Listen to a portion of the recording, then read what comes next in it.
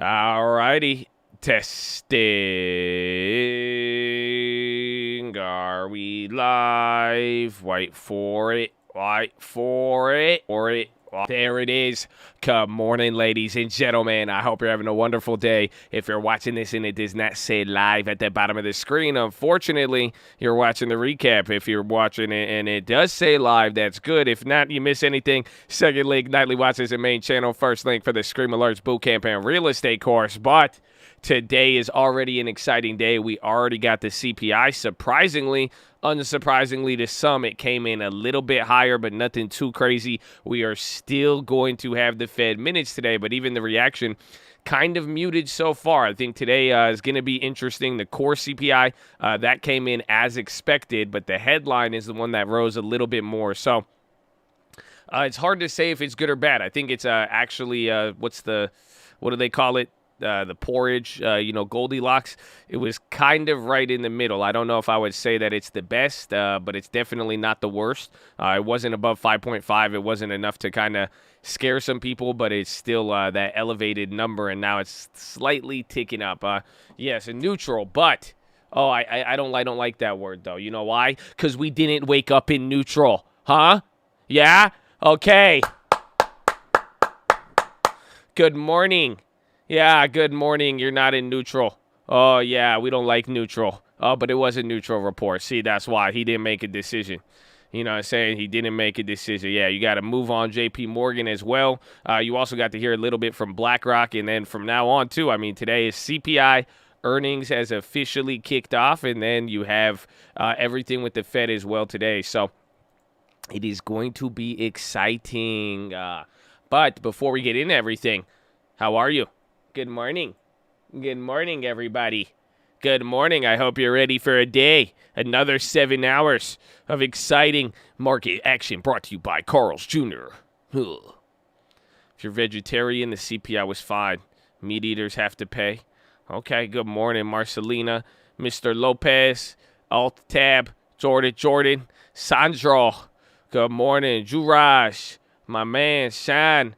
Wesley sent me a really cool article there on fertilizer and natural gas. I saw that yesterday. That was actually pretty cool. We'll talk about that. Top of the morning. Oh,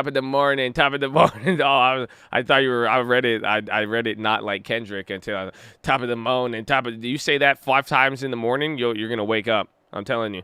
Top of the morning. Just say it. Watch. Trust me. It's pretty dope. Good morning. Good morning, Tyler Brown. Wandering. Good morning, Brian. Oh, good morning, Isaiah. Mr. Patel. Oh, Mr. Burke. Hello. Oh, Mr. So Fly.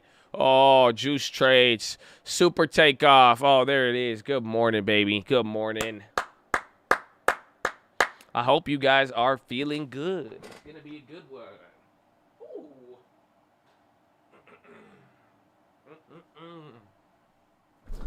So let's have some fun today.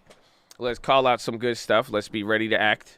Ooh, I feel like it's going to start off a little bit slow, but maybe I worked out legs yesterday, so we'll see. That could just be my personal feeling. But what do we have here? All right, inflation. Inflation was uncomfortably pacey last month, with the headline unexpectedly rising to 5.4 and the core remaining at 4% as expected. CPI increased 0.4 month over month. The figure bears out Atlanta Fed Bostic's comment that transitory is a dirty word, putting him at odds with the core FOMC and Treasury. JP Morgan's equity desk they held up better than fixed income. Equities came in at $2.6 billion, some 20% more than estimate. Fixed income met forecasts at $3.7 billion, but that was the sharpest decline in the major business lines. Fees from deal making almost tripled, crushing estimates. Investment banking revenue beat, and net interest income was $13 billion, a tiny bit shy of the estimate, but the firm maintained its guidance. The shares ended up in early trading. BlackRock's AUM fell slightly to $9.46 trillion as it navigated higher inflation, and equity markets suffered their worst return since the outbreak of COVID. Investors added a net $98 billion in BlackRock's long-term funds in the quarter. Overall net inflows were $75 billion. BlackRock, whew, those numbers are big. Futures gave up gains and treasuries fell after the CPI report, while the dollar climbed back to being little change. The oil rally paused. Apple suppliers dropped. Japan display and LG Innotek fell more than 5% before recovering. Chinese thermal coal futures paired gains after logging yet another record.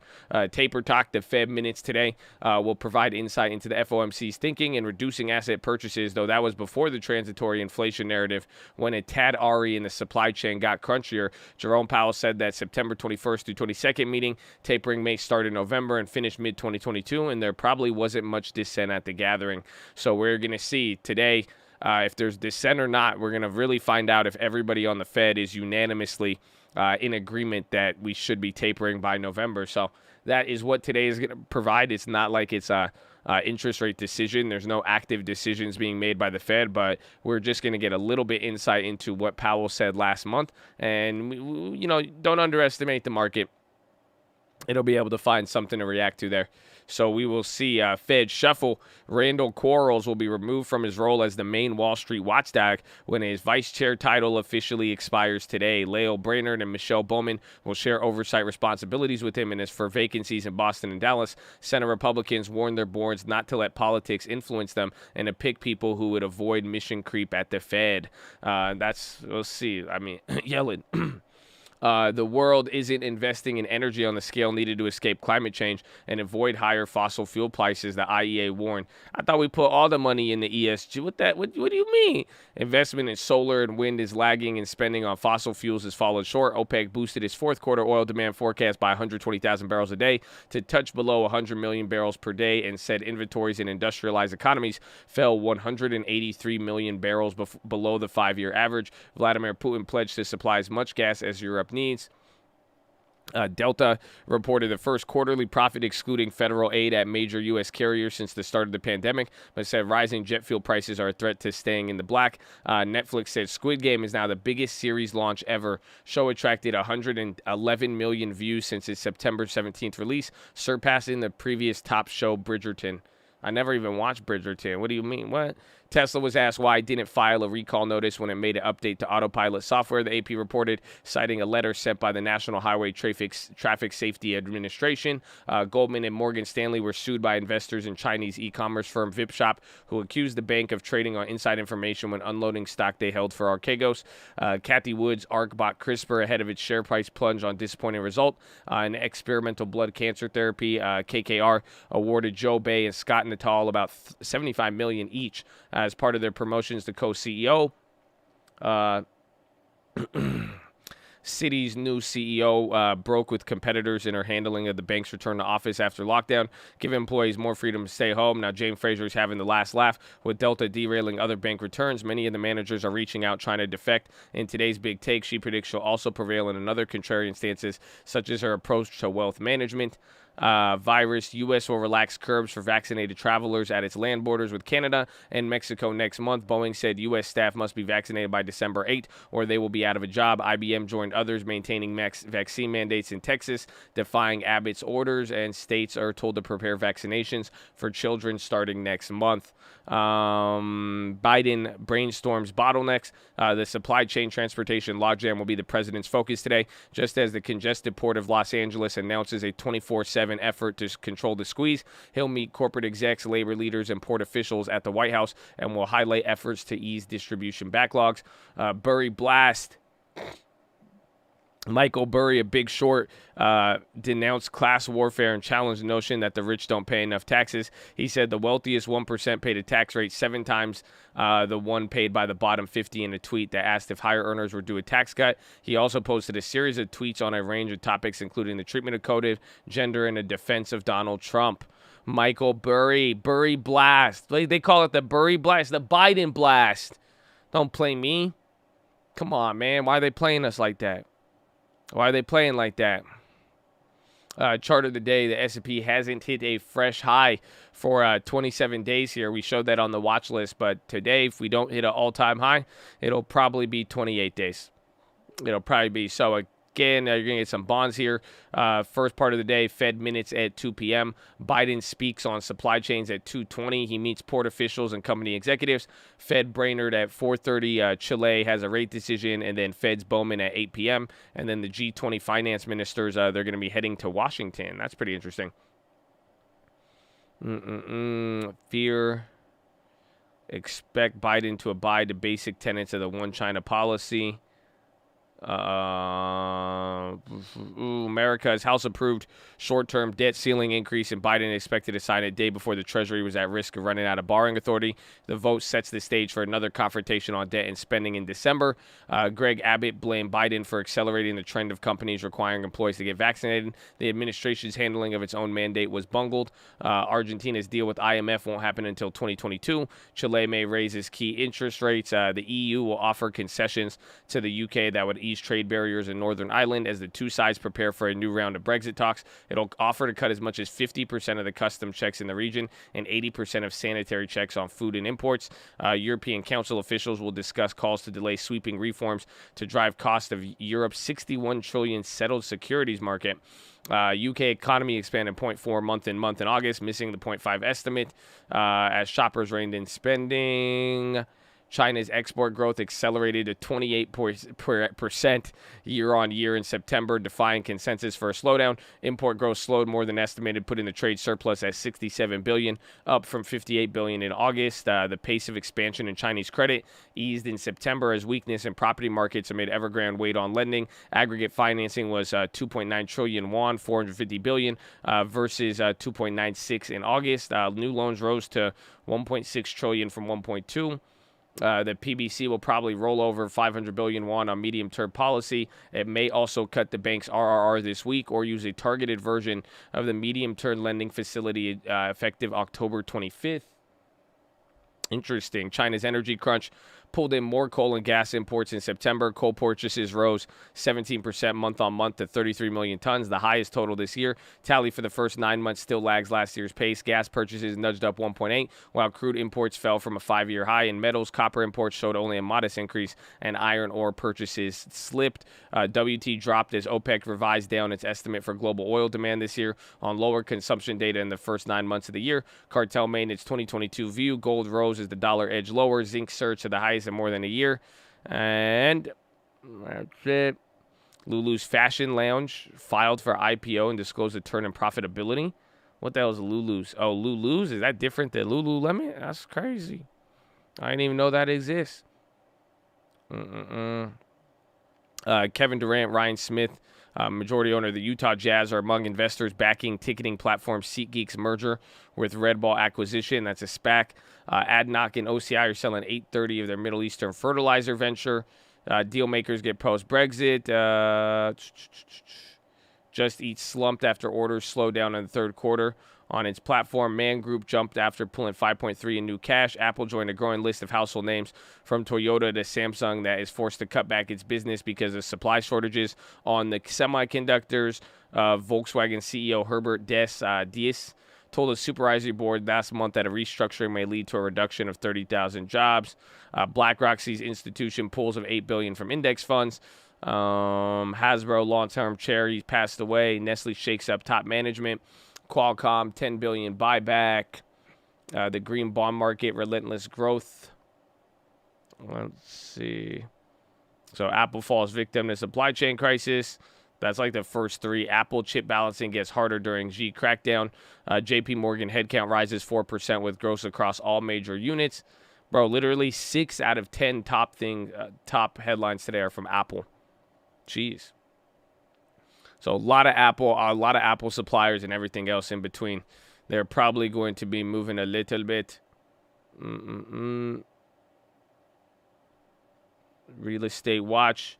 Elon Musk reduced the asking price on his 7-bedroom California mansion. It's offered for about $32 million, down $5 million from prior listing. Wow. Elon trying to sell. He lowered it $5 million if anybody wants a deal. If anybody wants a deal.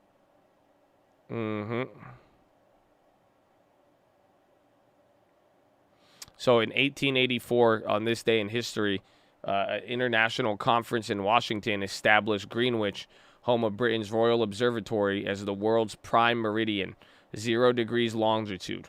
Wow. Over the objections of the French. They did not agree with that. That happened today in history. Isn't that crazy? Mm-hmm. Mm-hmm. It's good.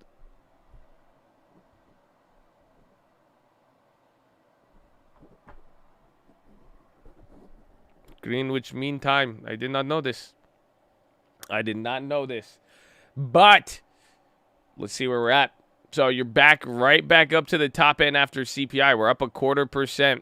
So again, 2 p.m. you're going to get the Fed minutes. That will be key. But today is all about the CPI.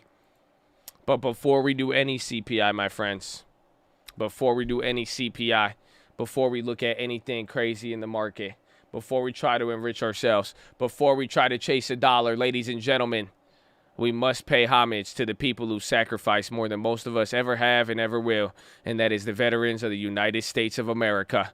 So, ladies and gentlemen, boys and gals, before we do anything here, we must pay homage to those veterans and active servicemen, past servicemen, anybody who has served this country. They have given us the freedom that we have every single day. It goes unchecked and unnoticed a lot. So, veterans, thank you for what you have done. Thank you for what you're doing. I hope you know the code, and everybody here appreciates you. So thank you, thank you, thank you. And shout out to the police officers, the firefighters, the doctors, the nurses, the teachers, all the other public service out there as well too, baby. God bless you, and thank you for doing what you are doing. Ladies and gentlemen, please rise. Place your right hand over your heart. Say it with me. I pledge allegiance to the flag of the United States of America, and to the republic for which it stands, one nation, under God, indivisible, with liberty and justice for all, baby. Son of the Jets!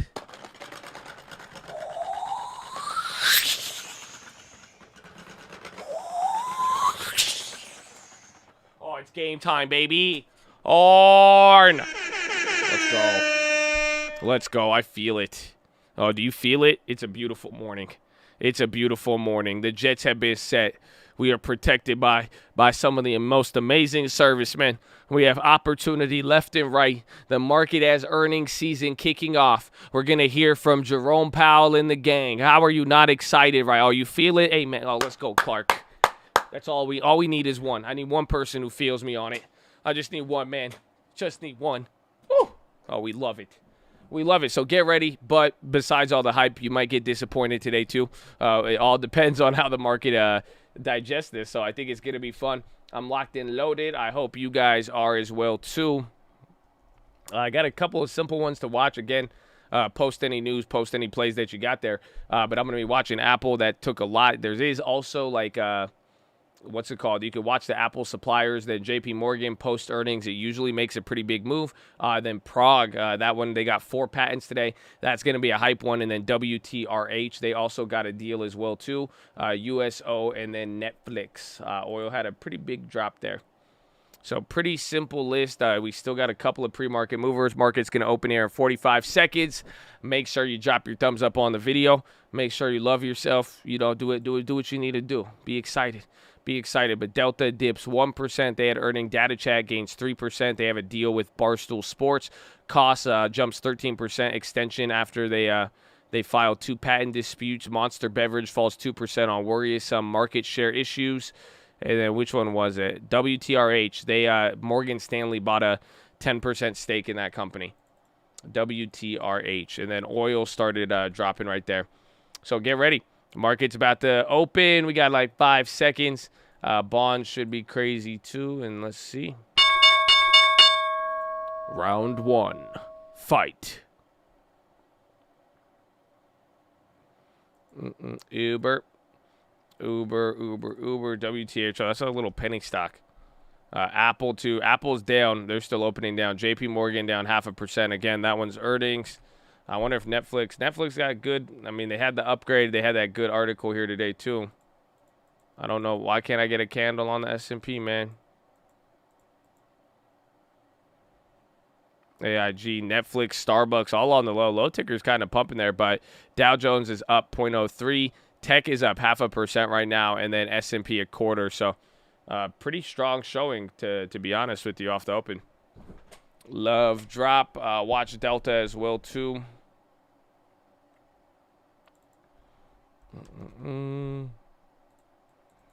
Remember, JP Morgan, we played the earnings premium sell on that one.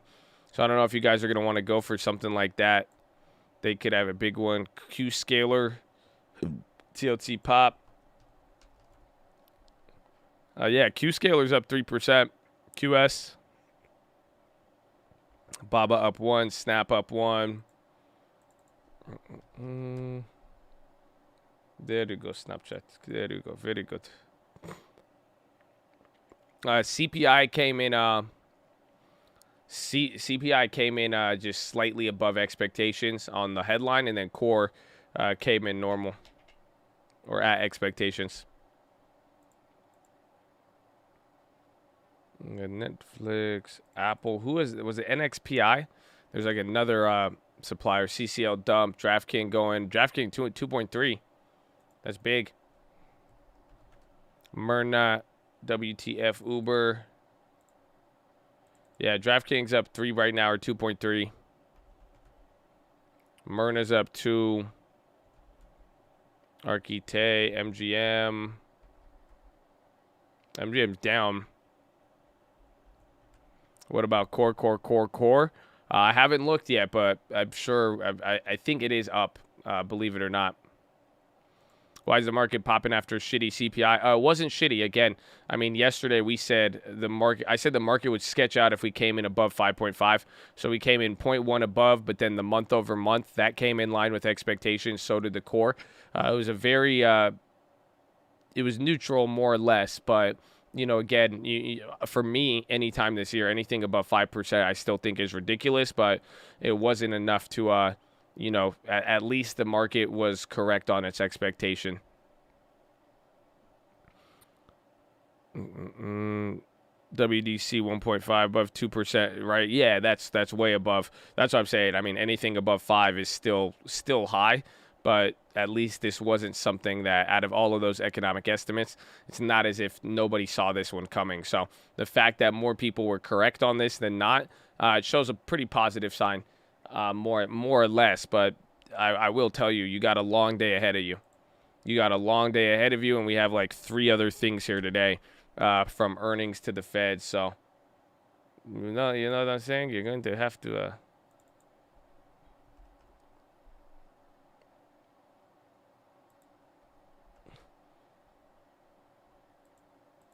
So this is us right here. You're already. Is that down a quarter?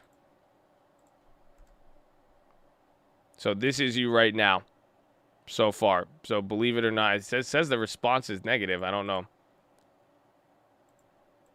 If I give it, it might be a little bit delayed. Josh Hood puts fire. Did they hit? I remember they were holding up yesterday. I was surprised by that one. I was really surprised. Yeah, the Hood, they're like 20% profit right now, 16%. The Fed minutes, Hood dropping, DOCM.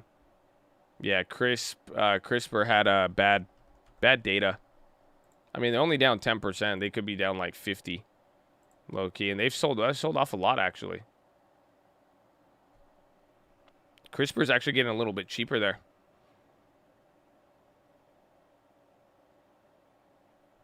It's my birthday and I'm sick. So many people in London. Hey man, you're here though.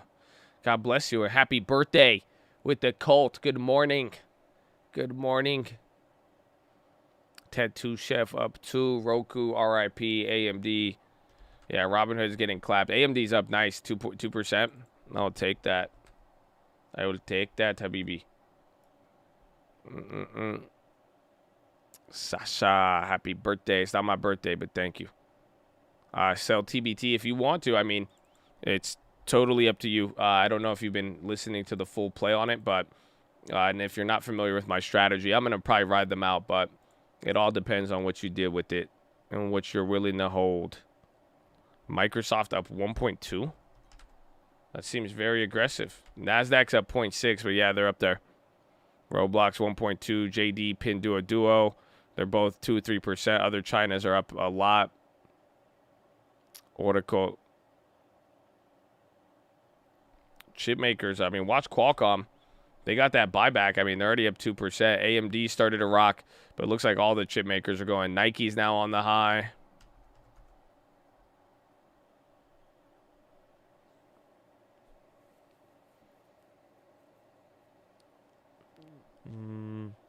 Align Technologies fall 5.7.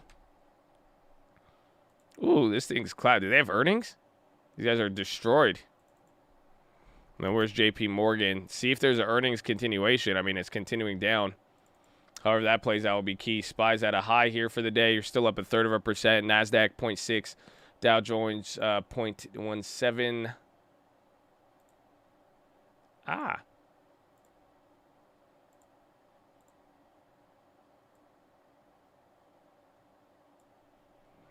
Ford is dropping. UWMC going to 6.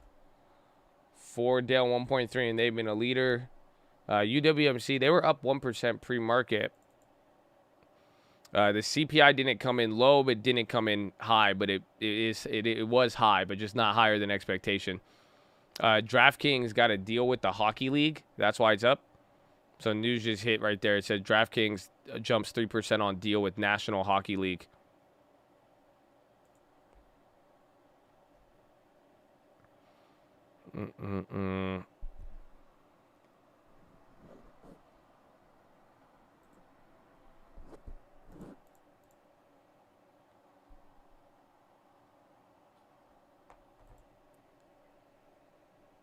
I think oil is going to crash. I think you're going to, I mean, I still think we got to deal with winter in the next couple months here. But, I mean, OPEC is saying demand is going to go down. I don't know if they want to make it to kind of jawbone not having to increase supply. But it's really, really hard to say. But, again, there's a nice article, old article. Wesley sent me this.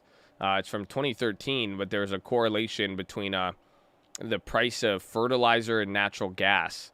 So, I mean, essentially with what you got going on with like all of this inflation, it's like if you're getting food inflation and price of food is going up, essentially the price of food can relate to natural gas.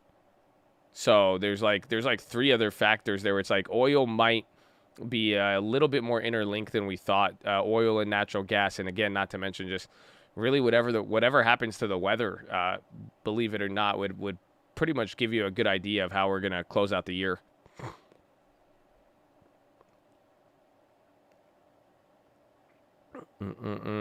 That makes sense. It's pretty cool. It was an article from 2013 because that's what happened last time in 2013.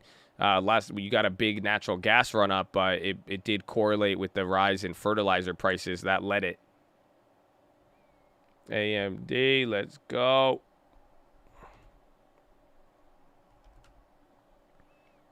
CPI numbers came out. It came in at 5.4. Expectation was 5.3.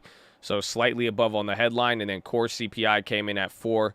Expectation was 4. And then month over month came in 0.4. And it was expected to come in at 0.4. So only thing that wasn't exactly in line with expectations was the headline CPI just by 0.1. Yeah, AMD's killing it right now. Twitter 1.7. Snapchat. Oh, Airbnb, wake up. Come on, Airbnb. It's a good morning, man. It is a good morning, Airbnb. Wake up. Smell the coffee. Oh, CRM is brazy. Oh, wow, brazy. Oh, this look brazy. I think it look brazy. Oh, yeah, about to break out from the high. Remember, I don't know what. Remember, they had a lot of stuff here. I forgot what that was that gave them that run up. Costly. There's Cost today. There's Prague, and then WTSH as some of the little small cap runners here today.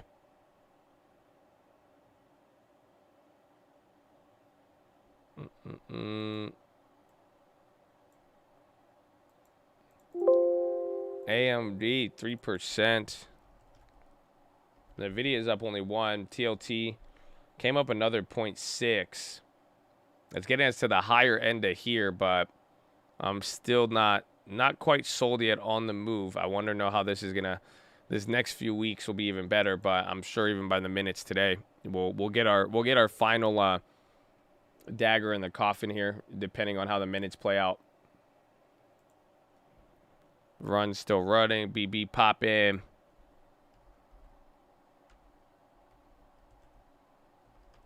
Roblox run. Sun runs up 3.7. Bros is up 5 again. Ay, that's crazy. Neo's rocking right now. Yeah, Bros is up 6%. That's actually crazy. What is this thing made out of? JP Morgan hitting a low again.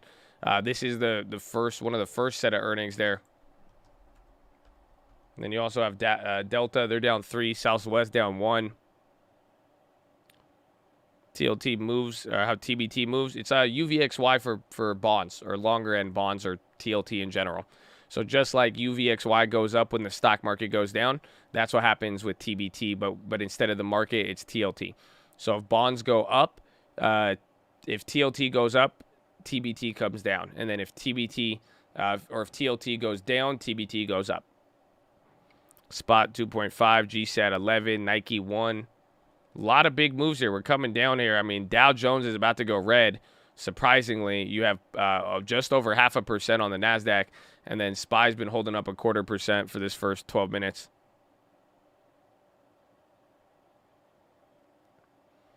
FAA considering Boeing's request to redesign part of engines for engine cover safety upgrades.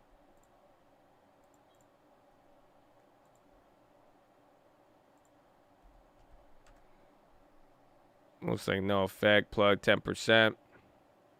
Microsoft is nice. Again, just even all of the big tech, and I'm surprised Apple's hanging on. They're that chip production news yesterday. They kind of gapped down and holding down. I think they're the only one not partying today. Netflix is up, but they're about to go down. But yeah, Apple's the only one that didn't party.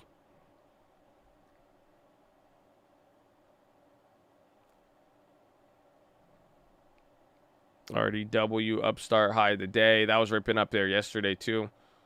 Coming down a little bit. Joshy boy, check Uber.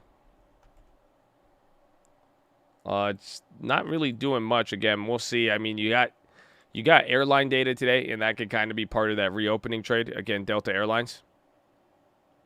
We'll see.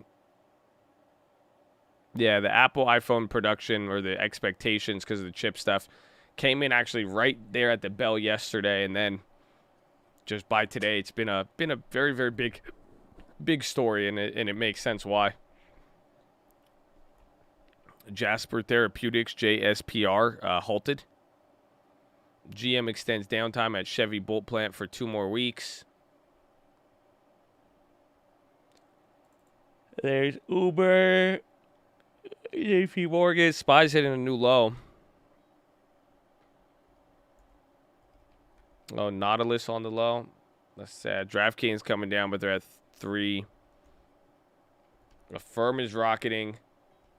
Nvidia's coming down. Affirm's about to hit 145.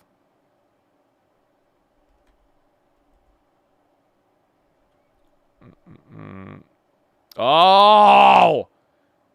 Wow, that's real. That's real. That's authentic. That's our man. That's the man, the myth, the legend. And that's what we need on CPI Day, baby. Bradley Frizzle and the Peach. Thank you for blessing us, my friend. Oh, my goodness. God bless you. Horn! Bask in it. Just bask in it. Feel it. Feel the peach. Feel the peach. Don't fight the peach. Feel the peach. Okay, taste the rainbow. Feel the peach. That's all. It's good. Goldman Chief Operating Officer John Walden says inflation is the biggest single risk currently facing markets. Roblox high, space, Bezos launch. Is that happening right now? He doing it early? That's it. He wanted to throw that into the CPI day. I think it is, yeah. I think they are launching it right now. They're launching the new Shepherd. Then you have Kristalina Georgievina on the global economy. They didn't fire her. Finishing sustainable future. White House briefing. White House on supply chain. And then Fed Brainerd with Oklahoma tribal leaders. And then Kathy Wood speaks tonight. Yeah, JSPR halted. That's the Jasper Therapeutics. Sophie Rocket. JPM still coming down there. Ford's down, and they've been on fire the last couple days. SoFi just went green there. They're up 1%. Do you feel like AT&T is undervalued? Yeah, I was sitting in my car driving thinking about that yesterday. I was like, at some point it offers a deal, but I feel like there's just something that happened in telecom that we're not really aware of, and I don't even hear that many people talking about it. It's kind of like, swoop, just telecom is subtly just gotten clapped, and there's not really anything to cling to. That's like, oh, that's why. The closest thing is the infrastructure stuff, but even then, it's not even that it just doesn't even make sense.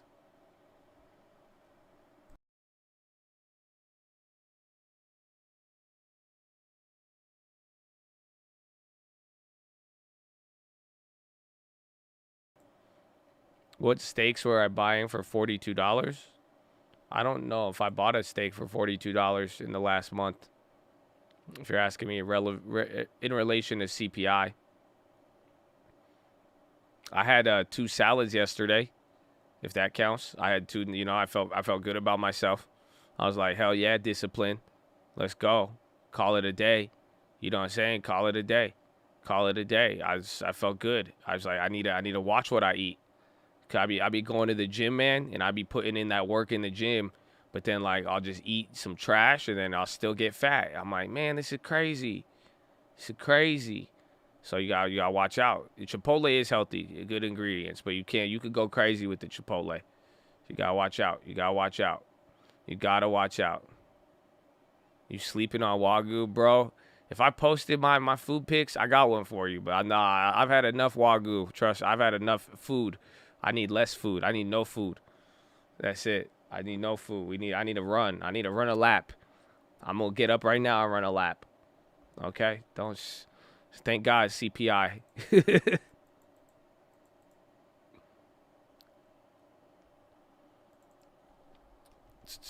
Taco.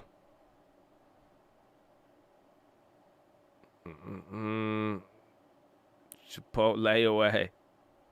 It really used to be like that though. And then Apple's 1%, SPY coming down, Nasdaq still holding up 0.5%. I wonder what it is holding it up. Again, here's the market impact analysis. I think we're gonna get a lot of wild swings, like I was saying. So you're already a little bit lower on the lower bound, believe it or not.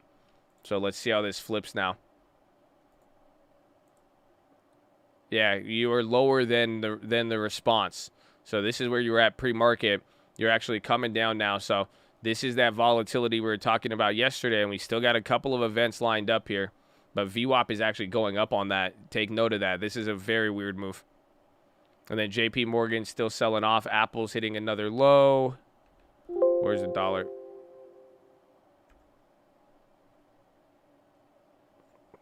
Passed my real estate exam yesterday. Woo! Gonna celebrate with some Chipotle tacos. That's good. That's good. You deserve it, baby. Let's go. Another career. Another one. That's it, baby. It'll work if you work. Oh, it's gonna be great. That's amazing. What would cause VWAP to go up? The volume or the average? Like you see this big drop, it looks like a big drop, but the volume was actually a little bit lower. So if you had more transactions occur over here, and then the lower low is at low volume, it would mess with the VWAP. Oh, you said horn? Horn! Shout out my real estate people, baby. We'd love to see it. We love to see it. Take some initiative. Yeah, Apple is leading the sell-off right now, but NASDAQ is still doing pretty solid. Nobody else in big tech is selling off like that. I think Netflix might be the first to go. Yeah, Netflix is already red. But they were hot the last couple of days. Again, JP Morgan, I'm keeping that up there just because it's earnings. And usually JP Morgan can move a lot now. I remember we did the premium sales on this, but I don't know if it'll hold up the same way. Then Apple's leading the way down. VIX is picking up. Delta is down 4%. They had earnings. Southwest down 1.4. Yeah, everything else seems to be down. 56 years old. Happy birthday to me. Arn! Shout out all the birthdays, baby. We're getting very active this morning. We love it. We love it. Y'all have been baptized by the horn. Live it up. October 13th. Love it.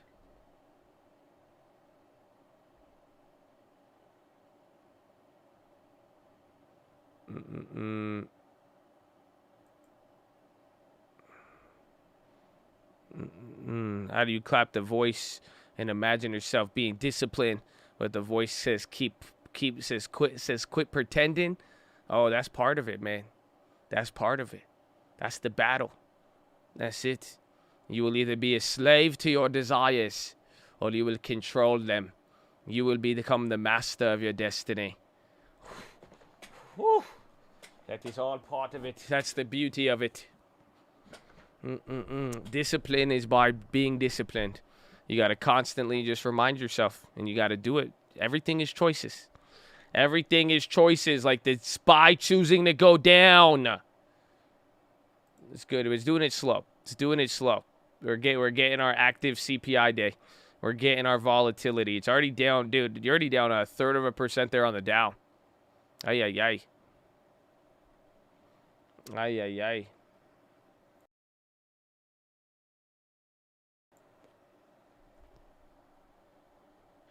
UMC is up. Ulta's up. A couple of different things are up right now.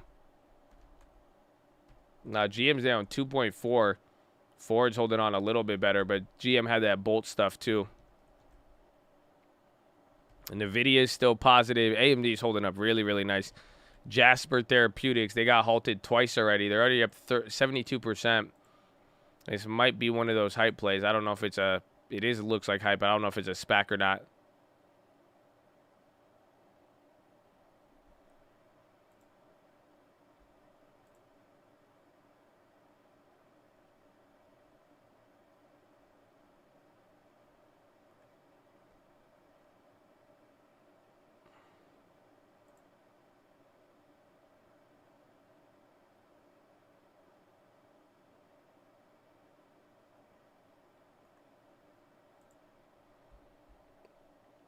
Next day, usually after CPI go down.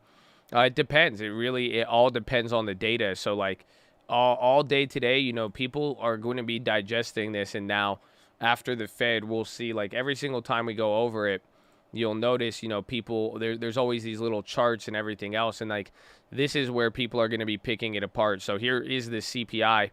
I mean, we're here at the bottom here on the S&P, but core is right here. Then this is the CPI non-core. So this one today highlighted a lot. People are going to look at the different industries that went up, the different prices. Again, you got people talking about meat and all of that stuff. So people are going to start picking it apart, average hourly hours, all of these different factors to just figure out, okay, you know, is the market, how fast is this inflation coming up? And then now, how is this going to relate to the Feds? But for the most part, I mean, if it's taken as a bad response, you get a couple week, it'll digest for the rest of the week. If it's a good one, then it could actually be good. And like we said, you know, you're competing with earnings right now as well too. You're literally having a very big event with the CPI, but then you're competing against earnings and the Fed. So let's see.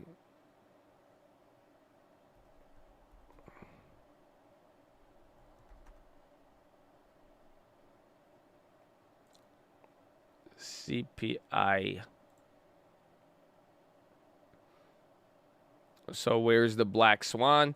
The black swan would have been if inflation was higher. I mean, this is what I said yesterday. I think November, I think by next month, that could be our CPI that really surprises, because our inflation, you know, nobody was worried about inflation until the last week of September. So the report we got today is September CPI, and that still was elevated, but the real supply chain bottlenecks and everything else didn't really occur till the end of the month. So I think only so much could be accompanied by it.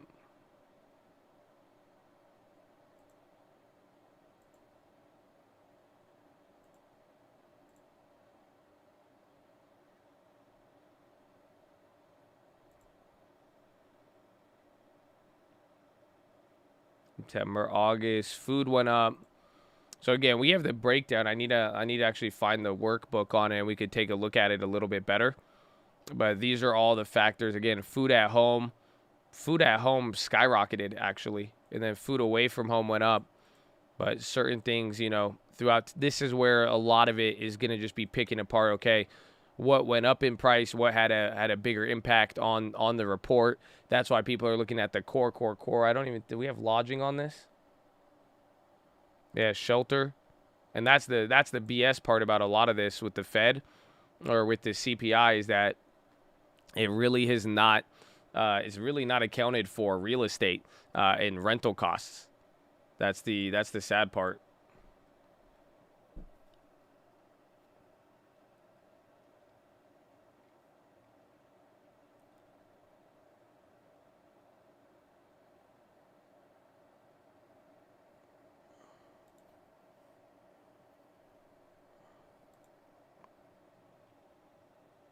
Where do they collect the data from? It is the Bureau of Labor Statistics. So I think they just have these like set up stations. They have it by region, different product weights, and then they're monitoring the same items. So the same items that they did back in the day, it's there. YouTube made me watch girl doll commercials before joining. Josh, you want to explain that? Yeah, man. YouTube shows you ads based on what you look at, not what the fuck I do. So, do you want to explain that? You know what I'm saying? Like, I got a Bible advertisement. You got a little girl doll. I don't know. Now you trying to look at me sideways. Okay. Ooh, this is awkward.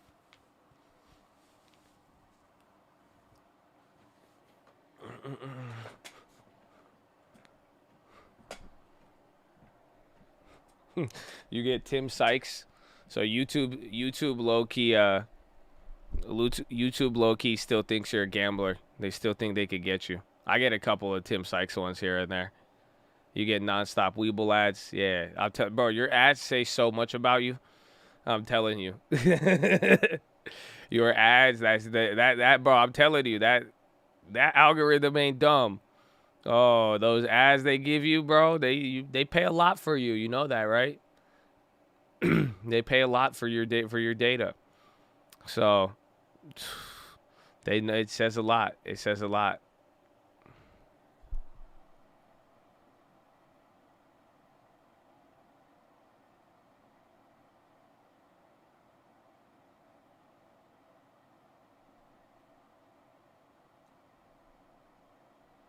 I turned that around on him so nice. I wasn't even trying. That's just the reality of it. That one wasn't even like an elaborate clapback. That was just awkward. Yeah,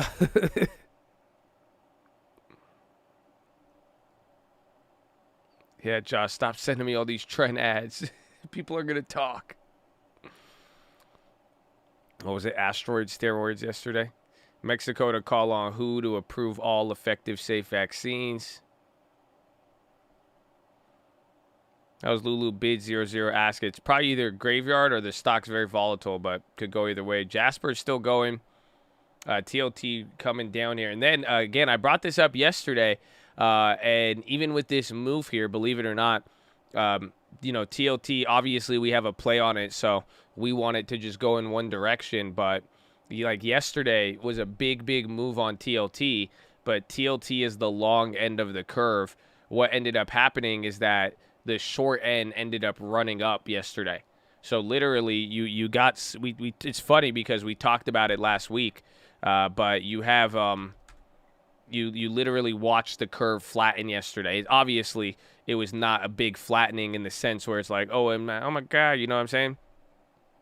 So it's, it really has to do with the whole picture of it, and it'll show us some stuff, but in the short term, it's not that important. But you do get an idea of some of the volatility. Financials are getting hit hard because earnings, but I don't think the earnings of JP Morgan was better than expected. I would say I'm pretty surprised that some people are taking 2.5% is not that big. JP Morgan moves a lot, but it already moved 5% leading into this.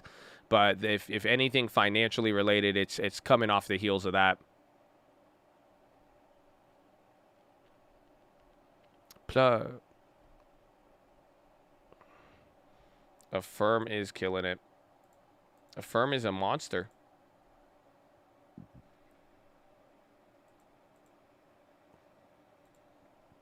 Caterpillar maintains dividend. 2-year spike to 9%, or was that it? I think the 2-year spike, I think it went up 9%, but I don't think it went up to 9% yield. Does that make sense? There's no, I mean, if the 2-year went to 9% in the United States, like yesterday, we would be getting shitted on right now. If we had a 2-year bond paying 9%, that would be crazy.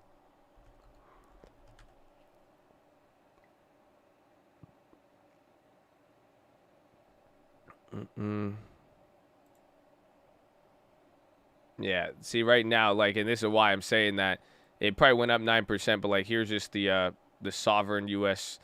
Generic government 2-year, but the 2 years is a lot lower. You know, anything on the short term duration is going to be close to zero, essentially.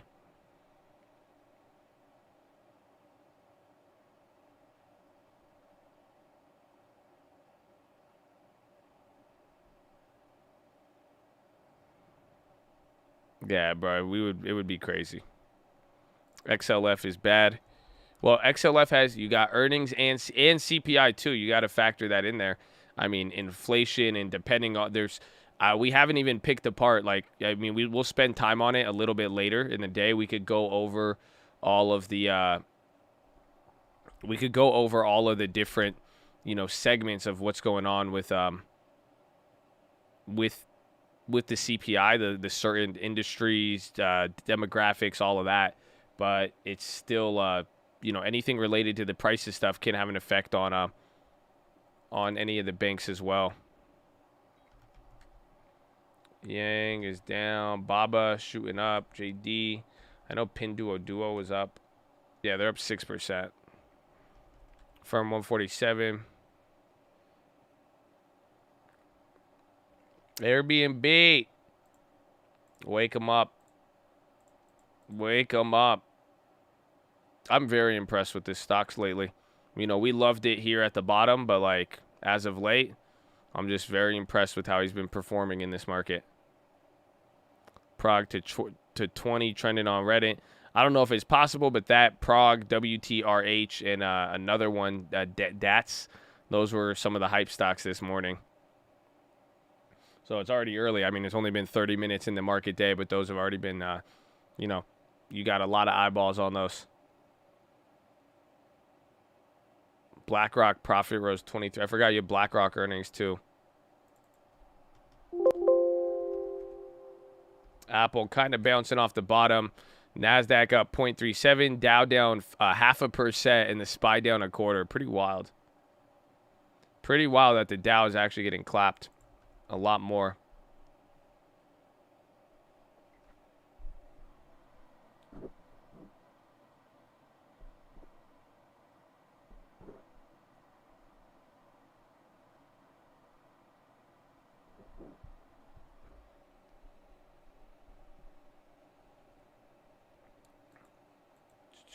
I haven't even looked at Bitcoin.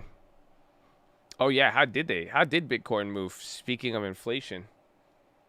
I wonder how Bitcoin likes 5.4 inflation. Crowd up 4. I'm surprised Bitcoin didn't go up. Bitcoin went down. Interesting. 5.4% inflation, Habibi. Inflation good for the cryptocurrency.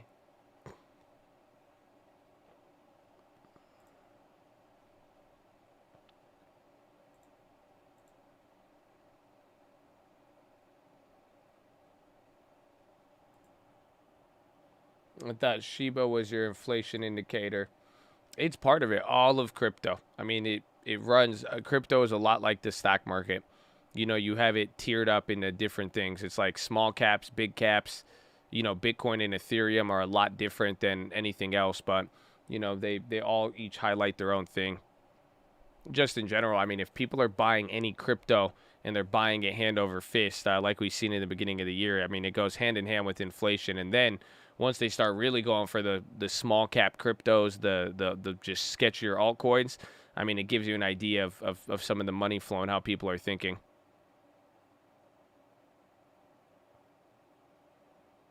Yeah, William Shatner and Jeff Bezos to go to space.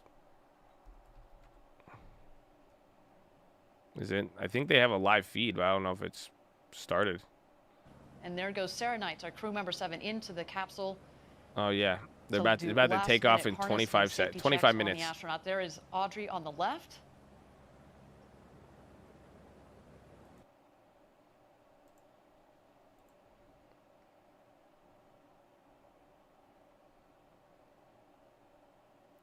Sophie. We gotta watch Kirk fly. I didn't throw it up on screen. I just wanted to see what was going on with it. It was cool last time. I can't believe he's already taken off again. How much money does this guy have? Oh, never mind. Bad question.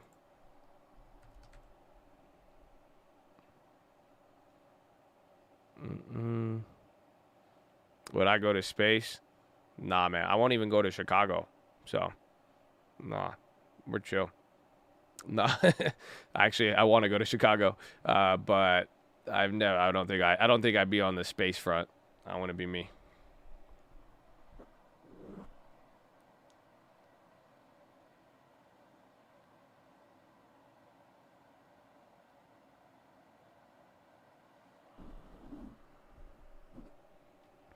Sell calls and Nasdaq overbought.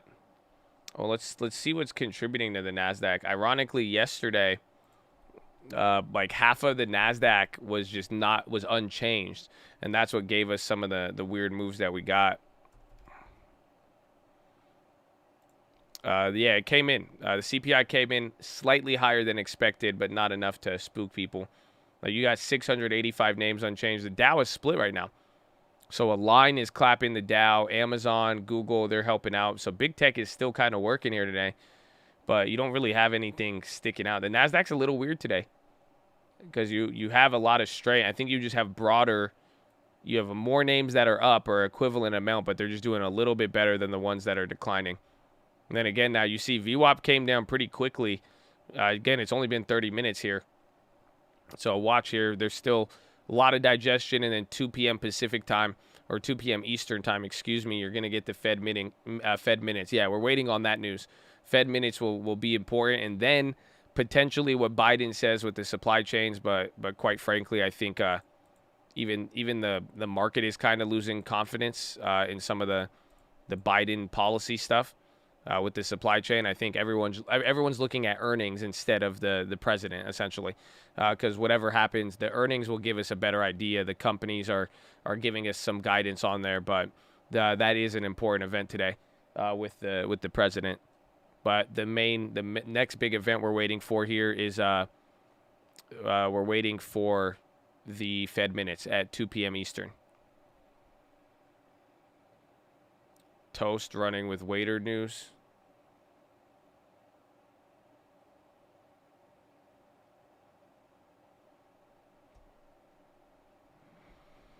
LA ports, yeah, they're trying to go 24 hours. Again, we talked about that the other day, and I said that's a surprising feature in the United States. And some of you were like, yeah, there's other ports that are open 24 hours. It's some ports, a lot of ports can be open 24 hours, but then the truck drivers and there's 3 other things that it connects to, they don't operate the same. So LA ports are making an effort to do it. Even some private companies are providing their own stuff, like Target. You know that? Do you know Target is just under 3%? I said this on the watch list. Target is under 3% of all imports on ships. Isn't that crazy?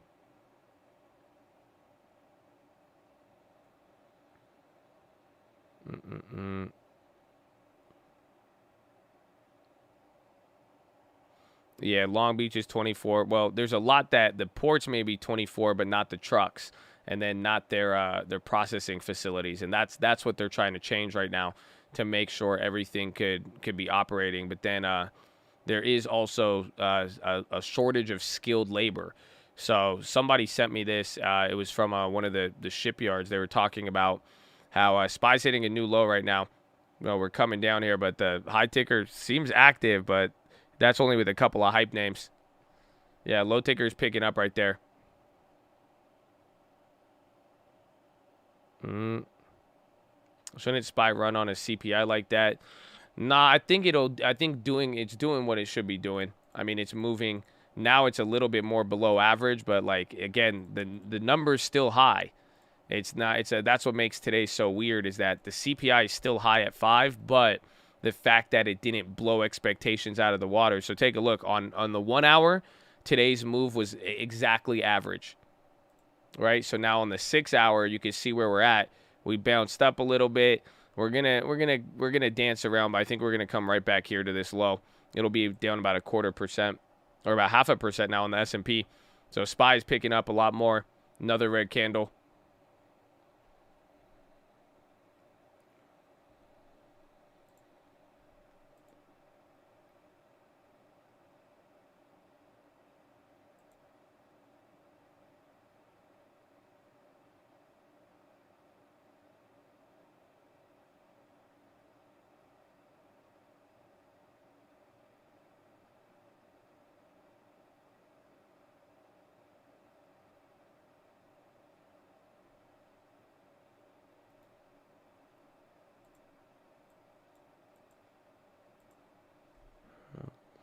MO and UWMC. Yeah, we got that yesterday. Very excited. Let me grab more dividend stocks. TOT is rocketing. So watch the short-term end of bonds, though, because that's the one thing I will say. Because now if you start to see TLT rocket up and then the short-term start going and the yields start going up on there while long-term yields come down, I mean, that's highlighting some of the stagflation into the yield chain, into the yield curve.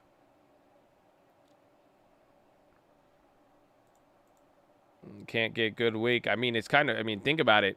We've been in the gutter here. Or we've been in this down 3, down 5%. We've been here for about 6 weeks now. It's kind of funny how we've got adjusted to it.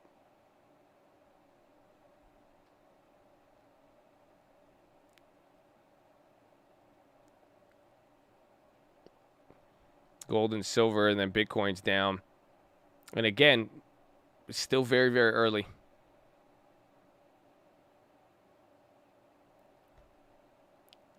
Firm's business model seems like they burn money. They're just getting that interest.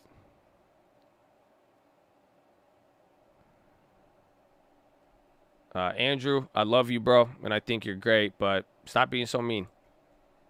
Thank you. Show some love, man. Show some love.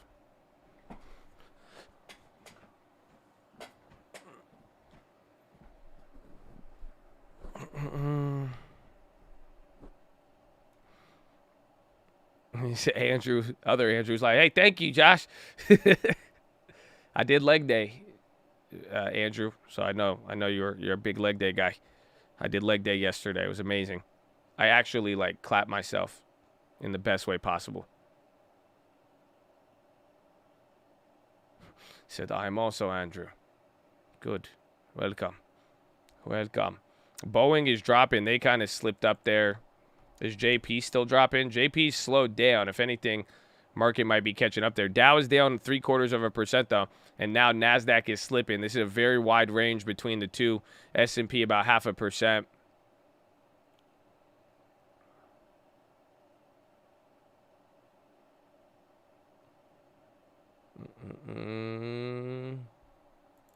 Where's the dull hair?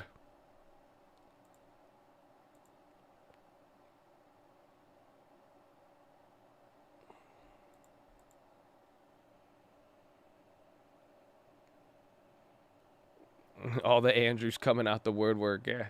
Popular name. AMD GPU is better than NVIDIA. I don't know if AMD and graphics cards.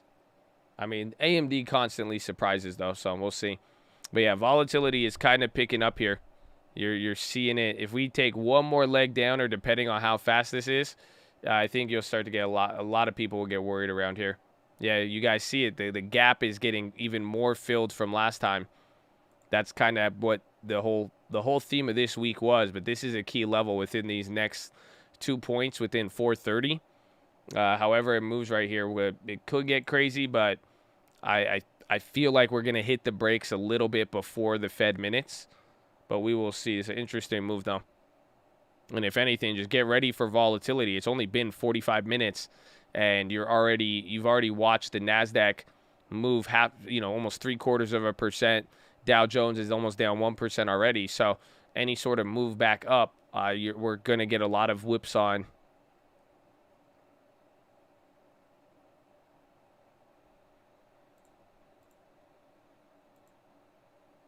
Fed minutes, 2 p.m. Eastern. So 11 Pacific in about 4 hours, or 3 hours, 45 minutes. The Fed minutes are there. Yeah, so then it's going to be, where the key from it is we want to look for, did anybody dissent to tapering? So, the Fed minutes shows how they came to the decision for last Fed meeting. Last Fed meeting, we got the revelation that Powell would be willing to taper as soon as November.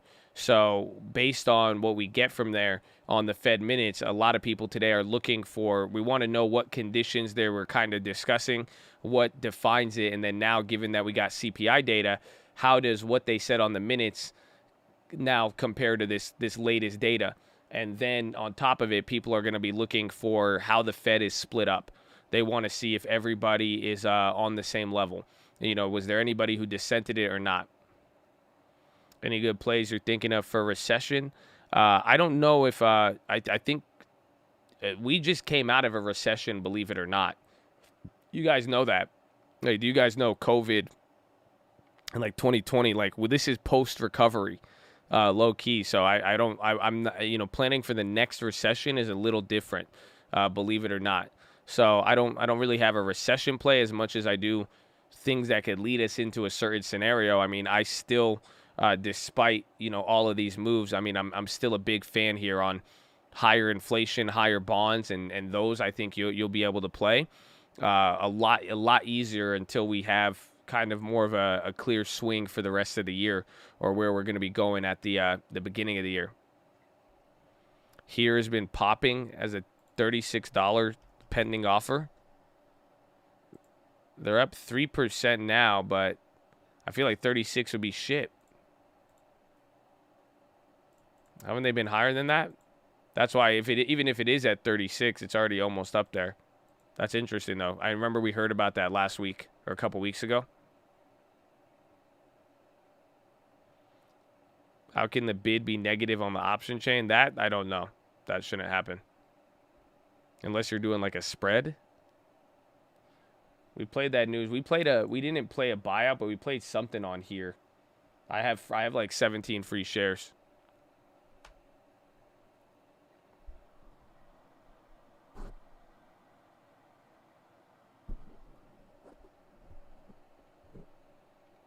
Oh, China's Xi Jinping speaks with old friend Angela Merkel in diplomatic push. Wow.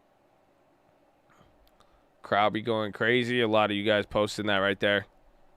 Yeah, crowd 6%, hitting a new high. A lot of chads with a lot of eyeballs on this one. Evergrande will officially default in like 2 weeks. It's been or maybe even a week. Again, every bond that they miss, they have 30 days before a formal default is declared. Apple, JP Morgan, they're all in the gutter there. Is Google still down? Google's up. Remember, Google was getting rocked yesterday.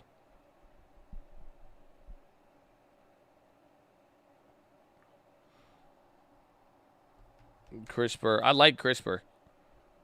I mean, this might have been the discount a lot of people wanted. Again, it's a biotech play, so you're at the mercy of the FDA and whatever happens with it, but technology is pretty cool. Some of you may not like it ethically. Some people think CRISPR want to be God, so they I rebuke it.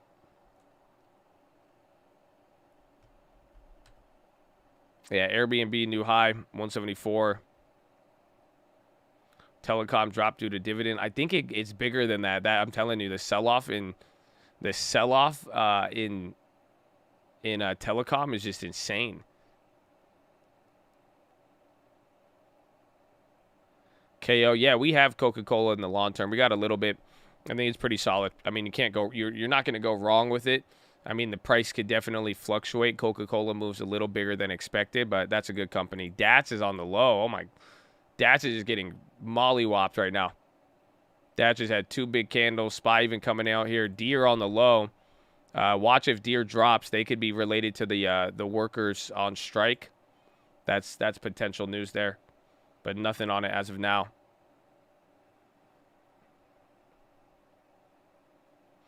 Why did Chris drop so much? It's a biotech. I mean, so that's what happens a lot of the time is that over time it'll have good news and then it kind of like trades in an area, then it'll slowly sell off until it'll slowly sell off or run up until the next piece of news. So what happened here yesterday? They had a study and it just did not do good at all comparatively.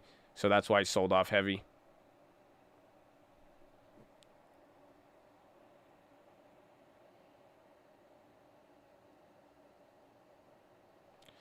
HubSpot price target raised.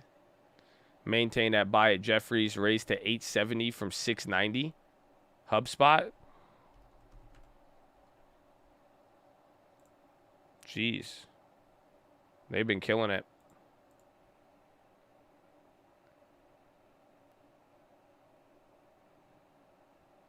UWMC up 3. Inflation. Bro, that's awesome. When have we ever got UWMC drip and then the stock goes up? That's amazing. We're back to the 100-day. I thought we were, I think we're below it. Correct me if I'm wrong. Yeah, we're below the 100-day moving average. We were out there yesterday. So now we're entering one of 5 days trading below it. And that's what, I mean, you pretty much, your dagger in the coffin is going to be the Fed minutes. If the Fed minutes don't give us a boost, this one's going to get ugly.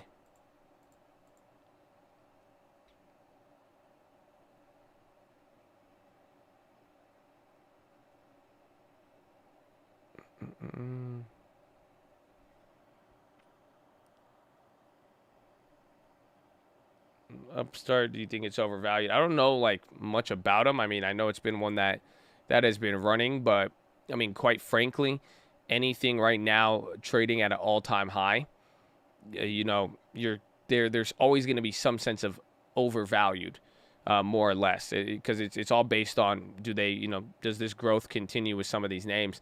Are they able to make money? So that's why it's like, if you know about them and you actually use them a lot, or you have a little bit more, you know, you could really see them around, that could help change it. But like we've been talking about with inflation, everything else, you know, you want to wait to, or you want to make sure whatever you're buying, you'll be able to hold it through the waves.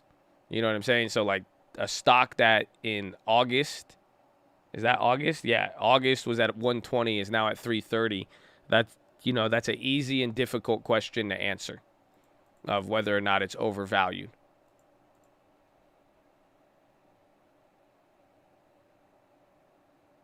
The sun has risen. Indeed. It is. Got a little sunny here. It's cold. It was cold this morning. Dad's halted, you think?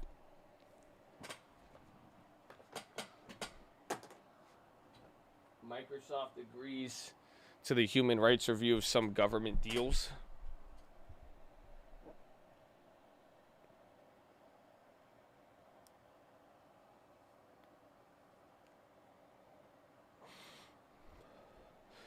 My skills popped. I mean, DraftKings did a deal with the NHL.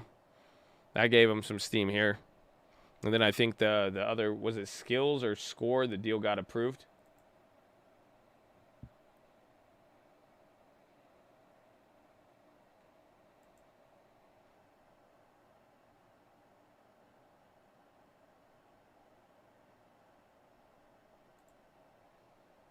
Yeah, so again, like we were saying with the ports, one of you even just sent me this. Here's for the truck drivers. We got exclusive Chad emails. See this? He said, here's the bowl. We are requesting 2 days layover. Please considering that we are at a high inflation in trucking. 150 days, not enough. Drivers requesting $250 a day to sit there. They have a driver waiting 2 days to get delivered since the appointment. So now the truckers are charging even more just for the waiting time. All the hashtag backlog. But that's what we're saying. A lot of it even came down to like, it's just a weird, there's a lot of things, like a lot of dominoes falling at the same time. Because even at the ports, a big thing is the skilled workers. During COVID, they didn't train enough people. And then when people kind of quit and then people got sick and everything else, they pretty much have this giant backlog. And they did not, in the last 12 to 18 months, they have not trained enough people to operate a crane. Essentially, like, you got to think about that. You don't want anybody just operating a crane. You know, y'all don't feel me. Y'all don't feel me.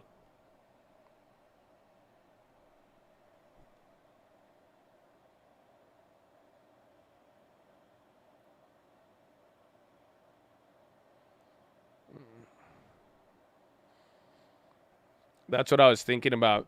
You want my tinfoil? You ready for the tinfoil?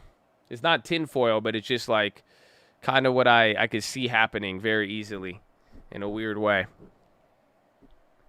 Essentially, like when you look over like generations and different like cultural generations, certain like jobs like stuck out to people. And like certain jobs were like respected. Like, back in the day, like if you were like an airline pilot and you wore your pilot outfit, people would be like, oh my God, it's an airline pilot. Oh my God. Right. And then, like even like some people, I think what nowadays is like you want to be a fucking YouTuber or something. And, oh my God. Oh my God. Right. Right. I feel like the next like big popular industry in the future, and it's just and they're going to pay them a lot of money. If there's not enough people, I think they're going to become the next millionaires. Literally, the truck drivers and crane operators. I feel like that's going to be the next career where people are like, oh my God. But I feel like they're going to start paying crane people like $500,000 a year in the next like 10 years. I can see that happening where if you got skilled labor, you're gonna stand out very, very, very, very well. I'm tripping. I'm not tripping. Everyone's technology is great, but if you don't have a motherfucker behind a crane, like, fuck your Amazon. Oh my God, you're a truck driver, YouTube pilot? That's crazy.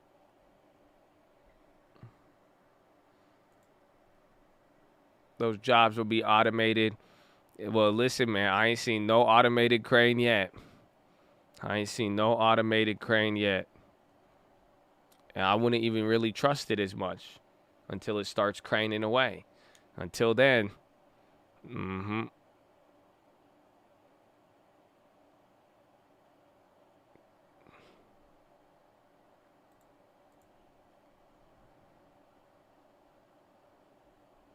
Yeah, but what about the taxes? They're going to pay taxes. But they'll be great.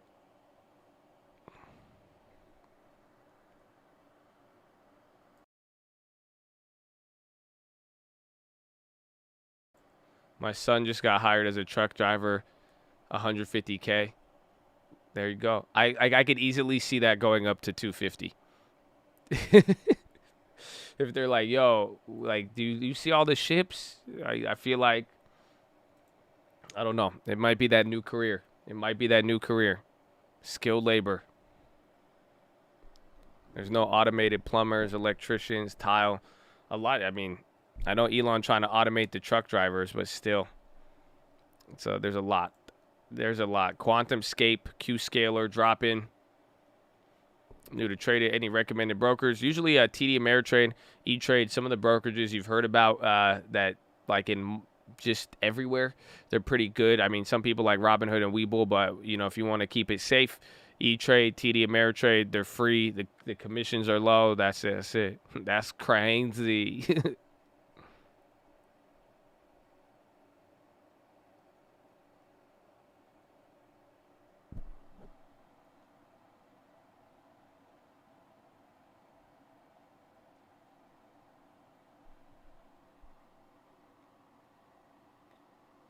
He said Bored Ape Crane Club. It's pretty funny.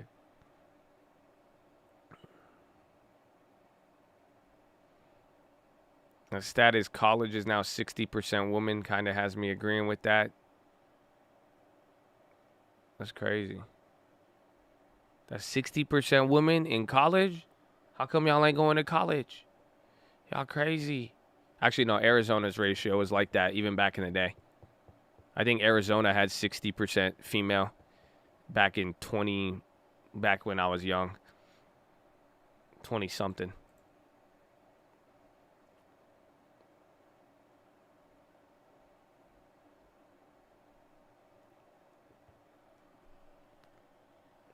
Spy's just hanging out here for the last like 10 minutes. Again, been a pretty big day so far.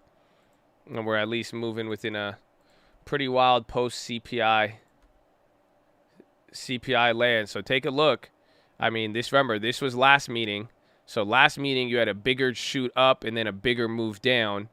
That was last one. And then remember, May was very big, but we're almost on pace to actually looking like May, which is kind of surprising because the CPI it was slightly higher. I mean, higher is not good. I mean, we could take a look at it, but CPI did come in higher.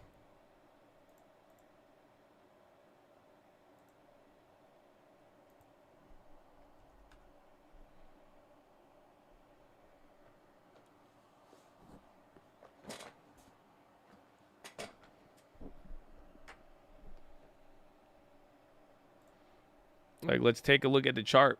See, this is what I was trying to show you yesterday. This could explain some of the negativity regardless, because now what's the difference between 5.3 and 5.4? We've already hit 5.3. You see what I'm saying? So if it hit another 5.3 on this last meeting, then inflation would have moderated and would have been the same for the last three months. But now, do you see how it's ticking up now? You're entering into a higher regime there where it's showing you inflation, CPI is actually still continuing its insidious trend. You see that, and again, this is a 100-year chart, which makes it crazy. Learn on the low. TOT about to move again. Let's see, is Apple still wrecked? Apple chilled out. They were leading the way down. Inflation at 5.4, the highest in 13 years. Yes. Yes, indeed.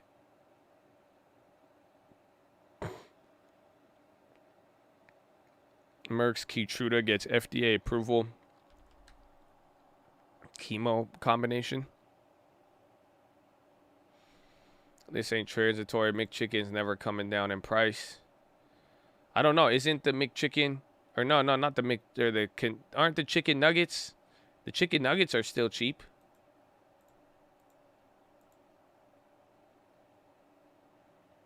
Corn is ripping. Is it ripping or is it still negative on the day, though? Like, Bitcoin's still down 3%. Yeah, it's ripping, but it's not good enough. It made up 1.5.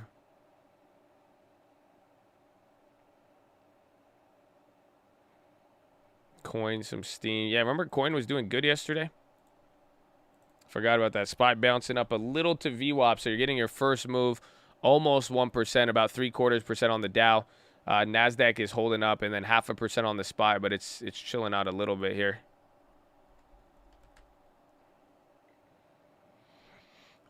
I couldn't order mozzarella sticks. Oh, man. That's for your restaurant, too, huh? I know they said crab is hard to get. Crab and seafood and scallops have gone up a lot in price. I mean, everything, though. I mean, what are we... At this point, it's not even like how many of you...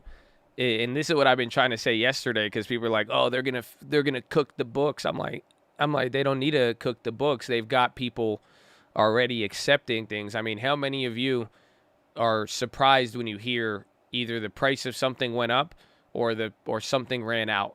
Is it that surprising to you nowadays in October 2021? Are you really that surprised? Because it's not like, remember in the beginning, we were like, oh my God, look at lumber. It was the only thing. And now it's like everything, like literally statistically, if we go down the list, everything has gone up in value.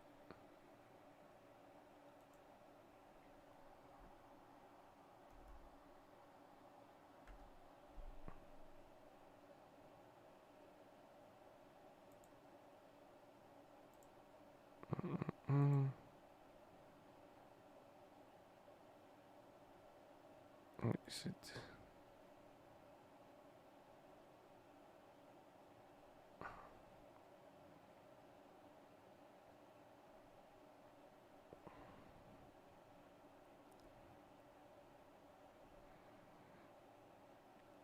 Toilet paper is the same price as steak.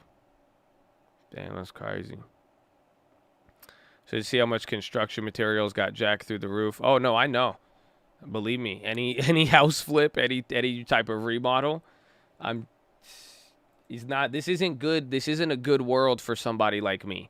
Y'all remember I was a cheap bastard. I still am. But now it's like, ugh. Now it just makes it even harder. Everybody.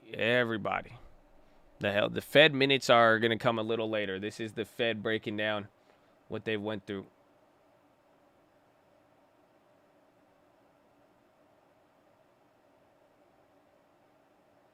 What? So this is from our Colt Connect plug, who's been giving us a lot of the shipping updates and stuff. I don't know what he's saying. This is the expedite budget year to date for inbound product.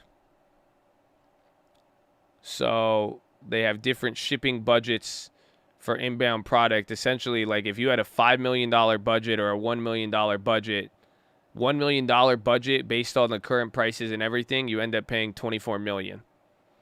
If you had a $5 million budget, it's $84 million.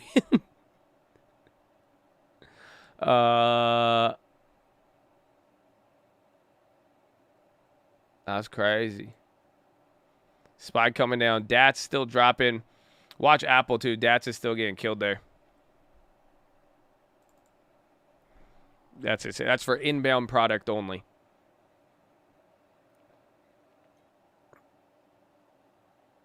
But I mean, I feel like it's just so far. I mean, I think when the price increases get crazy, we don't like it. But for the most part, I feel like still a lot of people have just been the real inflation may have not hit. I mean, you have people still getting used to it. I mean, this is all just a giant psychological game, and I think Fed Powell and along with everybody else, they've done a good job at slowly turning up the heat where the consumer hasn't really freaked out. And that could end up being the problem because you haven't seen price rejection, demand rejection occur just yet.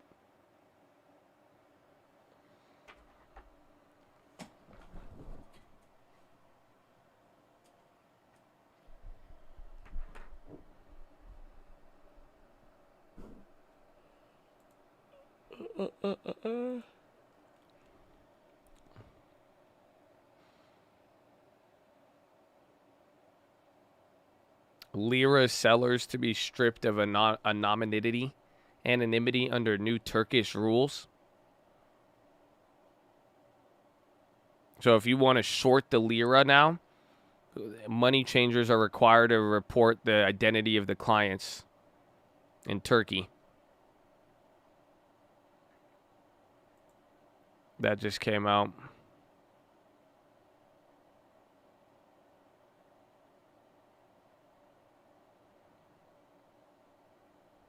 It sounds dangerous. What do you mean? It sounds like China. Except GWH, Bill Gates will have unlimited money and it's down 20%. Billion. VZ and Ford, two of my favorite stocks. I just wish the telecoms, I wish we had more guidance on that. But I do think some of them, Verizon, AT&T, they've lost so much so quickly. It's like you got some good value there.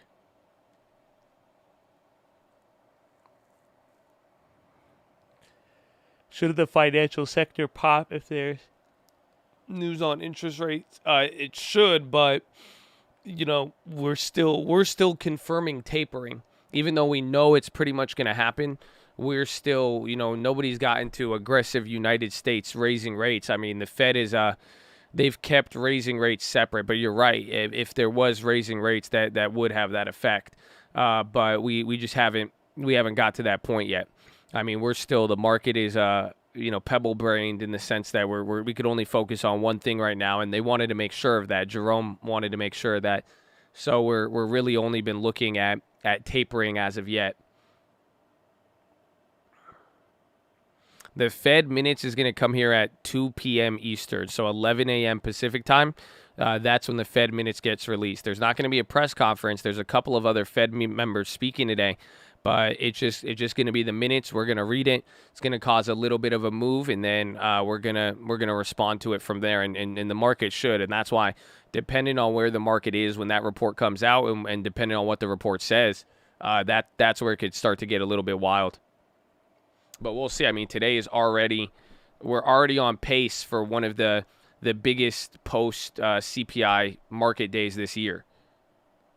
So again, this has been our market impact analysis. We keep coming back to this chart. We talked about it yesterday. But, you know, this is us right now in orange. The day is not over. Again, that was last September. And then this was May 2021. This was one of the worst drops. But you're seeing that we're kind of paralleling it so far in the first 2 hours, or we're approaching the first 2 hours. So we'll see. Yeah, Bezos and Will Shatner are going to space. I have a live feed of it. I don't know. T-minus 7 minutes. Oh, is this them? Wait, is that Jeff Bezos? Did he grow out his hair? Oh, why did I think that was Jeff Bezos with hair?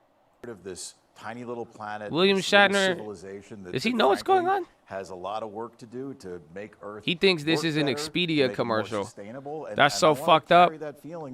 Somebody should tell him. We should warn him. And hopefully I swear, he still thinks this is an Orbitz commercial. He has no idea. He thinks this is a set. Not just be great for oh, that's look at it. Look at it. He's just smiling. He's ready to sell you something. That will allow us to have as many people as possible on the planet see that. And everybody. I want Jeff in a cowboy hat. That's messed up. I'm trying to save him, and y'all coming at me. Okay, that's all right. Fine. I see how it is. I'm trying to save the price slide negotiator, and you trying to that's it. Come on.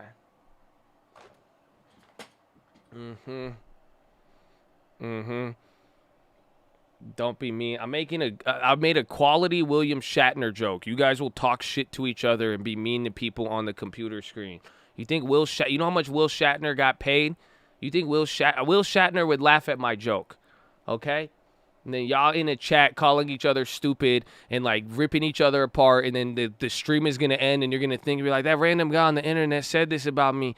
I'm getting cyberbullied. Oh my God, like nah. Okay, wait for the minutes. I already banned him. It's okay. Yeah, it's a good. That was an A1 joke. If you couldn't laugh at that one, society has robbed you of enjoying life. That's all I'm saying. That's all I'm saying.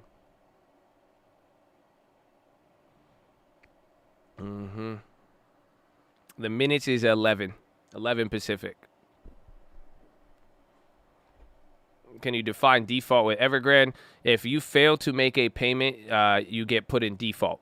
So like whether it's a credit card, whether it's a mortgage. So if you miss a mortgage payment, they would right when you miss the payment, that's considered a late payment, right? That you don't default on your mortgage if you have just a missed payment. But then if you miss 3 payments in a row, they will say, okay, you were defaulting. You have not met your obligation. You missed it. You're not paying us. There you go. So just like Evergrande, they missed the payment, but now based on the terms, usually with a bond, if you miss the payment, it's immediate default because it's not like real estate. It's not the same way. But then they have terms with Evergrande. They said 30 days. So they missed the payment. That's like missing your first house payment. But then if you take another 30 days and miss the recovery, then you get put in a default. It's a non-performing loan at that point.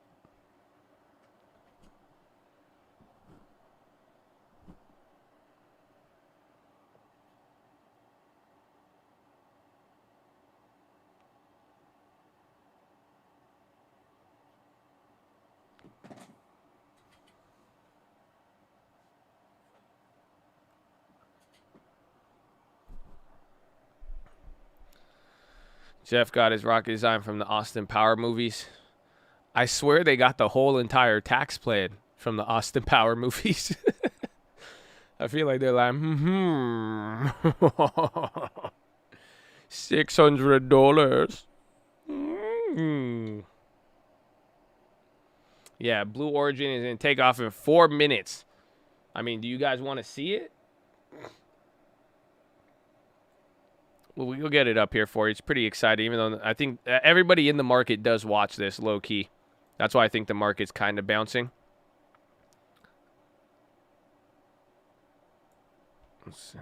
She's a fully autonomous vehicle, which means that from T-minus 2 minutes through launch up to apogee and back down to landing, the rocket is in control of itself.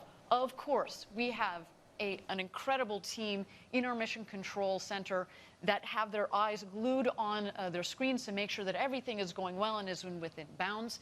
But we built the rocket to be autonomous for safety. Again, we think that while we've got some pretty smart people in that mission control, the rocket is in fact quicker and faster at controlling itself.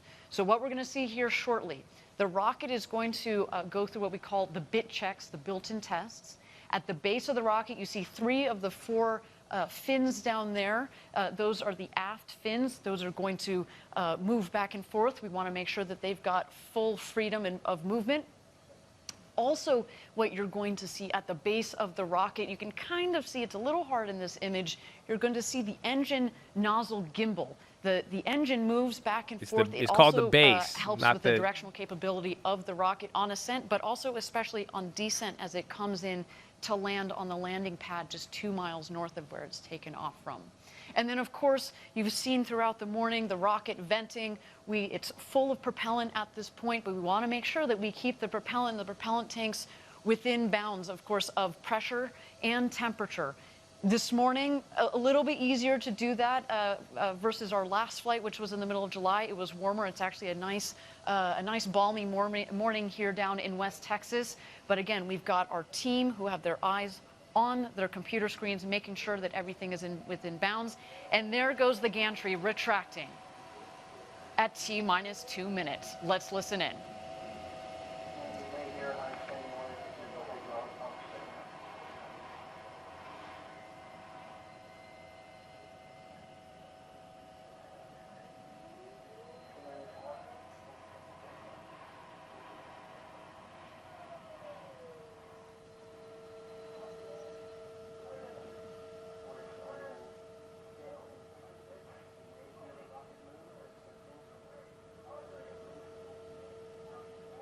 There go the aft fin checks at the base of the rocket. Our astronauts can feel that. They are sitting at the top of a 60-foot rocket, about 20 meters tall.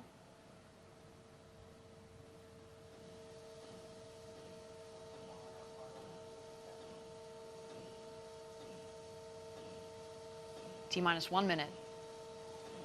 1 minute. And there you can just see this is history. Slightly there, the gimbling the second engine time, at the base third of the time going to rocket. space.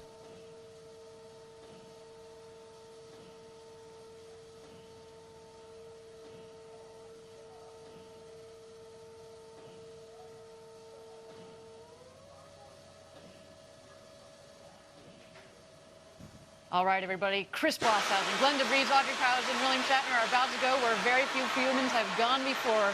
Ladies and gentlemen, it's time to launch this rocket. Godspeed, New Shepard.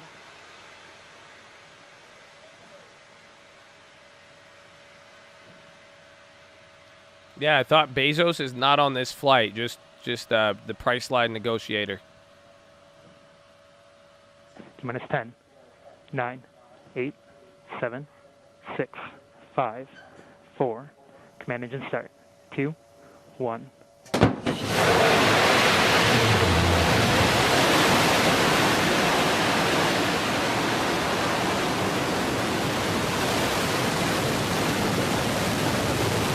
Yeah, AMC to the moon. Oh, different launch. Oh, wow. Look at this filming. Has cleared the tower. She is on her space with the second human spaceflight crew. What a launch. We are on our way to Max Q, the first milestone here on its flight to space.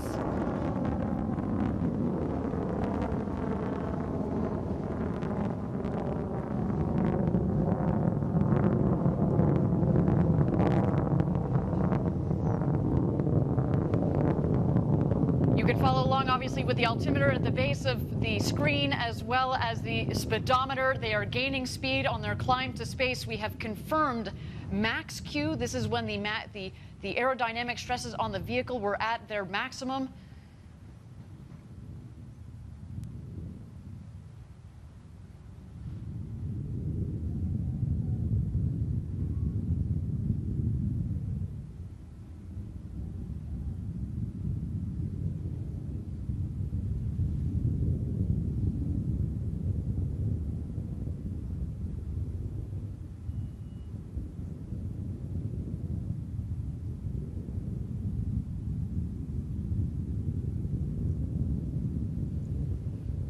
All right, Thank you again, everybody, for 72,000 joining feet. us live for New Shepard's second human flight with Audrey Powers, William Shatner, our customers Glenn DeVries and Chris Bosshausen on board. They are well on their way to space.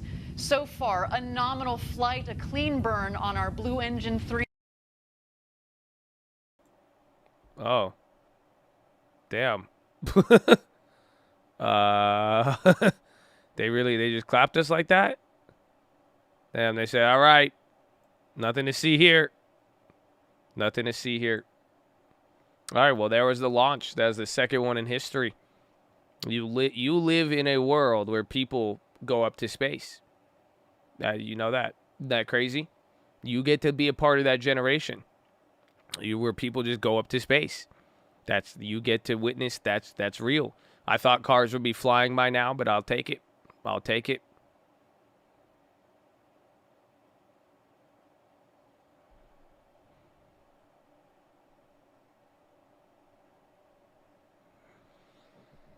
How long are they going for? I think it's just like, don't they just like go there and back real quick? EA on the low. EA, check news on EA. Yo, check news on EA. EA planning for FIFA without FIFA?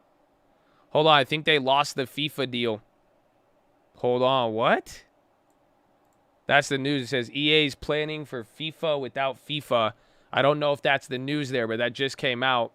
But double check on that.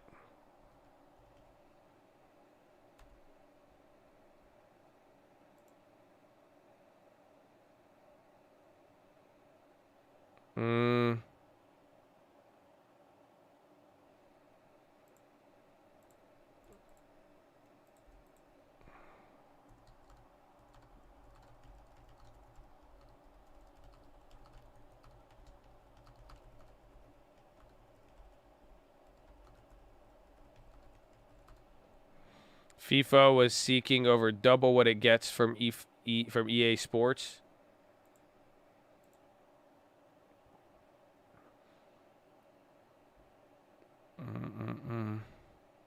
That's their top seller.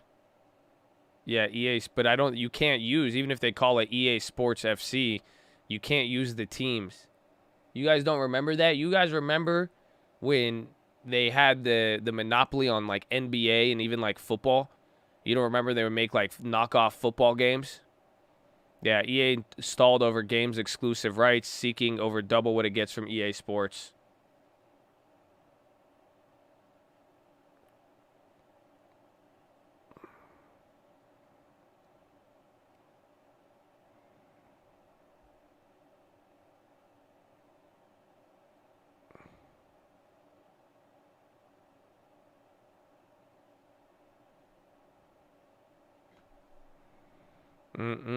Interesting. NBA Live. I liked NBA Live back in the day. NBA Live was dope, but 2K did end up being good. But a lot of like the sports licensing and video games, I mean, it would be totally different. Like if they don't have FIFA, like you're not gonna get a good soccer game. Like you'll get a good soccer game, but you're not gonna play with Ronaldo. they're gonna call him Rolando. And he plays for, it's like, man, they can't even use the team names. They can't even use the players. Like, nah, it turns into a weird game. I don't think it has hit CNBC yet.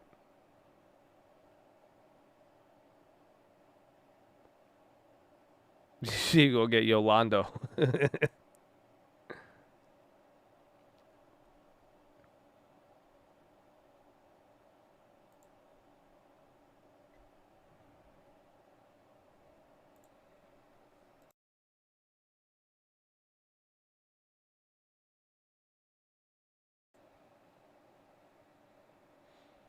Why would Moderna share its tech? We're really turning commie.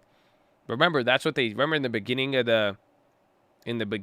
that. That's what we talked about the like early on in the pandemic. I think even under Trump, they talked about giving away the intellectual property for it. So it's not anything like too new.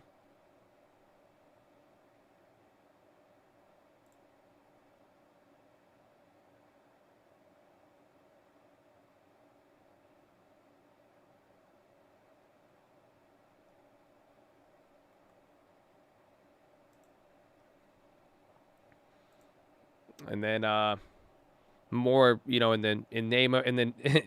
honor of the CPI today, here's another personal chat experience. They bought these mechanical pencils for $10, and now they're going for $75. So apparently there's pencil inflation now. It landed already? The hell you mean? Bruh. What? What do you mean it landed? Where'd you go? Oh shit! It did land. And touchdown. Welcome back, New Shepard. The 4th flight to space and back for that vehicle provided a beautiful flight to space for our 2nd human crew. Wow, that gets me every time we do this live I couldn't down even here poop in Texas. that The fast. sonic boom is That's so insane. cool. Drag brakes are folding back in, as have the wedge fins. Just looks like you could fuel her up and go again. What do you think, Jackie? And even when you know to expect the sonic boom, it still catches you off guard every time. Talk about a rumble. A beautiful sight of our New Shepard rocket there in the West Texas desert. But of course, No, wait. the show is not over.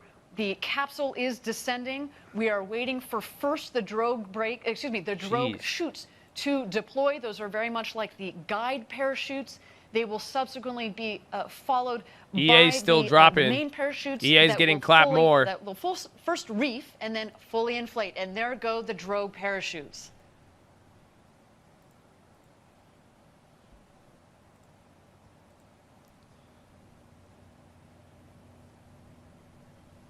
And here come the mains. Whew, what a flight.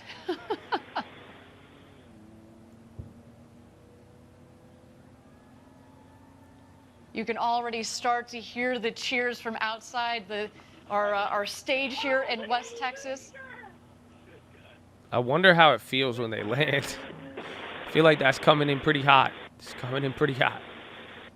EA news is that the negotiating with FIFA. FIFA wanted double, and now there's some talks about how EA may have to go without FIFA. And that FIFA is one of their top sellers. I mean, FIFA is huge for the game. Talks with FIFA hit the wall.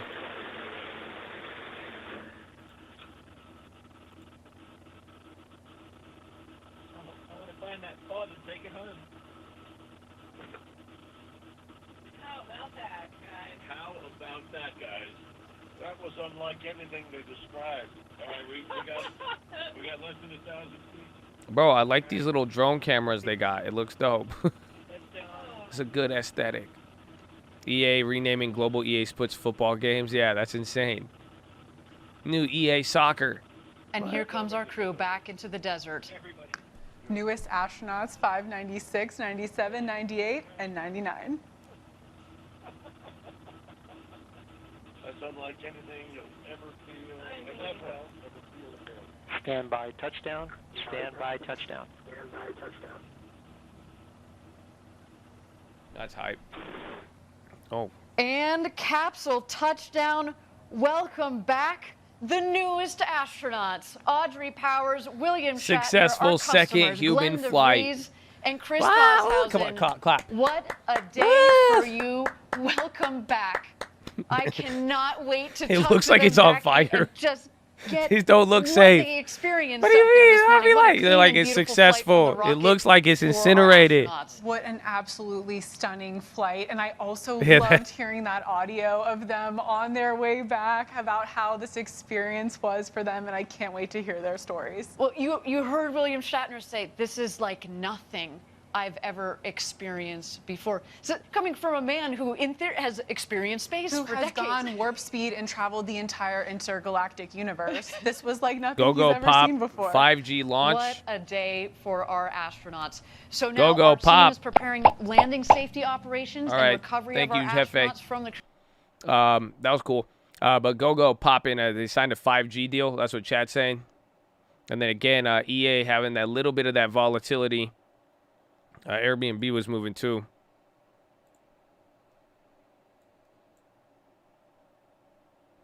Said Wells Fargo. Is it dying more than JP? No, JP, it's kind of moving in line.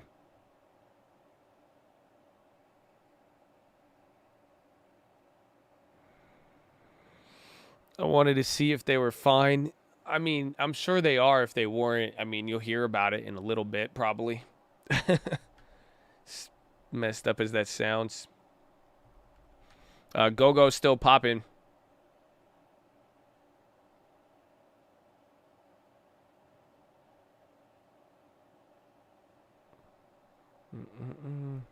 That EA, I mean, watch. I mean, it's already 2%. Premiums on EA have already jumped up. It's a little volatile, but this one could be very, very interesting for him. Jet International signed an agreement to become GoGo's 5G launch customer. Oh, so they've already had 5G.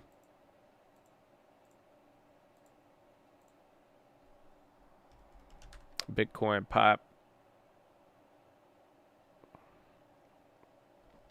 Stocks slip with JP Morgan, other banks in retreat. S&P is taking a hit from declines in financial stocks.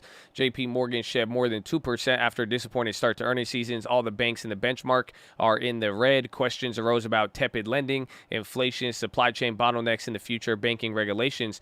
During JP Morgan's conference call, a big chunk of the bank's profits beat came from higher than expected reserve releases. A drop in the 10-year treasury is also likely pressuring financials. Energy and industrials are down, while tech, which responds well to lower rates, is advancing.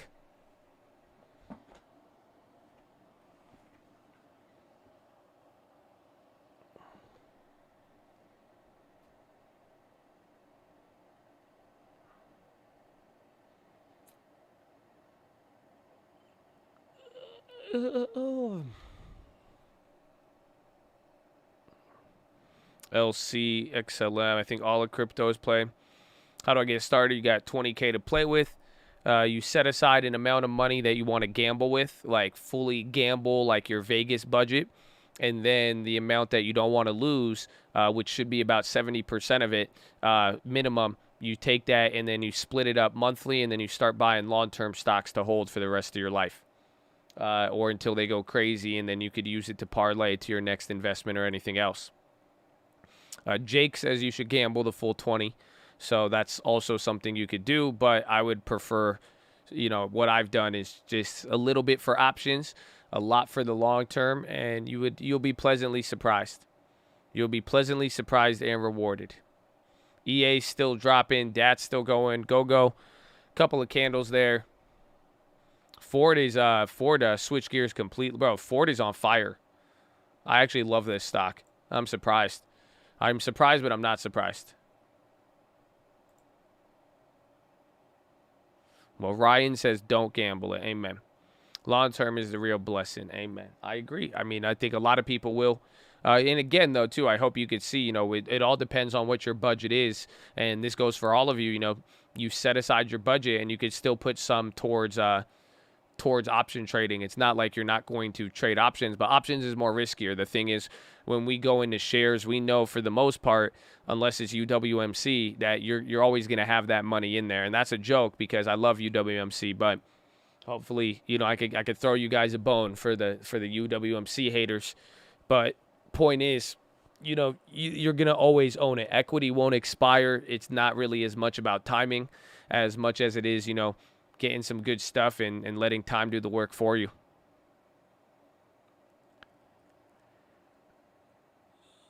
CPI came in 5.4, expectation 5.3. And then everything else came right in line on the core and the month over month. Will Meade selling DAT's position. Didn't he just buy it yesterday? Second property being done through UWMC right now. Many more to come. Amen. That's the fun. That's what I say is always just funny because like a lot of people don't realize UWMC is they fund a lot of mortgages. They're the reason. They are behind a lot of mortgages that exist.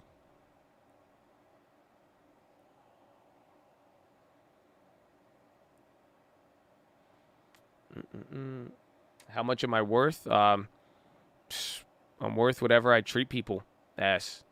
You know what I think worth and wealth is defined with how you leave other people feeling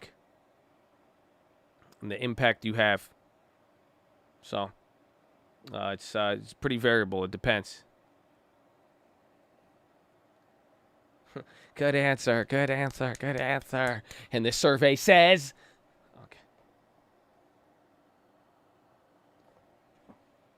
I don't have a sauna in the long term, but I have it in the Robinhood. So we bought it from IPO day, and I've just been holding it this whole time.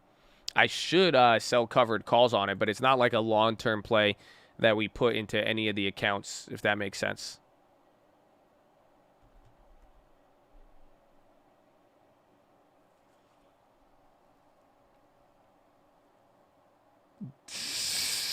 Bro, look at this. You literally have like 3 other contracts before you start getting into 2022 on the option chain. How does that make you feel? Doug Cass long on Verizon. No effect there.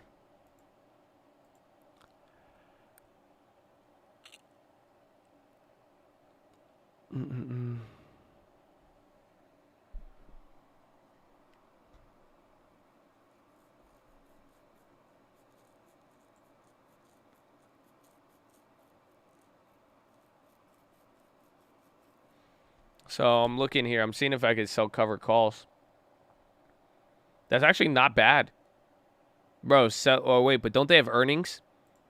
You could sell a 2-month contract on Asana at $150 and get $300, $400. Why does that not seem bad?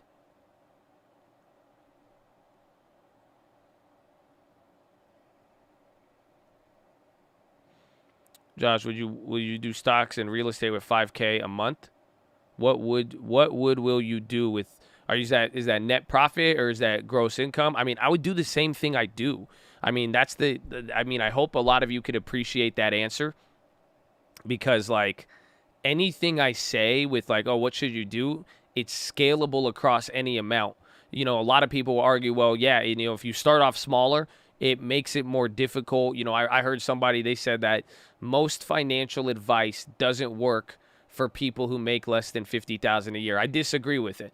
I just think it goes a little bit slower, and you have to. It's really on you to be wise about it. You know, I'm not going full Dave fucking Ramsey and saying, you know, save up 20% before you buy anything, but when it's all said and done, you know, we could scale this across any amount. So if you're making $5K a month or whatever it is, it's the same exact situation as the 20K, right? You know, you take your money, you split apart, you know, how much you want to put towards high yield strategies that are risky like options. You put a little bit into that, and then you put the rest in the long term. And now if you want to get into real estate, you have to, if you could qualify for a loan, you use that money to pay a mortgage, or you could use it for a down payment on something like there, or you literally invest in stocks, use that capital to get out there until you find a deal in real estate, and then that could be your money that you could put up in a way. But real estate, you either just need to get access to the loan or find the property, and that's it. But then even with the stocks, it's the same thing. Whatever amount you got to split it up between high yield, risky strategy, put a small portion there, and then you could put a larger amount into, and then over time into what it is. So yes, $60K for investing. So if you want to get into real estate, I mean, go see, like, that's a good amount to get into real estate in the sense of, I would split that up. I mean, $5K a month, you could easily get a $500,600,000 house with half of that, and then still have $2,000 a month, $2,500 a month for stocks. And that right there, I mean, you could that's something I'd be down with. Or I would just take the full $5K, put like $500 a month into options and use that for a separate options account, and then take $4,500 a month and then split it up in between dividend and growth.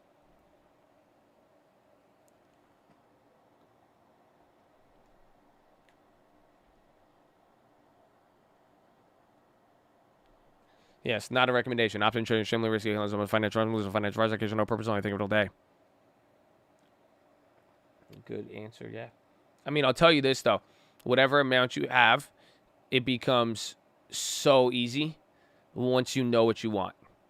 Like once you really set your goal, like what's more important to you? Is income more important to you, or is money on the back end going to be more important to you? Do you want to do real estate or not? You know what I'm saying? You just figured out that answer real quick.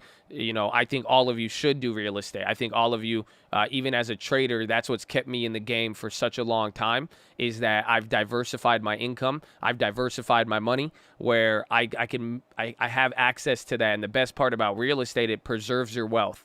Like I'm saying, when you buy equity, equity is more volatile, but it's better than options because you at least know you own something. And then real estate just trumps that because your money is always going to be there. That's the best part. That's the best thing anybody can do, because like if you go make a big bag and you put it in real estate, it's harder for you to walk away with less money.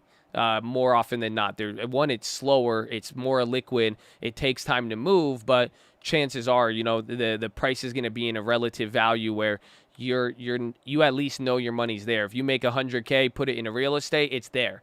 Like, I put down payments on houses. That money's not in my account anymore. I don't have it in stocks, but I know that property is still standing and that it's, once I come to sell, I could get my money. Yeah, AMC popped real quick up right below 40.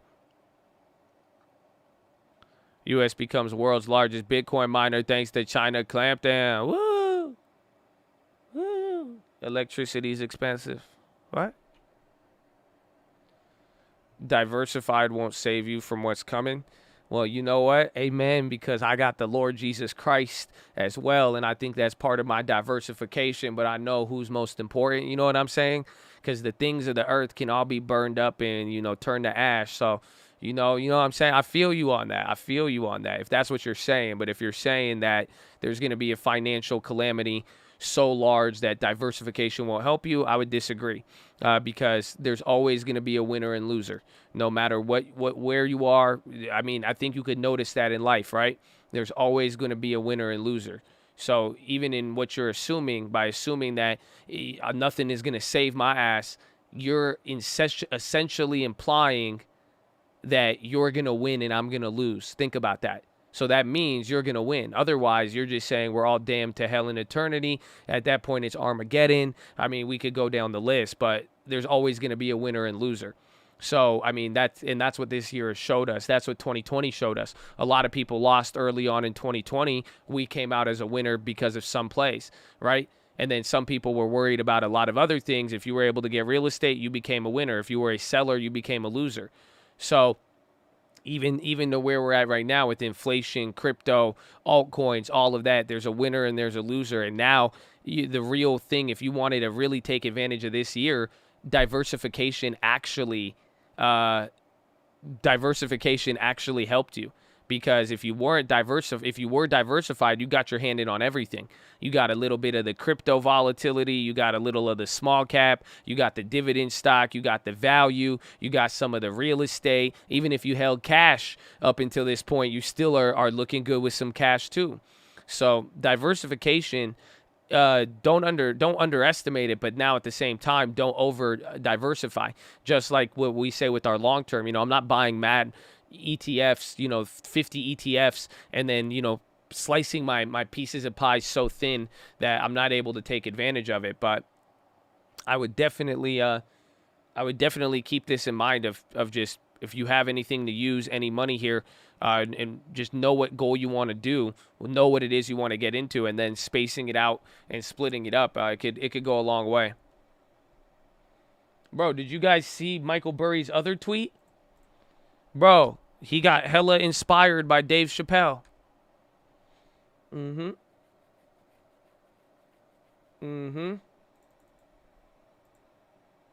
didn't see it?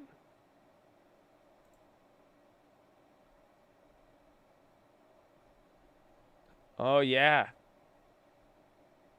Bro, he went full, like, first he went full Trump, and then he went full Dave Chappelle. See, look at, bro, he went, bro, just defending Trump for like 50 tweets. Look at this, bro. He went on a rant, a full-on rant. He said Trump never said to inject bleach. If you did, again, you failed Darwinism. If you still believe it, you did not read his comments, and you cannot read his comments, or you cannot hear his comments. You blindly follow people on the internet. And then he's like, that's his source.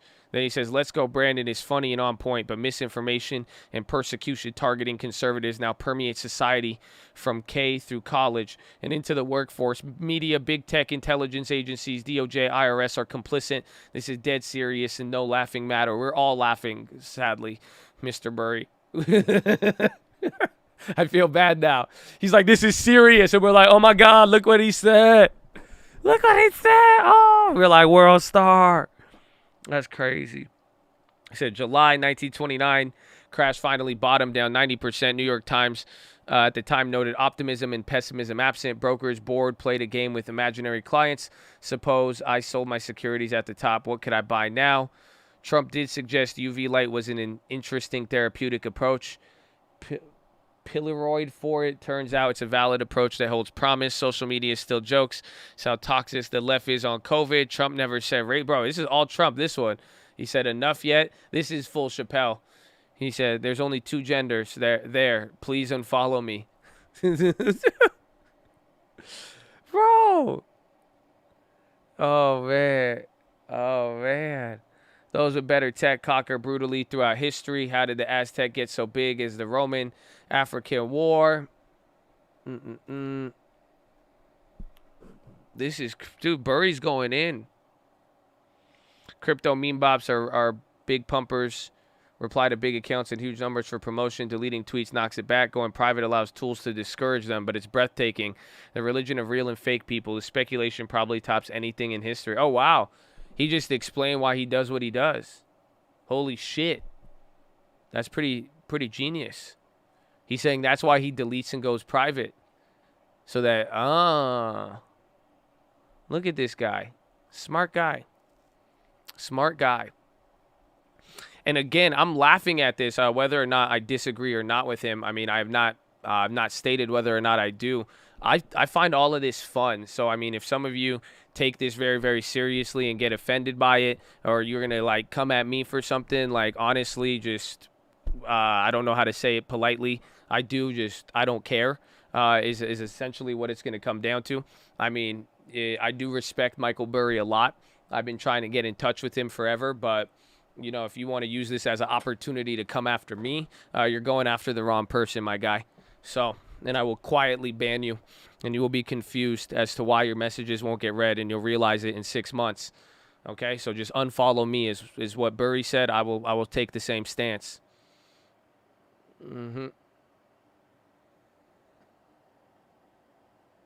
You can feel you want to feel and say how you want. Amen. Amen. I laugh first. Y'all get mad first, and then you ask questions later. I laugh, then I ask questions, and then I laugh again. And then I'm like, damn, that's crazy. And that's about it. And then I move on to whatever else is in the day, because that's just how things work.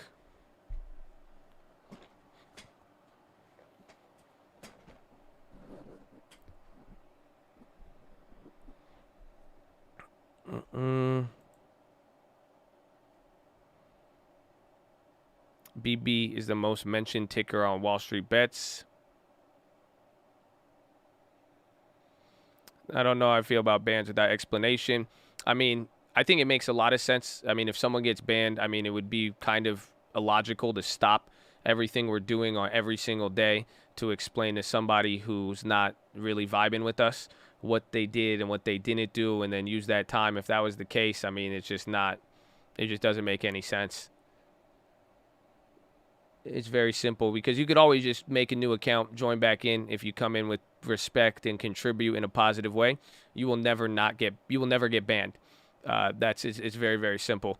There's people who've been here for years with no issue, members and non-members alike.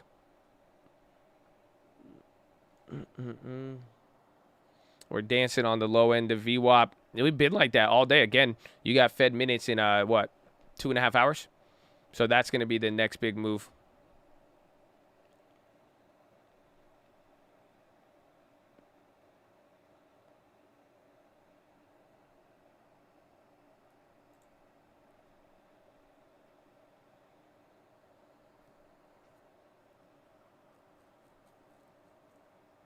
It seems muted, but my portfolio's up big. That's what the NASDAQ is up 0.5%. It's a very, very weird move, but they are saying that is a little bit because of rates. It really, bank stocks are the ones that really got clobbered here. And then we'll find out after.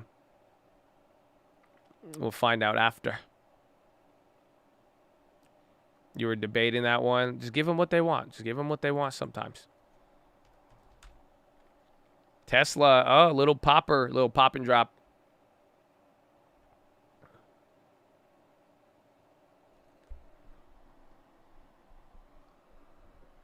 U.S. seeks making socially conscious investing easier. I told my sister that we got her Uber shares, and she's like, "All right, that's awesome, but I don't really support them." She said, "Why are you investing in corruption?" I said, "What? How did we?"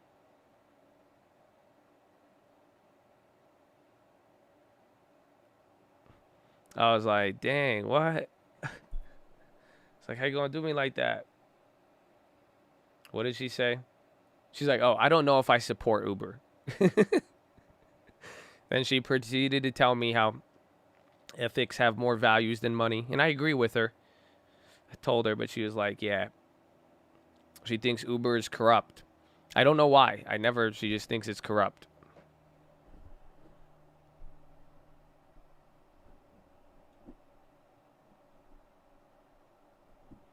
Uber, I mean, I think the number one reason why people would say Uber is corrupt is just because like how they pay the employees and like the benefits and like, you know, the wages they get paid. I think that's it.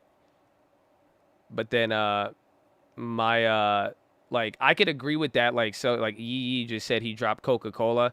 It's like I could kind of see that with like, so I feel like the food companies, like Uber, I think is actually pretty legit. But like I could see like some of the food companies, if I ever wanted to become like a activist investor in that sense, I'd be like, all right, the food, I feel like that's kind of corrupt. Like Nestle, Coca-Cola in a way. Yeah, Nestle's like messed up, low key. But it's a great stock during a recession. I hate Hershey's. It's bad. But yeah, I can see that. I mean, I think Uber is chill. They call their employees independent contractors, use dark models for payouts. We can't know the algorithm. And they don't pay them enough. I mean, but I think that is very true to a degree. But I also I look at it in the sense that I feel like Uber has given so many people the opportunity to have their own business in a weird way. And that's why it's private contracting and people say that, but just more or less just in general of like, you know, it gave people this idea of I could go drive for myself. I could go make money. It gave them the side hustle. Exactly. That's where I was like, you know, it's that's the part that I really do like about them when it's all said and done. I mean, I'm sure they will get better over time with, you know, the employees and all of that. But I do think that that's where it's like they did enable access to something that people didn't have before. You know, nowadays people, you know, you may not make the most, but you can, you know, you could still make money on it.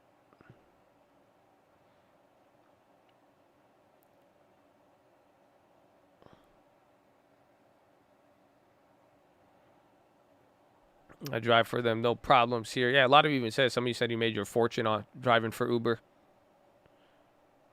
We thought it was Uber, then came Uber X. Yeah, Uber, especially if you were an Uber driver in the beginning, before everybody dropped in on it, you made a lot of money.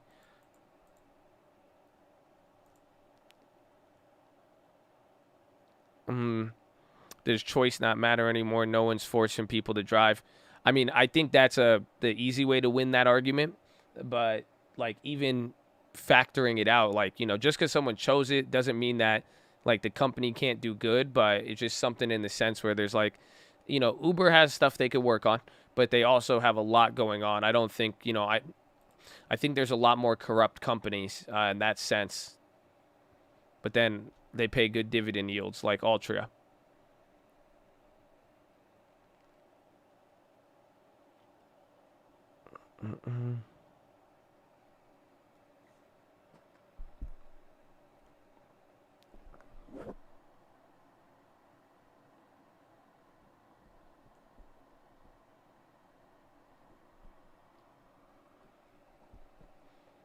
Zero holiday pay, but don't the rides go up during holidays? Like, because the demand. But again, it's not like it's not a real job though in that sense, where it's not like you're not like, it's just not a corporate job in that. If it was, it wouldn't offer the freedom that it has. That's where I think the lines get blended there, because it's like, yeah, okay, if you wanted to get holiday pay, days off, benefits, all of that, it's not going to be, okay, you could start work at 12 p.m. and then end whenever you want, or you could, you know, wear whatever you want to work today. You know, it's pretty unconventional. So to require or to get conventional stuff, that's the dilemma.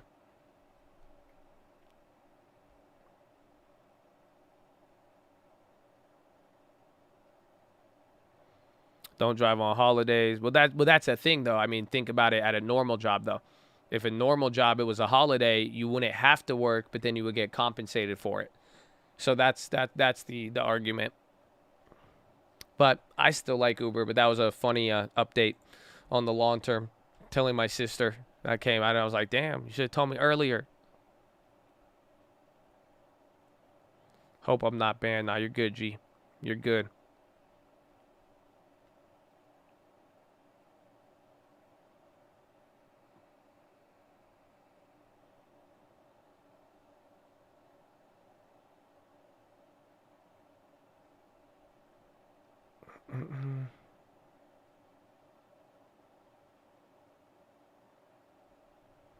Egypt sets October 21st as national holiday. MO on the high. Speak of the devil. Disney and PayPal. Disney, PayPal, Visa again clapped right now. And they all just printing on the low ticker. They kind of all look the same. PayPal's really selling, but they're just at red right now. They were green the whole day.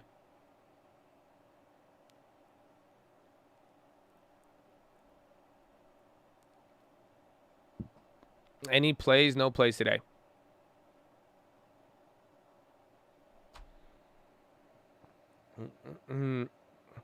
How far can that argument be extended? Chinese factories have suicide nets, but no one's forced. China is immune from any sort of ethical debate, if you haven't noticed. Do I agree with that? No, but in the world where nobody has looked into it, it doesn't even come up. It's not, I mean, have you ever noticed like anything with the environment? Nobody says anything about China.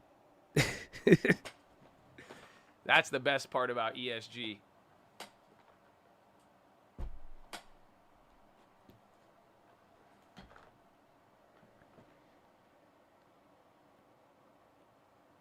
What's the minimum someone should start investing with? 10%. So take 10% of how much you make, your income, and 10% should usually be your savings. And now you could apply that and put it towards investing there, and then split it up like we said between high yield option plays, and then, you know, a small amount there, and then a longer term, you know, buying stocks month by month. We just started that account we said for my sister there. We started a new small account to buy stocks. So that's why I'd say start. I say start with gross. Take your gross so that you save more money. Again, this is your money. It's saving. So when I say 10%, I'm saying this is the normal thing people would tell you to do if you were to save your money, right? Save 10% of your income, do what you need to do. But the whole idea there is just save as much money as you put more money towards yourself and investments, you'll be good. A lot of people want to use net and then they're gonna be like, nah, man, like I want to, you know, I can't survive if I do this. But you would be surprised if you paid yourself first, you would undoubtedly be good. 10% is very low. Yes, that's the bare minimum. 100% is very low. If you 10% is bare minimum. If you could save 10% of your income and put it towards investing, you can become very, very successful. Just with even minimum 10%. The more you save, even better. Especially as you're deploying it and putting it to work in places that are going to work for you. So here are all of our long-term accounts. We have 3 different accounts. It was up a lot more earlier, but we still got 44%. Not too bad, but we have a big account, a small account, and then an even smaller account. But this is our latest one. This account is worth $1,900. We started it with $1,500, and we add $200 a month. And these are our first 4 purchases. And where we're at. It's not too bad. Not too bad.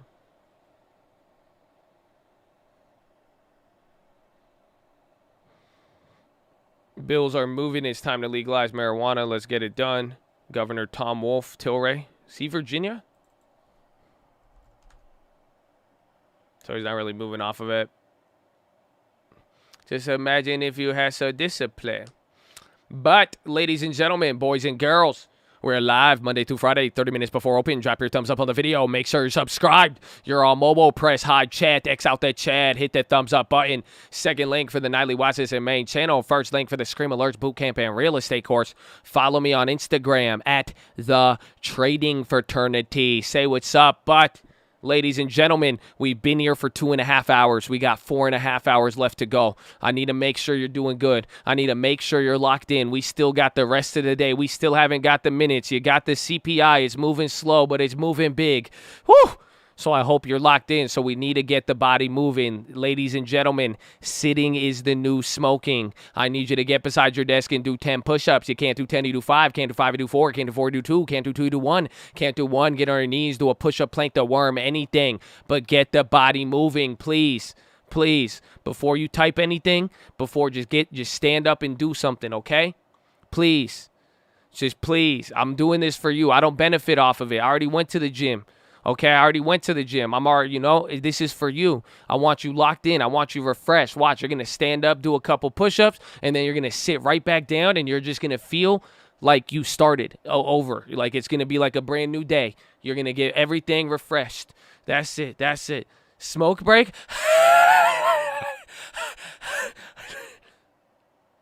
Just get your ass up, bro. It costs you nothing. It's free. It's free. It's free. It's free. Again, it's free. Please. Just move. Just move. Just move your body around. That's all. I don't benefit off of it. Okay? Honestly, if I was a more selfish person, I would love it that you were not doing anything. You know why? Because our competition in life decreases. You literally have people working and people not working. People taking care of themselves and people not taking care of themselves. That should be as a true capitalist, I should appreciate that. Okay, I don't benefit off of this, but I love you because you're in the cult. So I want you to stay alive. Okay, get the body moving. Okay, then optometrist recommendation: stare at an object 10, 20, 30 feet away. Blink a few times. Relax those pretty little eyeballs. Blink, blink, blink, blink, blink, blink, blink, blink. Blink, blink, blink, blink, blink, blink, blink, blink, blink, blink, blink, blink, blink. Oh, feels good. Relax them. Then drop your shoulders. Relax the shoulders. Fix that nerd neck. Some of you guys are sitting here scrunching up at the computer screen. Just relax them. Relax the shoulders, man. I don't know why you're sitting like that. Chest to the sun. Tuck the hips in. Flex the core. Boom, baby.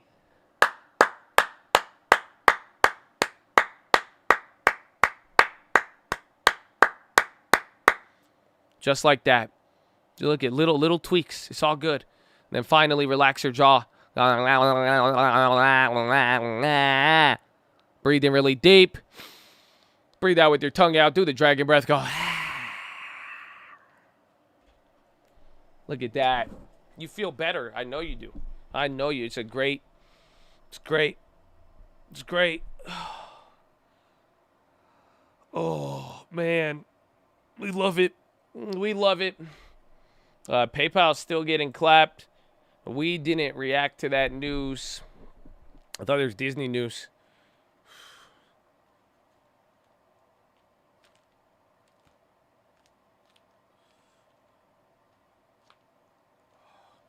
I'm doing my resistances. I don't think PayPal has news.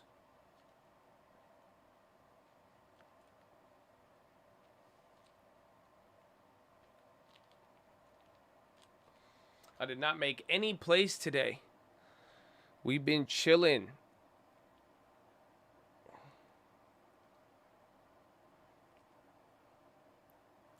Square at Chick-fil-A's 2. Oh, man.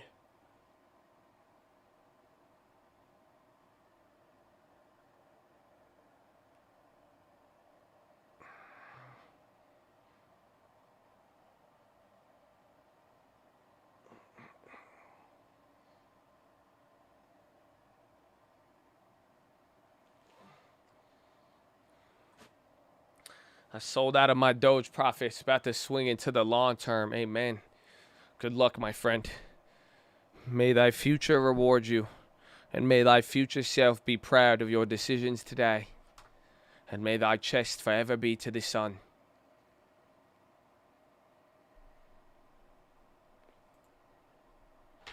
So let's see what we got here. Stocks drop, bonds climb after inflation report. Prices paid by U.S. consumers rise more than forecast. Delta warns of jet fuel costs.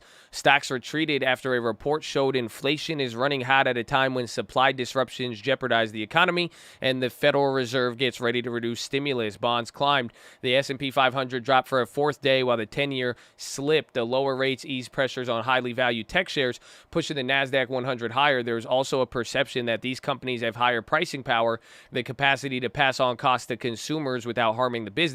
The 2-year yield, which is more sensitive to policy moves, rose. Delta Airlines pared losses in U.S. carriers after saying rising jet fuel is a threat to the staying in their profitability. Prices paid by U.S. consumers climbed in September by more than forecast, underscoring inflationary pressures. Unprecedented shipping challenges, material shortages, high commodity prices, and rising wages have driven up costs for producers. Many have passed a portion of those costs to consumers, leading to more persistent inflation. Upcoming minutes from last month's Fed should provide further insight. Wednesday is still elevated. Consumer Price Index marks about 6 months worth of hot inflation data, suggesting that inflation is not as transitory as many investors previously expected, said Nancy Davis, founder of the Greenwich, Connecticut firm Quadric Capital Management. The overall inflation story is being driven by supply chain disruptions and a swift rise in prices due to the labor shortage. Corporate highlights, J.P. Morgan posted their best quarter yet, riding on track to be a record year for mergers and acquisitions. Still, shares fell as consumers and commercial loan growth remained challenged. BlackRock asset under management fell slightly to $9.46 trillion in the third quarter as the world's largest money manager navigated higher inflation. And then Apple dropped after Bloomberg reported the company will cut its projected iPhone 13 production targets. Then here's a nice little pretty picture we got. Winners and losers, S&P 500 energy and financials, so strong breadth across while defensive lags. So this is showing you the share of S&P sector members trading above 50 and 200-day moving averages.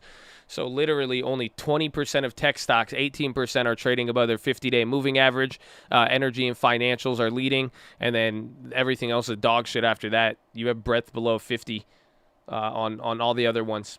So this is showing you how many stocks are trading above their 50-day and 200-day moving averages. So it's giving you an idea of how the overall industry is moving, if you think about it.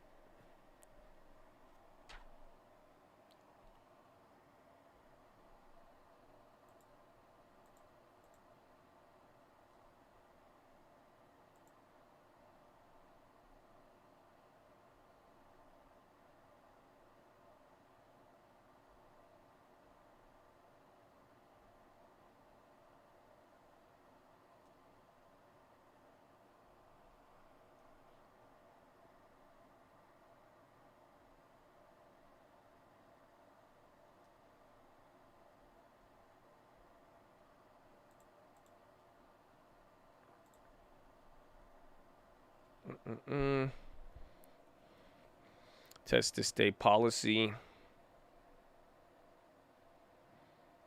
The market is paying close attention to interest rates and balancing accordingly. I think so, but I also think, especially after yesterday, I think it's easy to get distracted from the different durations on the bonds, like the 2-year and the 10-year. And I think that has some key here, but overall too, I mean, I think we're entering that inflation and just a lot of uncertainty. The point is, everything we've been dealing with, all of this stuff we've been talking about over the last couple weeks, it's been lasting for 6 weeks. So do you guys how many of you thought the market would look like this for a month and a half? Like, think about it. You know, we were talking about 50-day moving average. You guys don't remember that? You don't remember when we were like, yeah, look at the 1 year, right?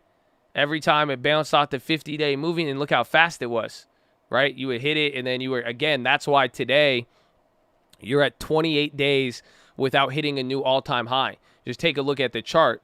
New all-time high, we drop, new all-time high, drop, new all-time high, little drop, new all-time high, big drop. 2 weeks later, a month later, new all-time high, not even a month, drop, new all-time high. So this is it's changing the momentum a little bit, but you're getting to kind of see, you know, where we've been at for the last month and a half. So it's all the same stuff. There's been nothing new except for the debt ceiling going away, if you really, really think about it. But it's still it puts us in an interesting spot, and that's where I think, you know, the market is observing a lot of things, but the dip buyer did not show up this time around. Whether it's the dip buyer, whatever you want to call it, but there's enough on the table where people have been waiting. 5-year with NFL for Monday wildcard games. Disney was getting clobbered. They didn't really move off that.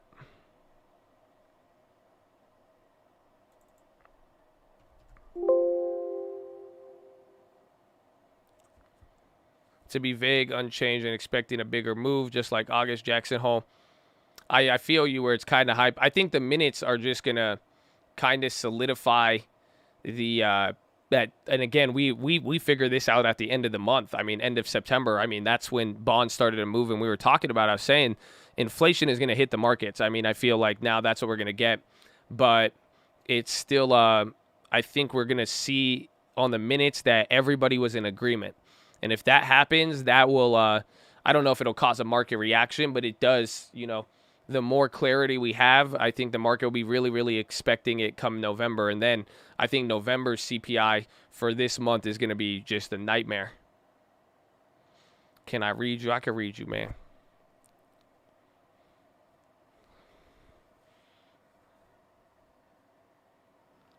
Break's over. Enjoy it, baby. We love you.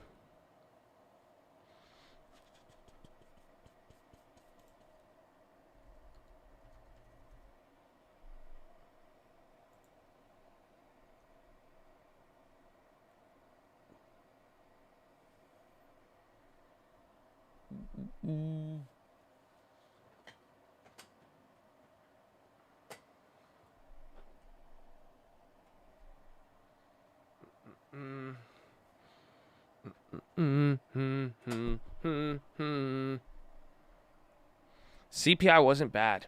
It wasn't bad. But here, I'm still trying to find the breakdown. I forgot how to access the workbook. I had a nice little, like... It was nice. It was nice. I just don't know where it went.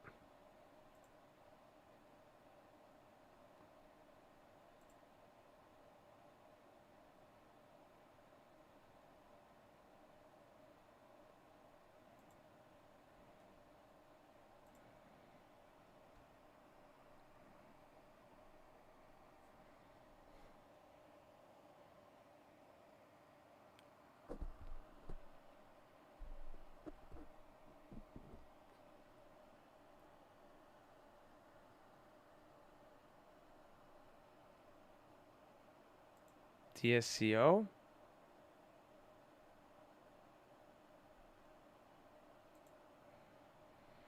Are we talking about the real? Well, we're talking headline CPI. Went up to 5.4.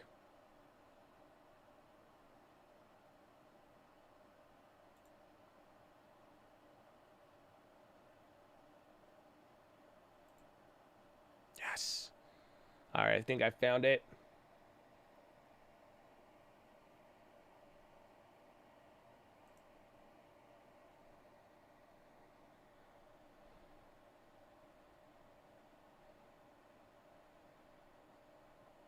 Internal earnings calendar.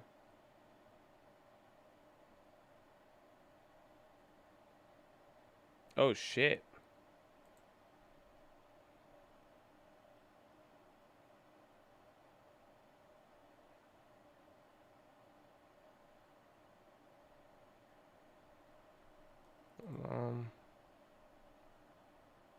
Is CPI worse than 5.4 since they're only accounting for the core? No, they're separating it. So core is at 4%. So excluding food and energy, CPI is at 4%. The headline with all of it is at 5.3. And again, that's different than PCE as well, too. But it's 5.3, 5.4 to 4 on the core is what you could be looking at.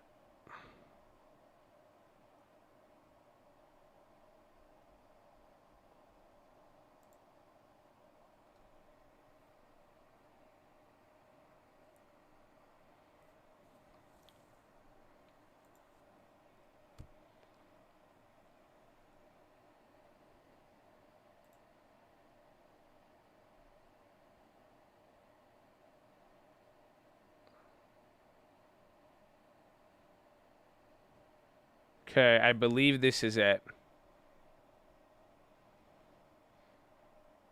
So I think this is update because it's showing you all items 5.4, but this is showing you this is showing you the contributions. So all items 0.5. Again, last time we were at 5.3. Now we're at 5.39 essentially. Or wait, is that saying 5.8? Jeez. No, 5.39, 5.4. But non-durables, housing, these were the biggest increases so far. Commodities, there wasn't really too big of increase. It seems like a lot of 0.1% across a lot of categories when you're looking at how it played out.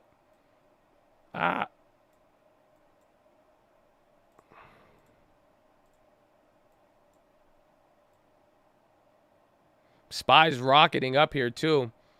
And a lot of volatility, so I'll keep that up here. We'll come back to that. I want to see this. Fed minutes are going to come out at 11. So this is us now. We went from outpacing and looking like a 1.5 day. Now we balanced up here. It's going to chill out. It might actually end up being pretty average like we said. Again, if it beat above 5.5, we were expecting that 1% move. Came in right in the middle there, and now it's just hanging out. And then Airbnb at 175. That'll go up due to holidays. It will, but even because remember, we've looked at this before. When we looked at the month-over-month contributions, we've often noticed that there would be some big gains. But now in this case, it is looking like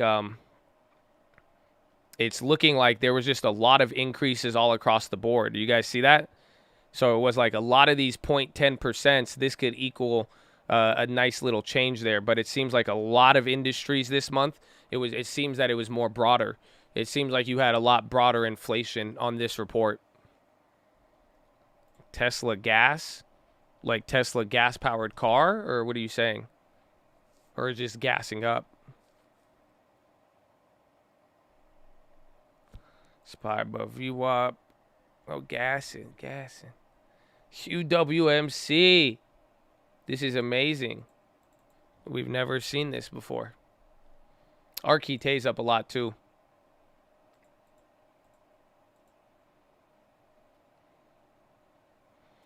These charts are coming from Bloomberg. However, I mean, Bloomberg just makes it look pretty and easy to find, but you could get this from the Bureau of Labor Statistics as well as, because I used to do it on that. I don't know if you guys remember. I used to just go to the Bureau of Labor Statistics and I could show you that they have charts like this ready to go.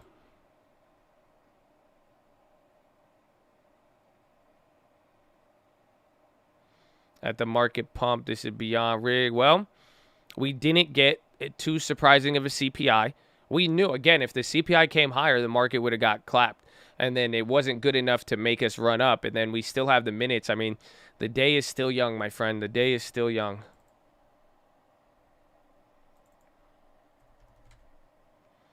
Why didn't you get a firm? We did buy a firm, actually. I didn't buy the shares. We had a nice option play. And I've been able to ride it out with the ghetto spread. But we bought these 125 calls for $50, and they're worth $3,000 now. And then we have the ghetto spread on this one. So we got a little bit more money on that one, actually. I don't have Affirm shares, nah. The Affirm was nice. Let's see with the credit. Oh wait, no, did I do sell?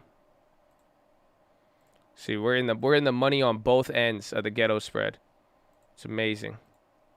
See, now the credit, remember the credit, now I can get 1,000 out of like 1,500 max. Not too bad. Not too bad. I actually should take some profits on that one. This is not the Canadian market. CPI came out in the morning at 8:30 a.m., hour before market open. Airbnb, it's treating 175 like it treated 160, I feel like. 160 and 170. Go, my friend. Show them what you're made out of.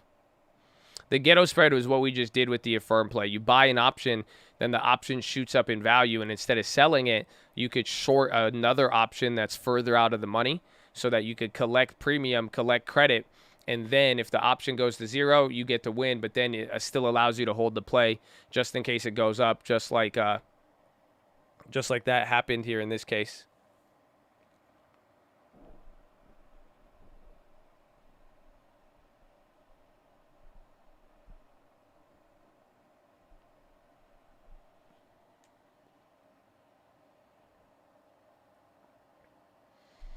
What are you going to tell the future Chads that missed out when UMC hits 30?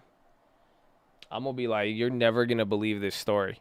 I got made fun of more for this stock than any. Actually, Snapchat was, people really hated Snapchat. Low key. People really hated Snapchat. Some of y'all got real salty with me about Snapchat. You know, I got a good memory, but I got a short-term memory. Because I just, you know, it's fine. I'm okay with being a little crazy, going against the tide.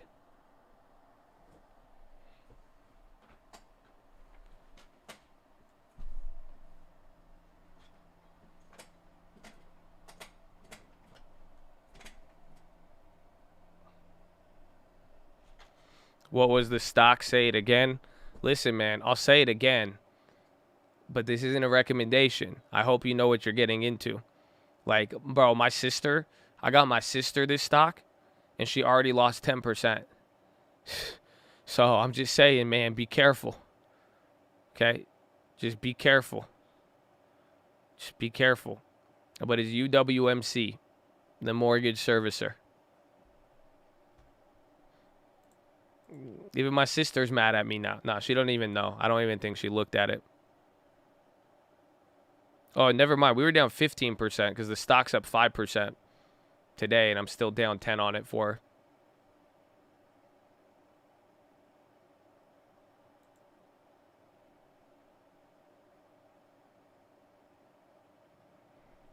People made fun of you for the DraftKings credit spread. That shit was fun. That was a nightmare. And then you guys got to watch the finessing. That was just fun. But no, UWMC has been because I put a lot of money into it in the beginning because of the dividend. But I know a lot of people were expecting a bigger shit from UWMC, so they got a little bit more disappointed. Airbnb, I think it's just getting ready for earnings. Again, you know, if you've watched Airbnb, we've seen it barcode like this before. Why do you believe in UWMC so much?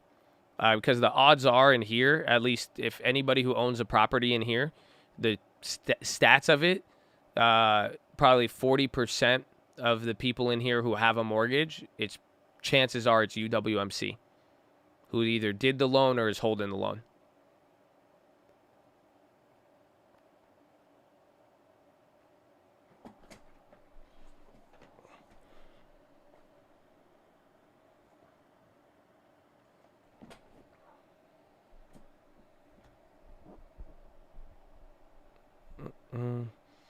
My loss to UMC, raise his hand. UMC on 3 properties. That's why I'm like, it sucks that the stock is getting destroyed, but it's like, I just don't think people really realize, you know, they're out there. And I think it's not going away anytime soon. How does that work? People originate loans and then they buy them from them? Yeah. Or sometimes, I don't know if, I think they hold some of their loans, but yes. So like, and even then they'll buy loans from me. So like we have a loan funding business where I put up capital. I have a credit line and I could fund, that's why I said we could do Chad loans. I mean, if for some Chads, as it still has to meet UWMC's underwriting standards, we could be a little bit more flexible. But like, let's say you wanted a home loan for $500,000, right? And then you have 20% down. You put down the down payment. You do all of that. Maybe you put down 5, whatever program qualifies for, and then we fund the loan. So we'll use the credit line. You need $500,000. We use $500,000 on the credit line, and now we own that mortgage, and then you get the house. So then what we'll do is we'll instantly sell it to UWMC now. Because now it wasn't always like this. This is where UWMC gets even better. They're willing to buy it. So then they'll buy it and hold it. And then even sometimes if UWMC sells their mortgages, they'll sell it to a bigger hedge fund or an investment fund because it's all just fixed income at that point. No, not a hard money loan. We're talking like a real ass mortgage. This is that's why it has to meet underwriting standards. If it was a hard money loan, you wouldn't have to meet any standards. But it's all just fixed income. So what mortgagors do, if you hold the mortgage, you have a bunch of money. Like again, think about how UWMC could pay the dividend. If they own a bunch of mortgages with high interest rate, they're already making fixed returns on their investments. Every mortgage they hold, they're getting paid 3 to 7% interest on whatever mortgage that they're holding, right? So this is how the game works. But you sell it to hedge funds, you sell it to anybody who wants to buy 30-year fixed income. That's all it is. Because that property is a 30-year mortgage. It's backed by the house. It's backed by the credit of the borrower, and they put the down payment down. They pay the taxes. They maintain it. So if you wanted to invest in it, or if you were a big hedge fund, it's nice to scoop up some 3% high-quality rated mortgage bonds. And that's what they do. So you fund a mortgage, and then somebody buys it, and then they'll buy multiple mortgages. Then they throw it all into a bond, and then boom, you got a fixed asset, a mortgage-backed bond, MBS, and then people buy them. And then they just hold them to collect the interest on the mortgage. And that's it. So it's UWMC's a bank, realistically, and what they're making money off of selling or collecting the interest.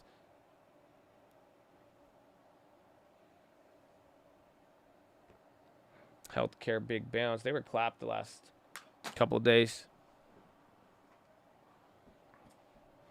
So that's why I'm saying that there's a reason why I like UWMC, because they're out there, but then even the nature of the business, it's like it's high. They get high fees and you get guaranteed money off interest. And at the end of the day, it's backed by real estate.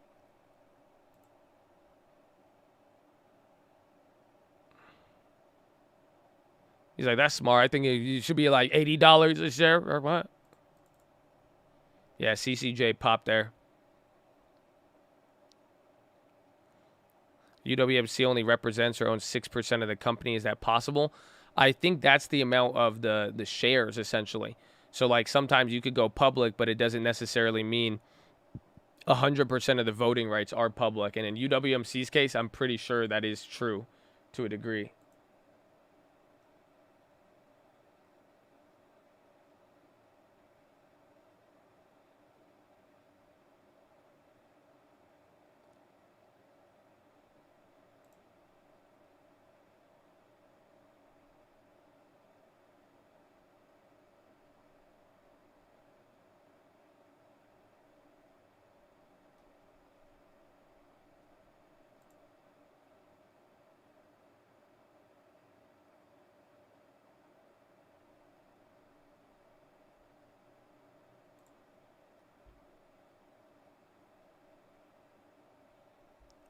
So was Seki reporting right now?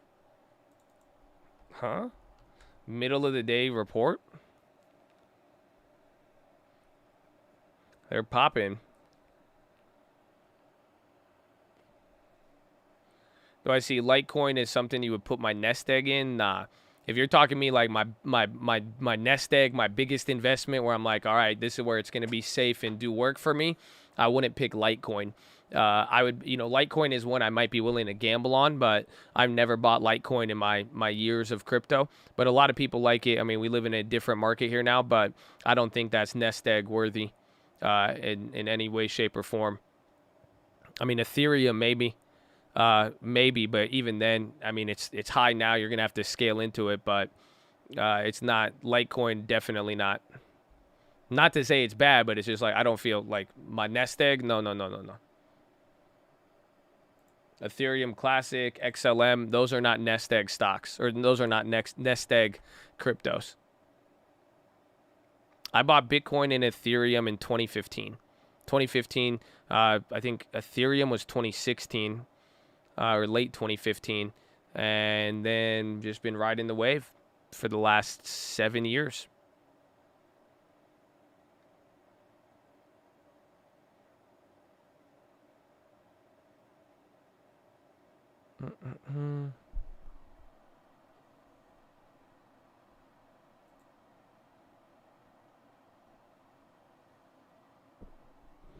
What made you feel comfortable with the idea back then?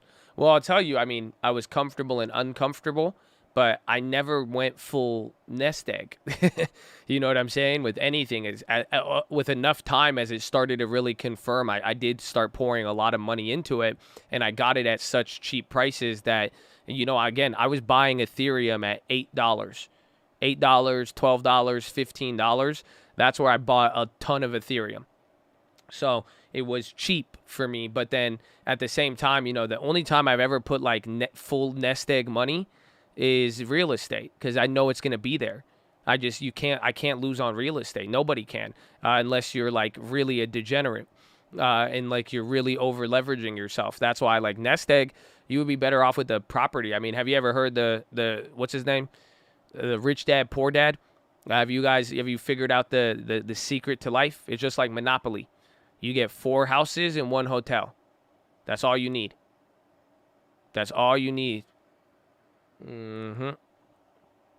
If you go get 4 little houses, go get 4 little rental properties, and then 1 big multi-unit, an apartment building, a hotel, something like that, you'll be set for the rest of your life, without a doubt. That's how you nest egg that shit. If you really wanted to do, that's why I'm saying you could start with stocks, and the stocks helps. Imagine you add equity on top of that. But if I'm gonna put big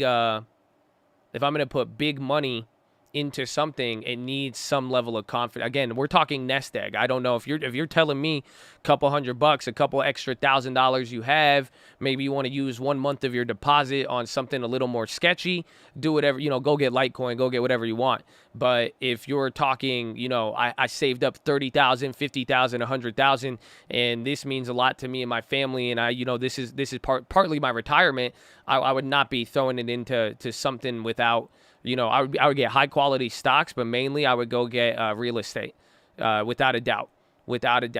And a lot of people don't think it ties into stocks, but it does. I mean, because you go get a rental property, you go get something, you get way better leverage than you could get on any stock.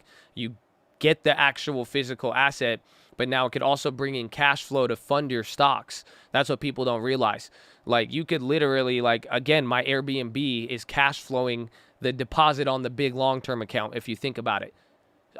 You guys, that's stuff I've created recently too. This isn't even going back, 5, 10, 15 years of what I've been working on. Just in this year, I got 1 property, turned it into an autopilot. I could literally be on stream while the property is working, and then that brings in enough money every month to go and fund my long-term deposit on the big account, if you think about it, and that's what you want to be on, where you could slowly work up to that. Very few properties are under 50K. Well, that's what I'm saying. You can you have leverage. And that's why this is where you could lose in real estate if you do too much leverage. But you could go get that $50,000. That's 20% down on what, 250 or so.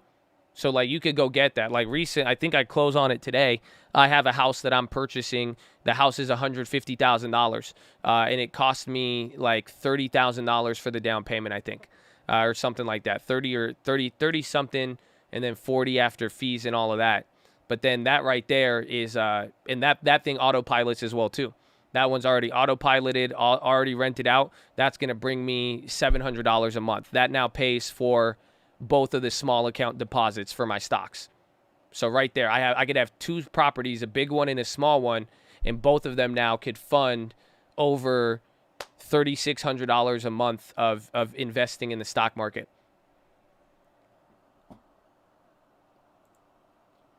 So if you don't have a lot of money, you could leverage it into some, again, and the best part is now you just turn 50 grand into 250 into 400,000 of property. It's easier to make money that way. Think about it. If you put $50,000 down to get a $300,000 asset, and that $300,000 asset goes up 10%, guess what? You just made 30 grand. Versus if you wanted to put in 30 grand into a stock account and you wanted to make 30 grand, you would need it to go up 100%. Oh, y'all don't feel me. They don't feel me, man. They don't feel me. They don't feel me. They don't feel me.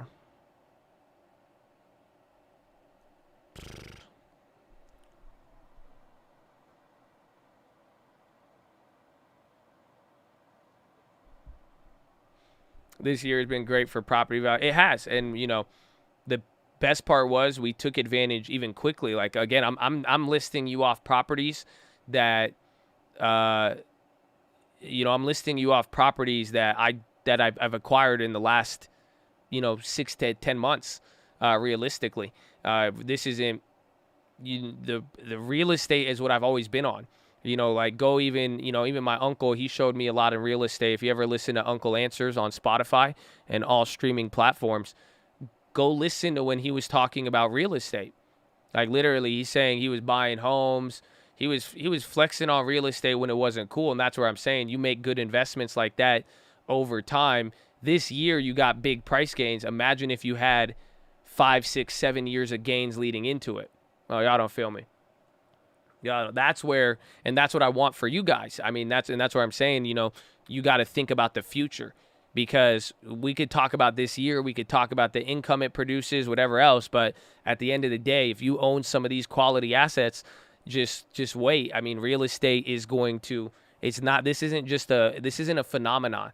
It is, but it's not. This isn't something where it's like, wow, what's going on in real estate? Like this is part of the game that's been going on.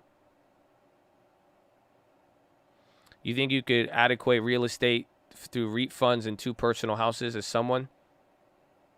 So will you have, well, are you living in 2 of the houses? So you're using 2 houses and then you're getting REITs, as you're saying, for the other rentals.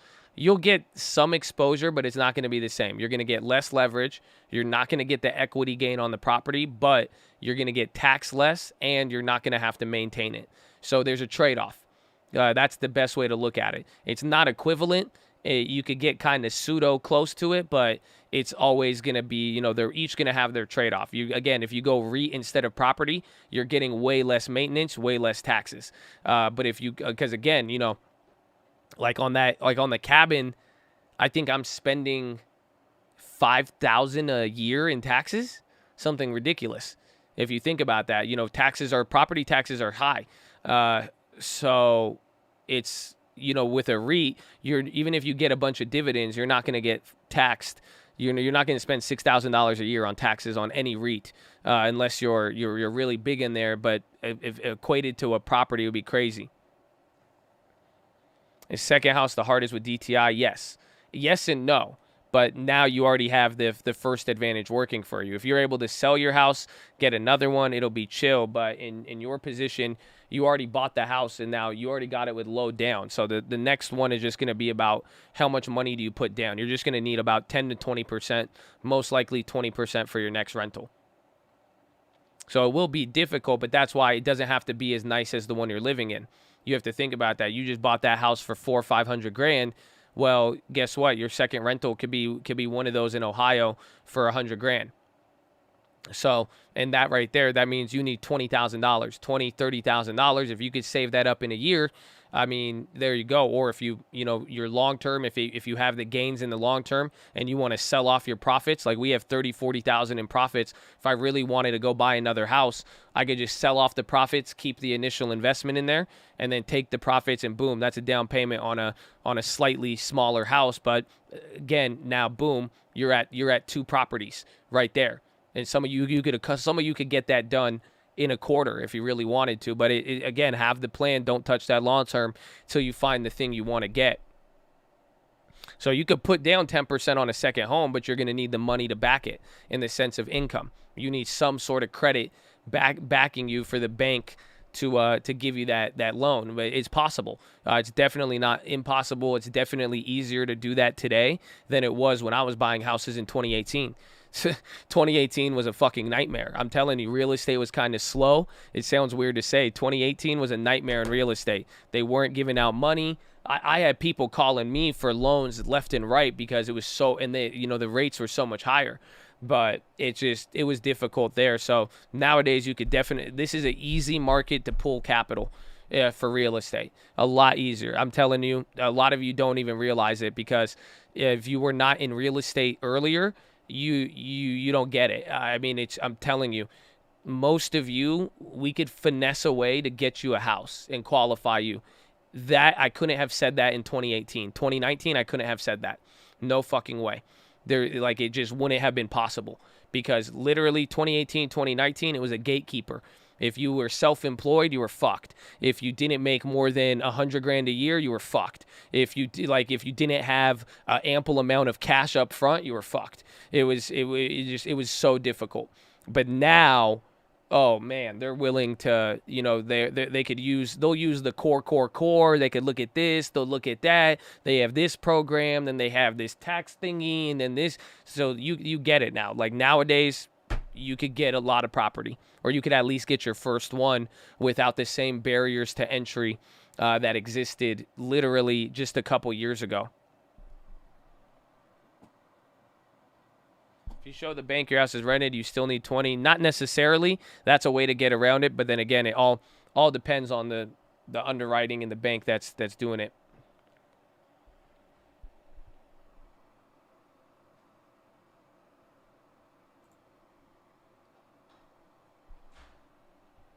How is it different than 2007, 2008? Equity is higher, and the credit, again, thankfully, I was alive during 2007 and 8. Even though I was younger, my family did real estate. I watched my family lose everything. I don't think people understand that when I say that.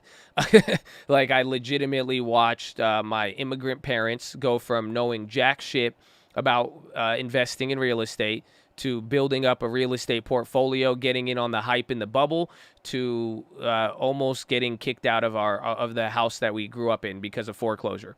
So it was, in comparing how it was back then to today, it's completely different still. The credit quality was not, no, equity was dropping in 2007. The peak in equity was around 06. Believe it or not. Again, Lehman was showing cracks, and you had 8% mortgage default in March 2007. Houses were already sitting on the market for 60 days by 2007. And then people got hope, kind of like where you see Evergrande, where it drops, and then people were like, oh, maybe it'll get better, and then it got clapped. It was already tight in 07. But then the way they approve loans was way different. Again, appraisals, I was talking about it with appraisals there the other day, because back then there was no legal requirement on who could appraise your house. You didn't need the certain documentation. There was no DTI requirements. So the loans that they were giving out were actually pure dog shit. When they say that, and when they say that, it's very equivalent. So it's just, that's what was so much more crazier. And the interest rates were a lot higher during that time period versus today. So you have lower rates and you have a lot more equity in the properties. You could say it's like 06, 07, but like I'm saying, even the interest rates alone, they highlight it, because now there's a lot of people in the last decade have been on a fixed loan instead of back then they were doing variable loans. This is what I said. like everybody's house went up 30% in the last year, right? Most everybody here, if you have a house or you've been looking for a house, you've noticed that it's went up about 40% in value. But given the credit structure of a majority of these loans, they literally were not like all of these payments are staying the same. So it costs them nothing. So my mom is she's older, you know, her access and ability to work is not the same, you know, so she can't make money like when she was younger. So and then now her house price shot up in value. Mama's house goes up in value, guess what? It doesn't change her life in any way because her payment doesn't go up. Back in 06, 07, those variable mortgages, your mortgage was moving with stuff. Your mortgage, you already had high interest rates, a lot higher than today. Again, almost double or triple than where they're at today, believe it or not. I believe the 30-year was probably at like 6 or 7, I want to say. The rates were high in 07, in 06. So, except she could collect the equity by selling, yes, but the point was if an old person or if mama was able to survive off of fixed income before this real estate went up, she could now survive even better. Not to mention they've loosened up credit, so now she could pull out money if she wanted to, but that's where I'm saying it's like this is what made real estate so phenomenal this year, is that so many things changed in the sense that it's like it looks very bubbly, but there was a lot of things that defended it in the sense that it's like you didn't see this in 06 through 08. You didn't have this. So people are in a way better position when it comes to real estate, and the people buying and the credit quality is insane comparatively. So it was a lot harder then. A lot harder to, or a lot easier to get loans than even today, but today's a lot easier than what it was post 2008.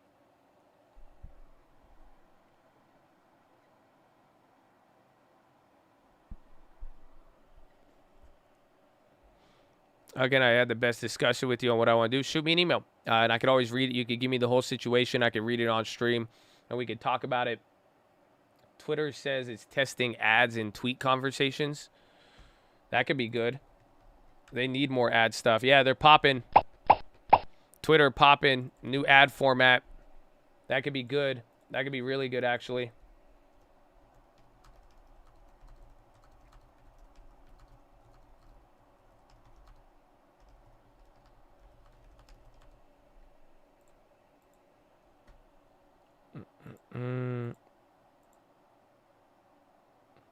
And those options went from 7 cents to 17 real quick.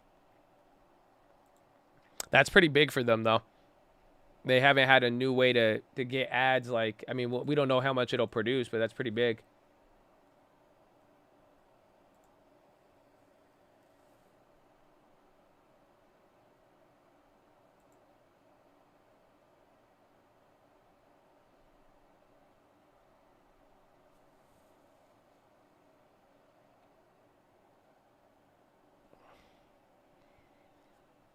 Ads and tweets, yeah, they're going up there. I mean, watch to see if there's a follow-through.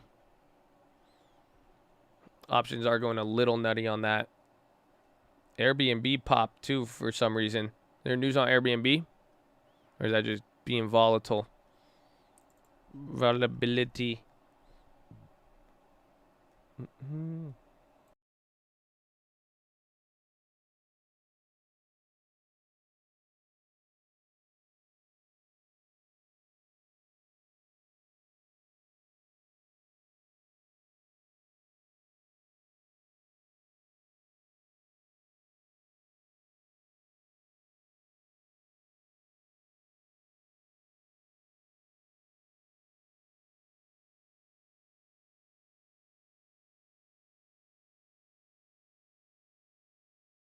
Instagram king Dan Bilzerian pulls Ignite brand from Canadian cannabis. Complains of too many barriers. Uh-oh. Hatak. And he puts further out on HSBC. I'm going to play it weekend by weekend. So pretty much I want to see China's developments throughout the week, just like we've noticed here with Evergrande and their bond market. Then I'm going to just wait till every weekend. It's either the heightened one, but I think we have enough time to let it sit there for a little bit. But I'm probably gonna play it again. I just don't know when or if I'm gonna get. I don't think I'll get the same expiration. I'd rather let those decay. If nothing happens, I could get one with more time at a better moment.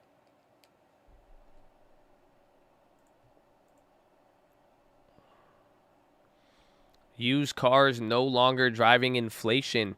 It's becoming harder to blame inflation on the pandemic. Reopening linked inflation is fading, but the headline number isn't coming down. That supports the view that the Fed will taper next month as the market expects, but suggests that the twin sell-off in bonds and stocks has further to run. Take the price of used cars, for example. Earlier in the pandemic, the jump in prices for secondhand vehicles was used to support the idea that inflation was milder than headlines suggested and driven by shifts in demand. But used car and truck prices fell by 0.7 month on month in September, the second consecutive decline after double-digit increases earlier this year. That suggests that inflationary forces lifting overall prices are more than just a byproduct of unusually high demand.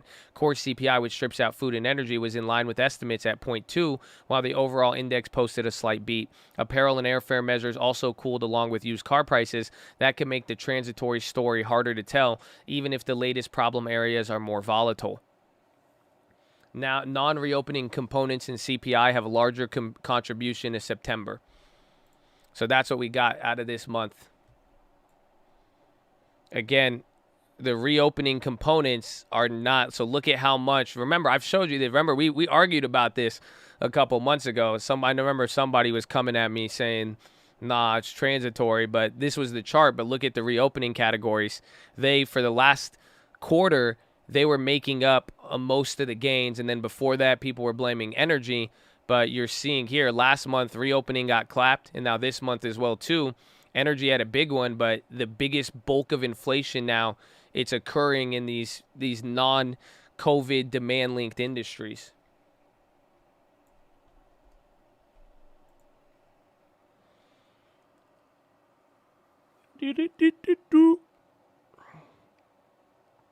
Used car prices should be proof of transitory. Well, that's what people would say, but now that's why when you look at used car prices coming down, that's the problem.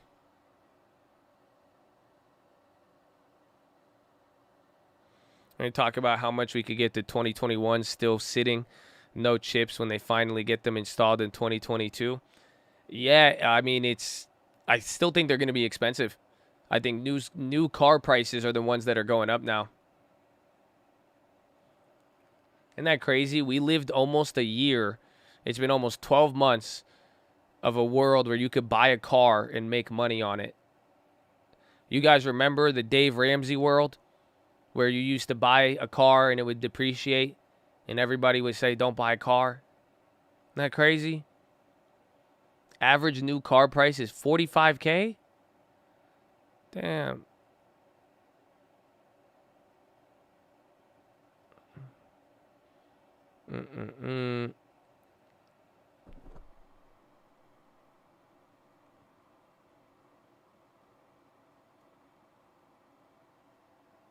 Yeah, remember they're like, you lose 30% once you drive it off the lot. But again, I mean, hopefully you guys could understand it. Like, you know what I'm saying? Like, really think about it. What happened? Like, back then, remember when your parents would tell you don't buy a new car because it loses 30%? Like, you know, remember that? Like, why did that happen? Think about how the car market would operate. There used to be a nonstop supply of cars. So you would buy a F-150, there'd be a new one next year. There'd be a new one next year. There'd be a new one next year, right away, already at the dealership. And then guess what would happen? 4 years later, they changed the body style. Then it gets new headlights, new tail lights. It looks a little cooler. Boom. So now there's been model after model after model after model after model after model. And then now there's a new one. So it was easier to get your hands on the car, supply and demand. So now what has happened? Like why hasn't that happened? Because now there's not as much of that constant flow on the back end of another car, another car, another car, another car. So that's where it's changed. Apron pop, hold on.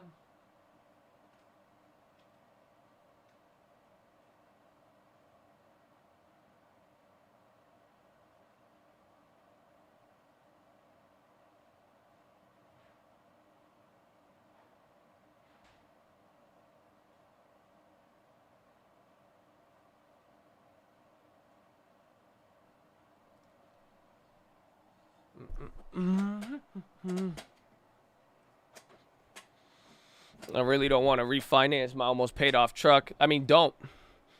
You're going to pay fees to refinance. You might be able to get money or a lower payment, but then if you refinance, you are refinancing. Think about that term. Refinance. That's like a redo. That's like reloan. That's a better way to call refinance. Reloan. Call it a reloan. That means you are getting rid of the old loan, and then you're going to start a new loan all over again. So if you wanted a refinance, I would make sure you do it for like a year or less if they would even offer that. But you don't want to take on a lower payment for another 4 years. Cash out refi on cars is why. Yeah, you can.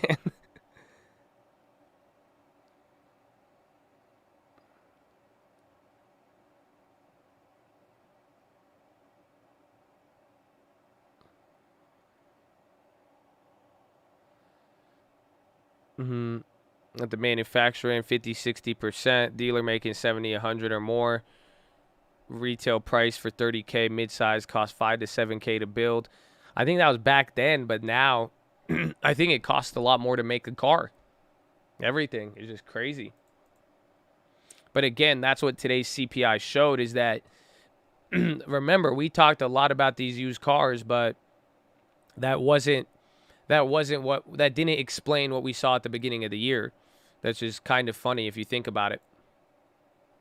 Because everybody was like, nah, just used cars, it's just this, it's two industries. And now they're declining month over month, but you're still getting that big CPI and big core move.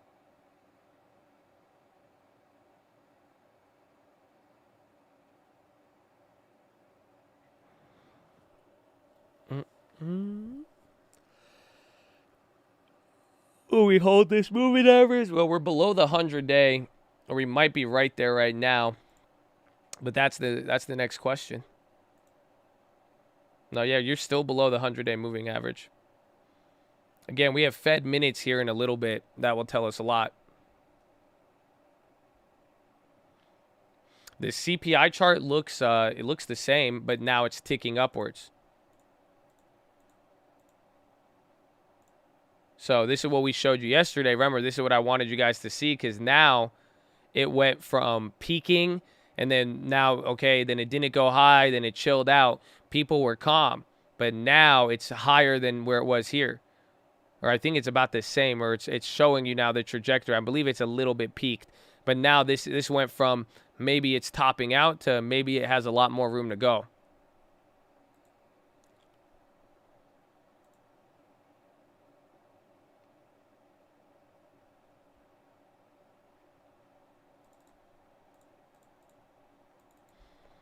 Affirm, I mean, Affirm's great. I think it's at a really high price.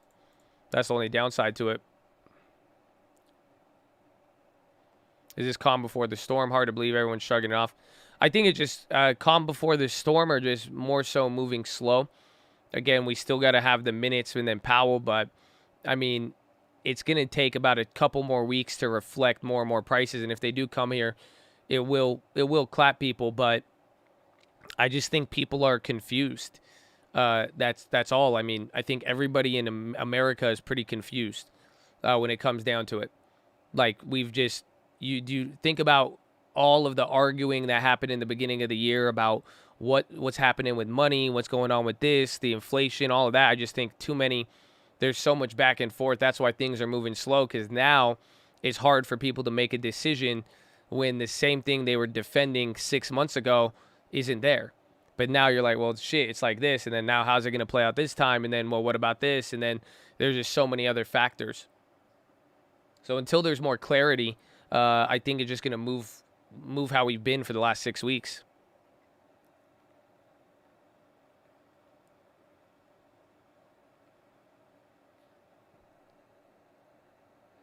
Buy Catapult instead of Affirm. It's the most undervalued high growth on the market. Ban me if I'm wrong.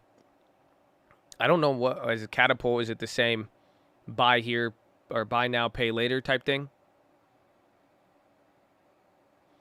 Walgreens shutting 5 San Francisco locations due to organized retail crime. Dovish, hawkish potential. What would the market react to positively or negatively? Dovish would be if everybody on the Fed wasn't in agreement. So if there wasn't, a unanimous decision for the tapering and there's kind of dissent, that could be dovish. And if the factors that they outline to what is going to be dovish or not, or what sort of metrics they're looking for. I mean, he's already outlined it, but if it sounds like those have not been met, but other Fed members have said that's not the case, that could be dovish. Hawkish, if it seems like everybody's unanimous, and if it seems like the Fed is hinting at more runaway inflation and that they're going to pretty much taper, that could be dovish or hawkish or neutral.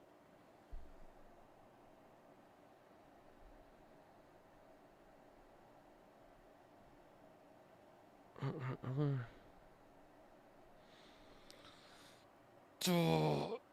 500 push-ups. Let's go. Good for you, man. It's good for you.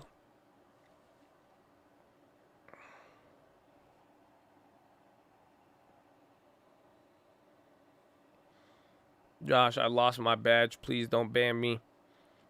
You haven't had a badge for a while. That still didn't ban you. Why would I ban you, Mosby? You've been an awesome contributor. The Fed is going to come on here in an hour and a half, 11 a.m. Pacific. How much do you believe the Fed to taper? I think they're going to, we'll get that plan at the next meeting.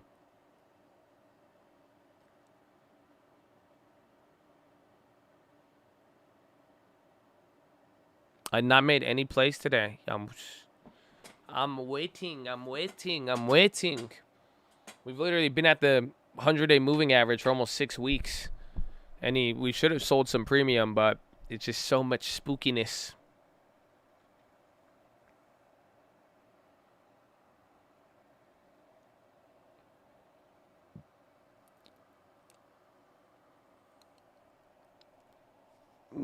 Current badge, you made it. You made it to the All CNI. But, ladies and gentlemen, boys and gals, come on, man. Let's get it popping. We're live Monday through Friday, 30 minutes before open. Drop your thumbs up on the video. Make sure you subscribe. You're on mobile. Press hide chat. X out the chat. Hit the thumbs up button. Second link for the nightly Watchlist and main channel. First link for the Scream Alerts Bootcamp and Real Estate course. Follow me on Instagram at The Trading Fraternity. Say what's up. If you missed any of the long-term posts, I am going to be posting our long-term plays on the Instagram.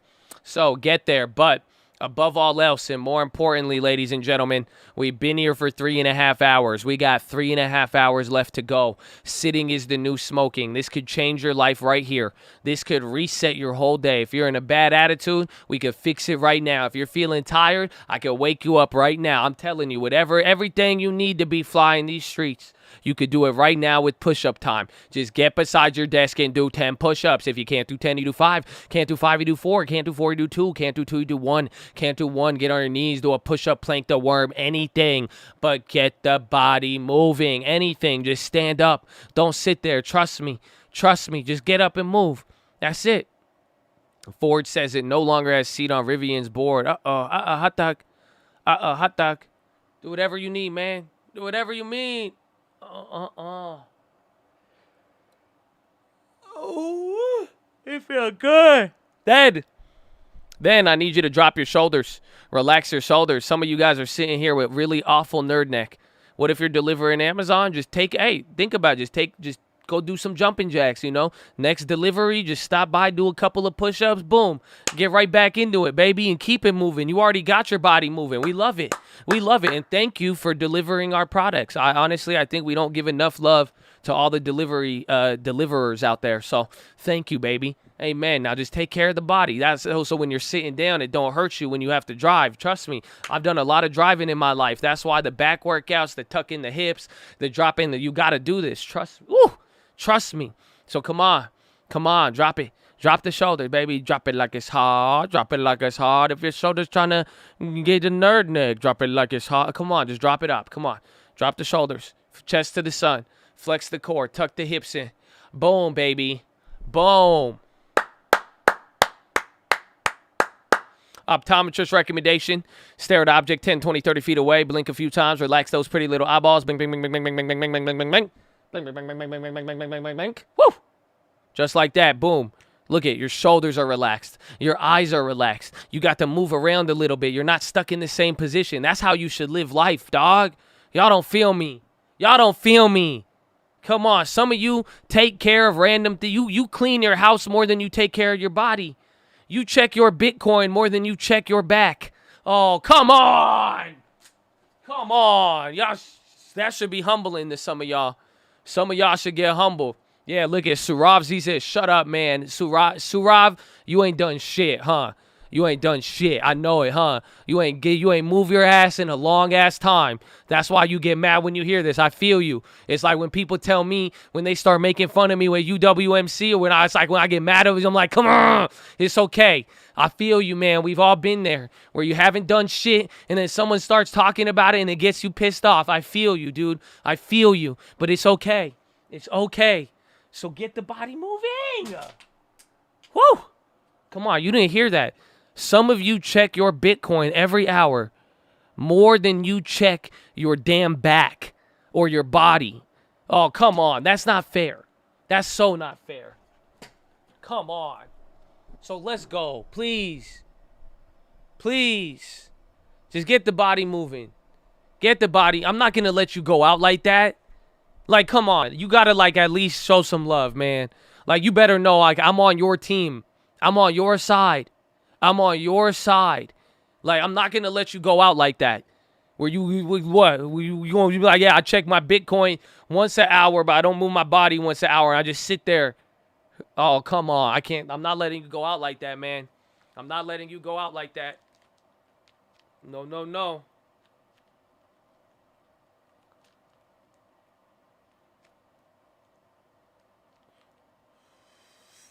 See, I'm getting my resistances.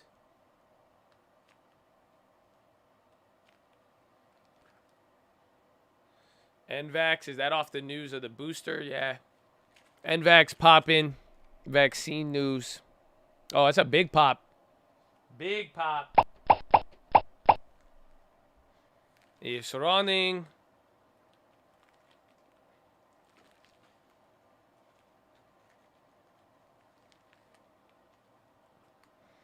How do I feel about drinking like alcohol? I mean, I don't do whatever you want. Just do a damn push-up. If you take care of the basic stuff, the other extracurricular will take care of itself. You just buy MVAX puts. Don't forget to breathe. Amen.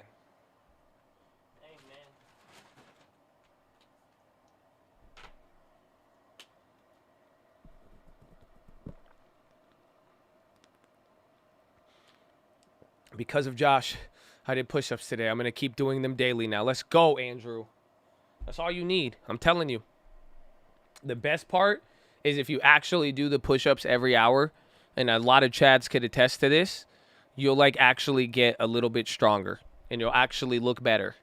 You'll be surprised. You will be surprised. You'll be surprised what sort of beast can be awoken. You will be surprised what sort of beast can be awoken, my friend.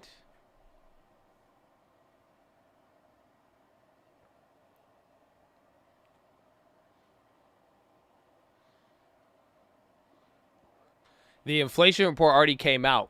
So from the watch list, and we said if it came in above 5.5, the market was going to move big. It came in at 5.4, just barely above. So it was kind of neutral. It had a pretty average effect on the market so far. But now we're waiting here for the Fed minutes, which is going to be coming out in like an hour 20.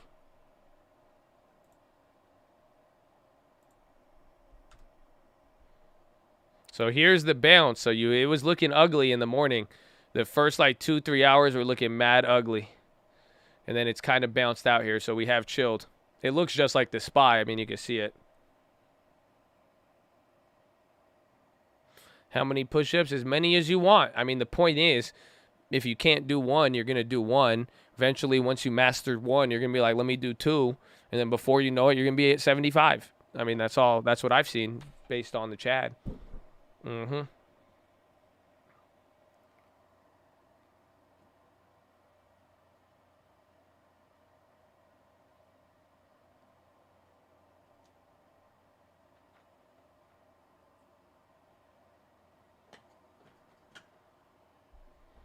What made you stop smoking weed? You've been thinking about it? I mean, I would just tell you not to think about it. Just go get busy, and then don't even treat it like a big deal with anything, realistically, even if it's like eating food or whatever it may be. But as long as you just stay busy, you'll forget about anything that gets in your way. It's a ironic thing. You just are bored, usually. That's what I've noticed. You got to do something with your hands, your mind, your eyes. Just do anything. My chunky self needs to be doing sit-up. Do whatever, man. Let's go. Just get the body moving.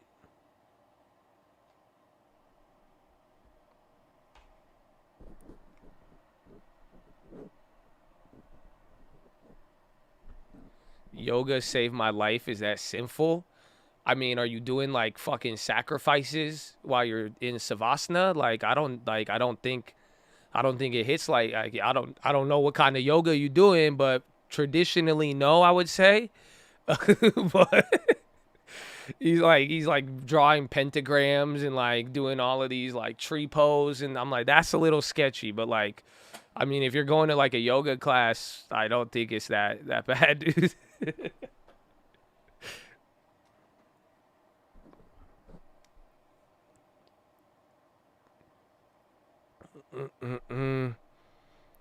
The long-term alerts are temporarily closed right now. We did that for, just a reminder that you got to act on a good decision while it's there, because it's not always going to be there. So I just wanted to kind of, push people a little bit more, because I said, I was like, they didn't want it. I wanted, a lot of people did want it, and I'm proud that they took advantage of it, but I didn't, it sells itself. I just wanted to make sure. I wanted to make sure. Lulu Nike. They're both hitting the top of the day. Bitcoin, little top. So if Bitcoin comes up, I mean, I think Bitcoin is now positive on the day. Pretty surprising. But that right there could be playing a little bit with inflation. Where are we since European close? Oh, shit. We bottomed out at European close. Interesting.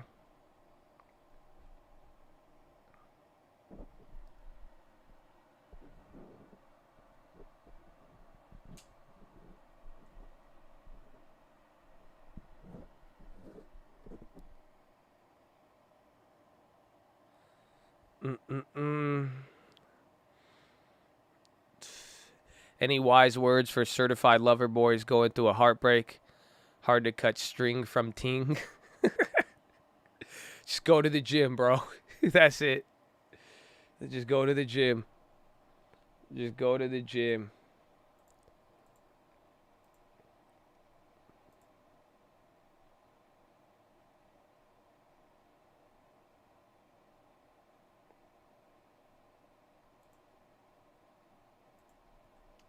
Let's see.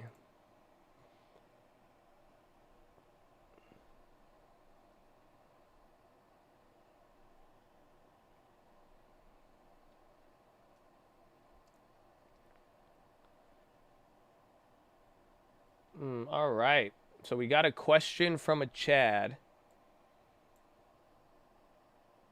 Please feel free to bring it up on stream. All right. I know you don't reply. I know you normally don't reply. Well, thank you for giving me flexibility. I appreciate you. I figured it may help me out. So I owe about $65,000 in credit card debt, which I know is bad debt, and the APR is at 20. Holy shit. Yeah, we got to do something about that. I'm 26 and I make about $75,000 a year in my normal job. I have the money to pay off the debt, but I have to sell my positions and assets that I truly love, like Cardano or some stocks that I own. I had a bit of spending problem when I started working and ran up the credit cards. Right now, I don't see any other way to pay for the debt. I know if I pay off the debt, I'll be able to save more money, likely $1,500 to $2,000 a month. As of right now, I'm only saving $500. I believe the ADA will be worth more than it is now in 5 years, but having the debt is driving me a bit crazy. I can't even buy a house because of the debt I have, which I really want to get. I've included screenshots of stocks and crypto. I bought ADA 4 or 5 years ago at 5 cents, and Ethereum and Bitcoin also very long ago. I don't remember what price I got it at. If you were in my shoes, what would you do? So, oof, my friend. My friend, this one's difficult. Because honestly, well, here's the thing. How bad do you, like, you want me to give you, like, the Arab answer? This is, like, OG how you could do it. He's not really, no, I don't think he's gambling. I mean, he sent me his portfolio. He has a long term. So he has 53,000 in the long term. And then he has 61,000 in crypto. So he's sitting on 120,000 cash, low key, or liquid assets, more or less. So, yes. And now he says he wants the house. That's just crazy. I would try to, I mean, if you can, I think the first thing you could do, I mean, here's the answer is pay off the debt. But now you have some creative options. If you don't want a house, like, or if you want to just, if you really think ADA is going to go crazy, right? Or if you think all of this, if you think all of this stuff is really going to go up, just default on the debt. This is not a recommendation, but I want you to understand what I'm saying here. You could negotiate that debt down, but if you're really saying that, you don't want to, I know it sounds like awful advice, but the point is, it's just like you could negotiate that debt. If you really think Cardano and the other stuff is going to go up in value there, I mean, and this is fat interest, this is unsecured credit card debt. That's what happens a lot. So you could even turn it into, you could negotiate and just, if you could get a buyout deal for half of it, there you go. But then your credit is going to be fucked for 7 years. So your house is going to be a little bit weird, if that makes sense. That's the first part, okay? Second part, if you want another creative option, you go and, what's it called? You go and do a balance transfer immediately. Go find a zero down program. Go find a 18-month zero down. So then that way you can, you don't have to go Chapter 7 to default on a credit card loan. It's just going to hurt your credit for 7 years. That's all. And then you could negotiate it. And then that way he could walk away paying 10 grand, 20 grand on 60,000 instead of paying it all. But if you could consolidate all of the debt into a balance transfer, go find another card, so then that way you're just not getting eaten alive at 20% interest, that's a second smart decision that you could do where it keeps you in the same position, but it's at least going to save us 20% a month. That right there would just give you more time to maneuver. Otherwise, I would pay that debt off because right at 20% interest, you're getting railed. Like you're not like there's no way you're gonna make 20% a year on Cardano, unless it goes up 100%, or literally in the next 5 years. If you think it's gonna double, like it's gonna go crazy. It will go crazy. So I would try to pay it. I would try to pay it out. Amazon seeks used long range cargo jets able to fly from China. There you go. A bank on NVAX. Did you play the little pop there? Is it still going? Yep, NVAX second leg. That was a good call out.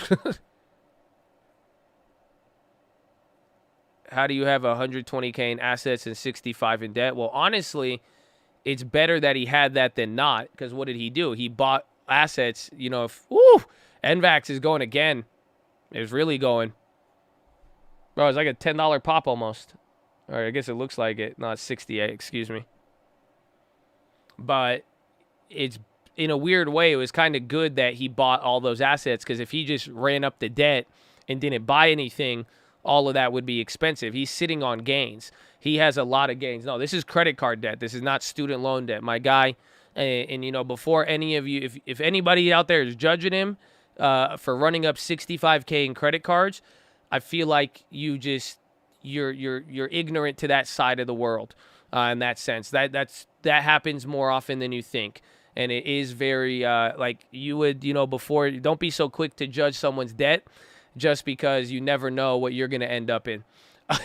It's real life, So it's good. I mean, he could pay off. Again, the smartest answer or the easiest answer is to pay it off. If you want to finesse it, you have options. A balance transfer could save you a lot of money right off the bat. and then you could keep your credit. And then, but then again, here's the thing you got to think of. If any of those stocks or Bitcoin or Cardano gets clapped, you're going to be in a worse. Oh, UPS is clapped off that. Yo, UPS is clapped. I didn't even think about that. Yo, UPS, check FedEx too.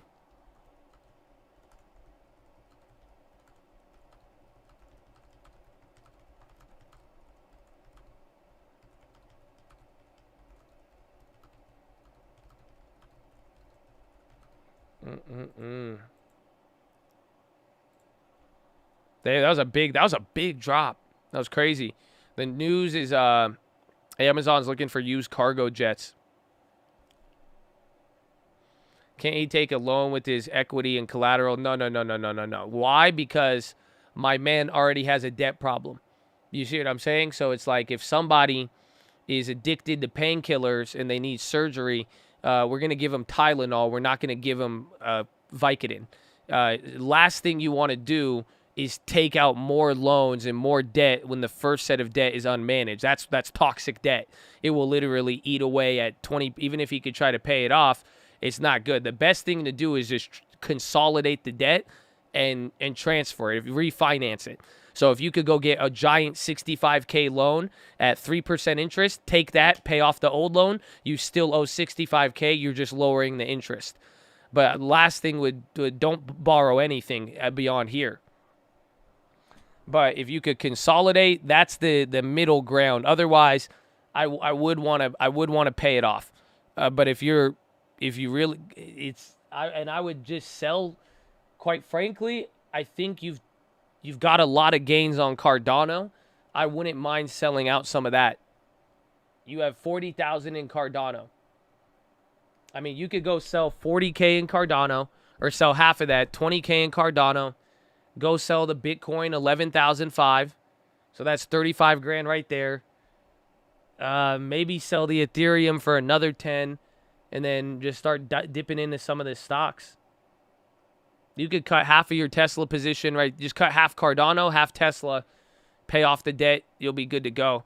Or just see what you could do for the consolidation. I know it sounds weird, but because I'm saying sell and you guys are saying don't sell, but you have to realize what's happening right now. Like, what is the situation? Yes, traditionally don't sell. I agree, but he has a life event. He's getting reamed by 20% interest. Do you guys realize how much that is? Let me show you a credit card interest calculator. Like it's so hard at 20% interest on a revolving line. That's insane. It makes it where even Tesla and crypto won't be able to beat interest. There's no way. It's compounding.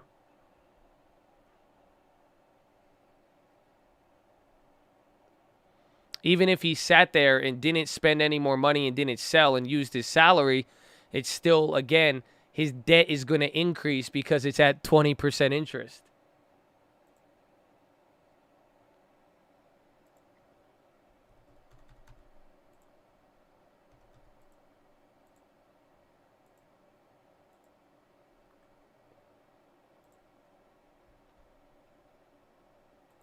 Let's see.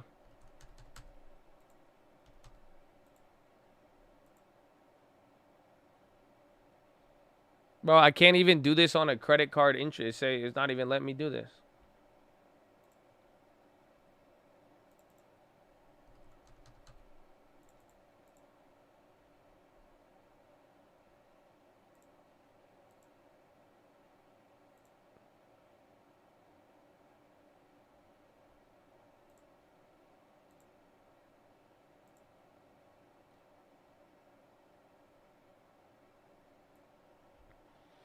So literally his minimum payment is $1,700. This is 65,000, 20% interest plus 1% of balance. Minimum payment, you're at $1,700. If he paid just the minimum payment, he's going to end up spending 107 grand by the end of it. So it's like you're, well, I don't know how much a year that's going to be. Was there amortization? Yeah. Yeah, so take a look. So he pays one payment today. 1,000 of it is going to interest. He's losing $1,000 a month in interest up until it goes to $800 by almost year 3. That's 500 months to pay off. That's like on it. That's a worse deal than even purchasing any supercar you could think of. So yeah, you negotiate, but again, he's going to spend a lot in interest. I would love to negotiate it for him, but the problem is, I mean, you're gonna do some, like, you have to be willing to negotiate. Like, you have to be willing to fuck up your credit. That's it. Like, no one's gonna negotiate. This guy, if you have assets, you have a job, why would they take your, why would they want it? Essentially, so that's why I said if he doesn't want a house in the next 7 years, or if he's willing to put 20% down on a hard money loan for his first house, then you're gonna have to get hit on the credit to even negotiate. That's the only way you could do it. The consolidation is the easy choice. Go refinance the loan. Somebody will give you $60K at 5% right now, and then boom, he just slashed the interest by 75%. But then, or he could literally eliminate it now, trim some of his positions, walk away debt-free, still have income, still being able to save, and then having a portfolio half the size. So it wouldn't, I think you either, if you wanted to be greedy, default it. If you want to be wise, I would just pay it off. I would just cut half the positions. You still walk away with equity. You walk away with the job, and now you have no debt, and now you could go get a house. Credit counselors will negotiate debt and interest without default. Well, you got to be careful with that. A lot of those, sometimes it's kind of either scammy or they will run you into certain situations. If you're going to go the credit negotiation route, or you're going to pay somebody for it, you're going to run some sort of risk, or you're playing a game at that point, and it's a good game to play, but you just got to know what you're getting into.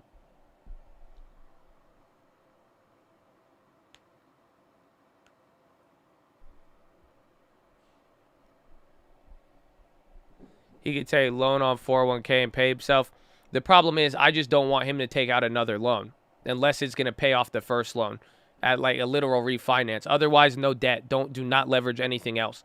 If you wind up in the one debt problem, doing a second one is not going to help.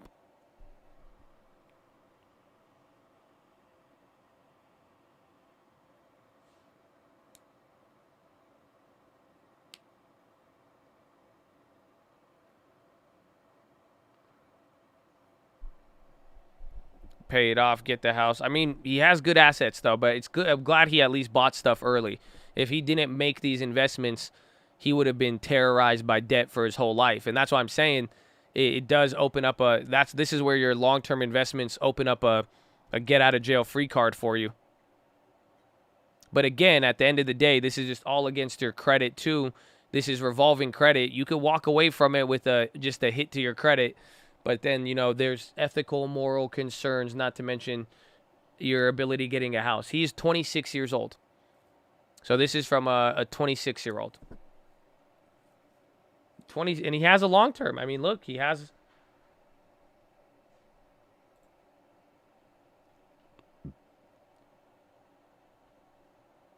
With negotiating with the credit, no, you just want to you just go to, if credit, like I'm saying, is that it's not that negotiating credit is bad or credit counselors. You just got to go to someone that has good reviews and is trusted, because there's just a lot of, I mean, you're in a distressed situation.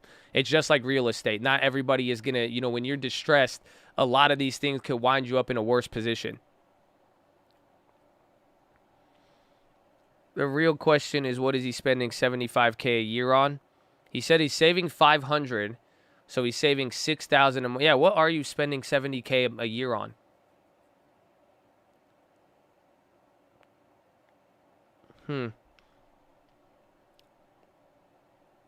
But yeah, to have 100K equity with 70K income, it's not bad. But here's the portfolio.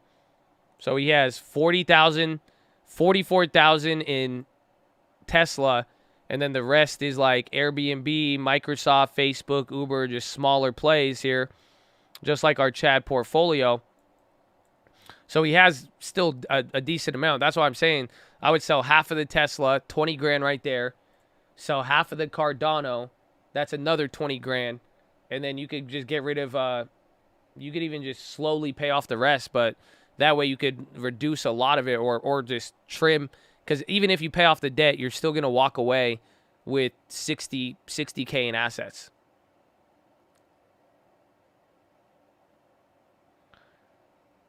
I know, but you guys got to, even then though, even if he is making 70K a year, that monthly payment is $1,700 a month at the minimum. So you guys, so he's saving $6,000, spending $21,000 mostly interest, and then what about what's it called? And then rent or anything else along those lines, you'll get clapped.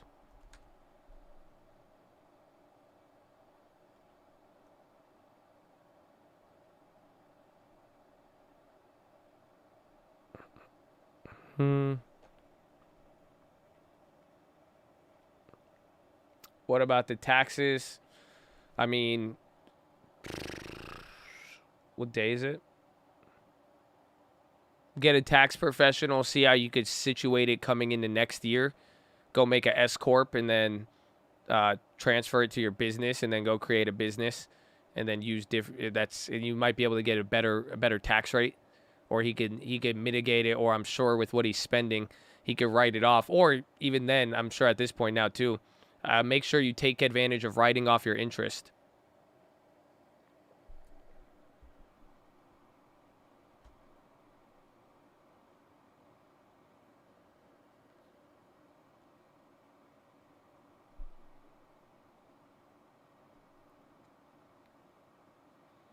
Tips for being able to generate equity. How do you feel about FHA? FHA is great. It's good. For generating equity in a house, I mean, go with the best location. Best location. AMC big pop. NVAX chilled out. That was a nice move.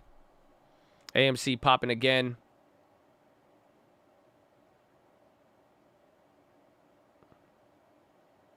Comes the memes.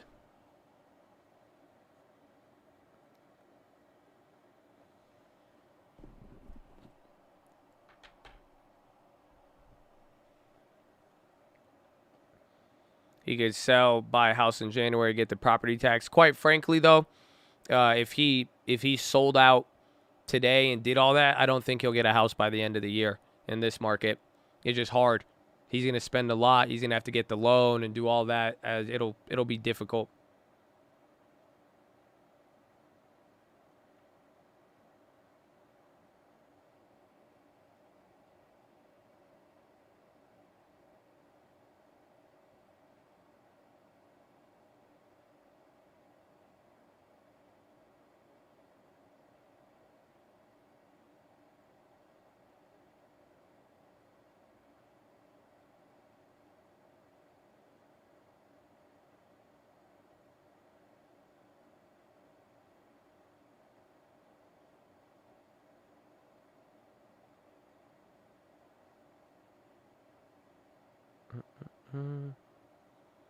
UK gas shipper will no longer supply to utilities.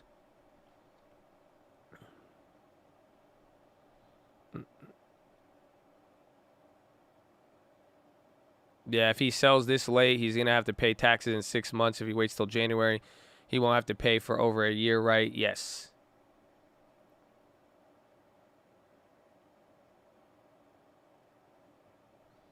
Why not pay off the debt now? Again, the easy answer is pay off the debt, but it just there's a lot involved. He has 3 different options. You could take the arguably scumbag route and properly default this debt and find a way to get out of it. You could consolidate it and buy yourself more time so you don't get killed by interest, or you take the L, you have to sell assets, and then you pay it off, and then boom, you're a brand new person. That's it.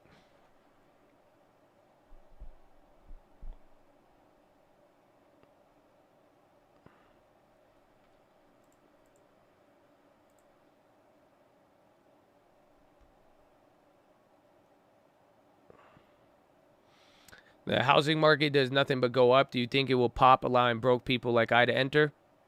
There's no such thing. I mean, prices will stabilize. I don't think it's not. You're never going to see house prices go down like they did in '06. You're not going to watch a 50% drop. But it doesn't matter whether, you know, it will be hard the less money you have. That is granted. But, you know, I've witnessed my foreign-ass parents come from Egypt and find a way to do it. And even a lot of the people we've helped with houses, I've gotten a lot of people. I've even helped felons get a property before. They got out of jail just a few years ago, and they were able to scrape up some money. I mean, if you go about it the right way and you actually look and you put, you know, you work for it, there's an opportunity you could get into real estate. It doesn't matter what the prices are doing. That's why I make it such a big deal, because with how strong and how expensive that market is, that's where a lot of opportunities arise. But, ladies and gentlemen, God bless you. Make sure you subscribe. We're live Monday through Friday, 30 minutes before open. Drop your thumbs up on the video. If you're on mobile, press hide chat, X out the chat, hit the thumbs up button. Second link for the nightly watch list and main channel. First link for the Scream Alerts Bootcamp and Real Estate course. Follow me on Instagram at the Trading Fraternity. I'll be right back. I had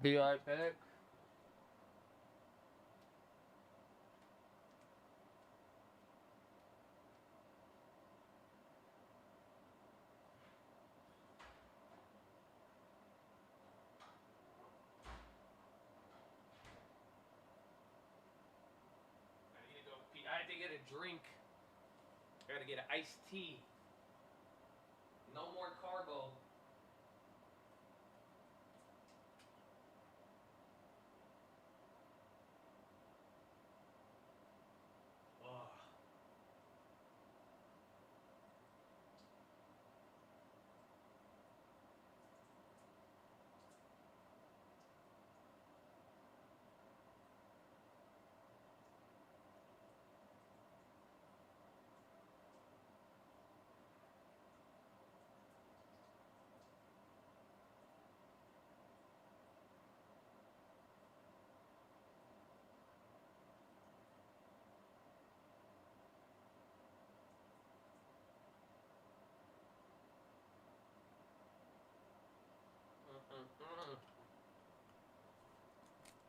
Hood didn't hold.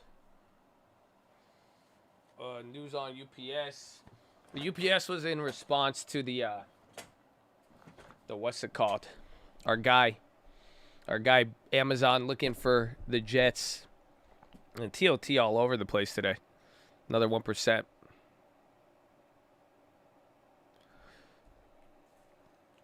Mm-hmm.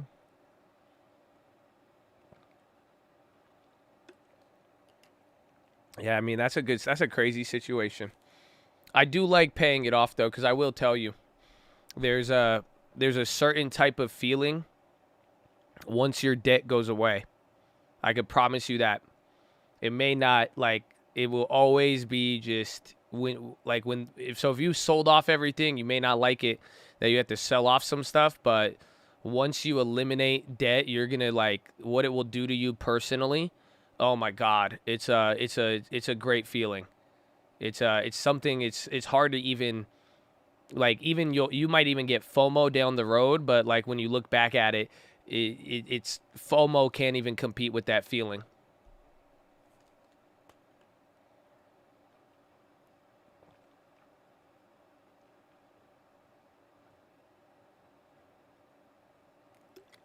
Uranium. We've been talking about it the last couple of weeks. I was looking at it even with the other materials going up, but I didn't make a play on it. It's been the last 2 days. It did come back up.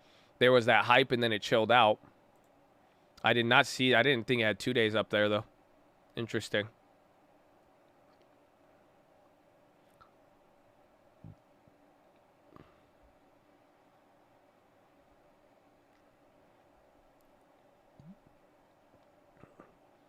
I needed to hear that too. It's good. If he's making $4,500 a month and keep his expenses under $2,500, consolidating can pay off the debt in 3 years at 65, depending on the interest rate. But yeah, consolidation is a good move. But the thing, I mean, there's just two things. I mean, he has the money now. If God forbid Cardano drops, God forbid Tesla goes down, that debt is going to stay there. That's the only problem. And then the interest rate. That's why it's like it's a gamble in and of itself.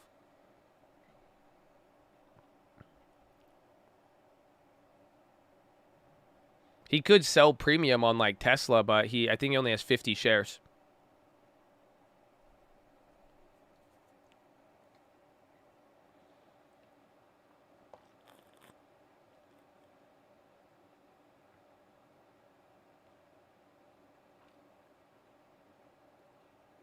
Yeah, he could pay off half of it and lower that amount. But that's the risk, though. That's why you need to consolidate it. But the point is that we've always said this, with whether it's a student loan, a mortgage, or anything, there's no point of investing if you're getting eaten alive by interest. That's all. Because where can you get a guaranteed 20% every month? Think about that. That's 20%. I'm pretty sure, right? Or it's like divided by, it's like he's probably getting charged 3-4% a month, equating to 20% a year. So it's like, and that's off of the carrying balance that's already high. So it's like if you can't find a way to make more than your interest, then your investments aren't, you're taking an L.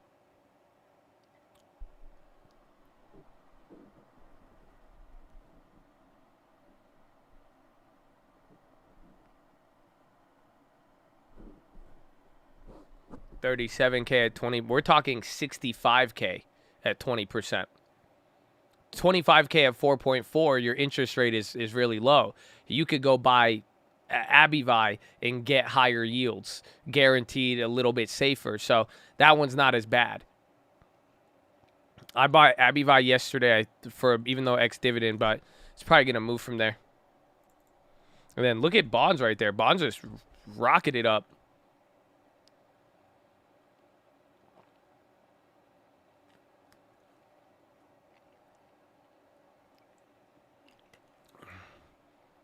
That's 13 G's in interest. It's 13 G's in interest, probably with another 7K in principal.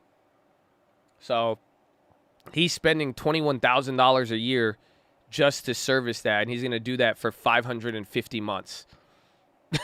I'm telling you, it's nutty. So by the time and who again, if anything changes with that, so many different things. But I think the best first step is consolidation. If you could consolidate the loan, find a way to turn it all into one giant loan at a lower interest rate, you should be good.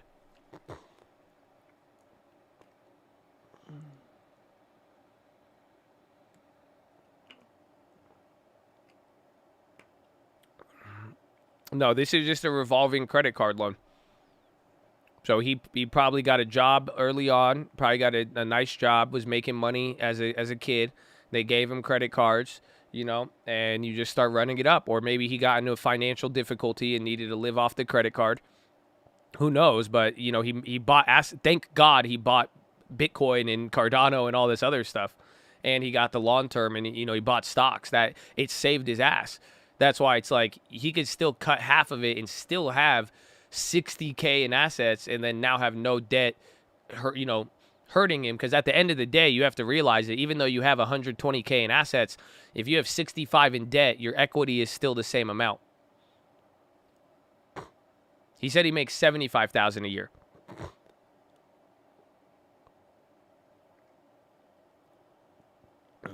Don't sugarcoat it, cocaine and hookers. No shame. No, that's inaccurate. You can't buy those commodities on credit. It's cash only. Come on, man. Rookie. So it was probably going out to the bars maybe. Maybe you wanted to buy something like this, buy something like that, So it's just whatever the reasons. It could be anything.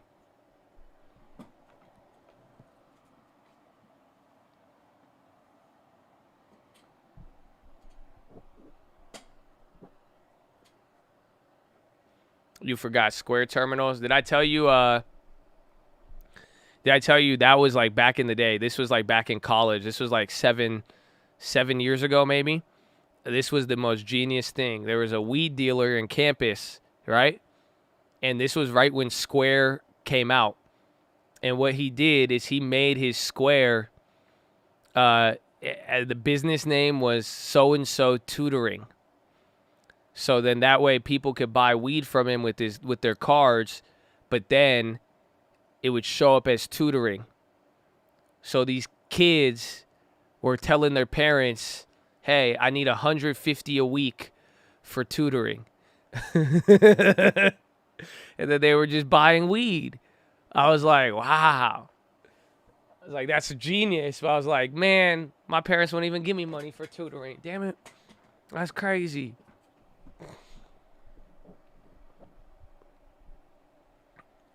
That is just very genius. I was like, wow, all right.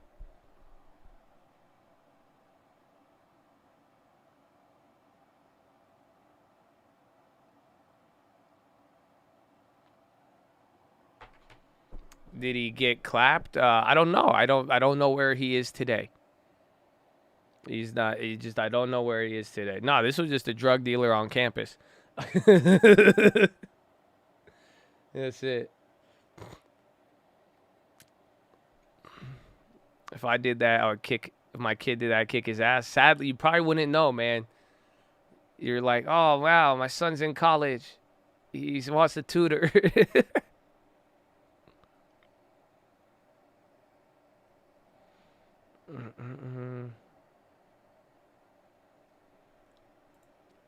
Word on the street, he's still tutoring to this day. That's amazing. It's amazing. He paid his taxes, is just chilling to this day.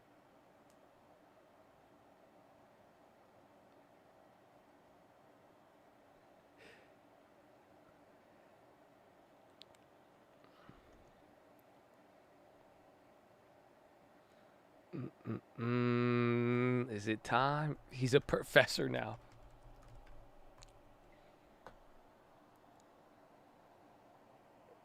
Hello, I'm Ankush from India. What's up, Ankush? Ankush or Ankush? I'm down with whatever. I love it. Welcome.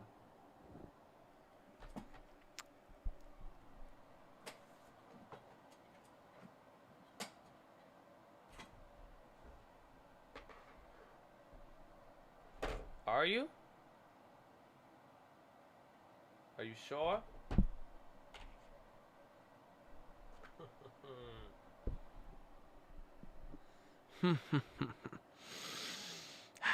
Smells.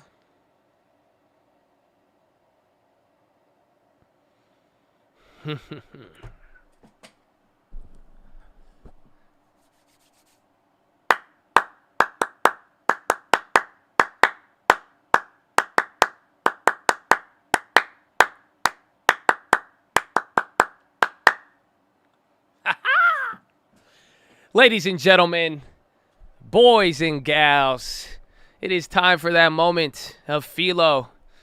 This is one of the most unique things that we do here. Isn't that a damn stock market channel? Here to give you just some deep thinking. You know, it has a little bit of spirituality and positivity. All of this sprinkled on top of it. It's amazing. And honestly, big shout out to all of the people who even stay in tune with everything. I mean, whether it's stock related or not, but I'm telling you, just it's beautiful to see so many people hyped up about PHILO, and I really hope it does like give you guys what it gives me. You know, this is the stuff I think about. I mean, this is the journey I'm on, and I hope with every day, man, I really hope you guys realize it's something I got to remind myself for it, but this is why I'm here. You know, I want to get better every day, and I hope that you guys are able to learn from it as well and just understand, you know, I am not perfect, no way at all, but I am always progressing, and that's what it's all about. You know, it's here for us to be able to share with each other, you know, stuff about life. Again, we're you know, imagine having a couple thousand people, you know, weighing in on your situation for debt. You know, you got people helping out. I mean, and all of us are going to progress, and, you know, we're going to go through different steps in life and learn how to do things. So hopefully all of you just Keep that mentality strong and always look to get better. You're not perfect. Nobody is. But that's, that's some of the beauty in it. So I'm excited for this one. And I'm excited to share this PHILO with you guys. I'm going to give you a reality check. So if you heard yesterday's PHILO, I needed you hyped, baby. I needed you hyped because we can't, there's no point in keeping it real with you if you're not even interested. You know what I'm saying? I'm not here to I didn't want to knock you down without letting you see the good first. You know what I'm saying? And then this shouldn't really knock you down. And I will tell you this, I am going to use some God terms today. But if you don't really vibe with God in that way, I really hope you don't miss the opportunity to learn from what I'm about to say.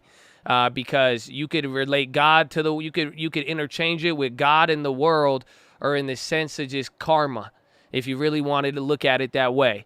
But I'm just trying to say everybody could get something off of this, okay? So I told you yesterday, we talked about discipline. Let me ask you this.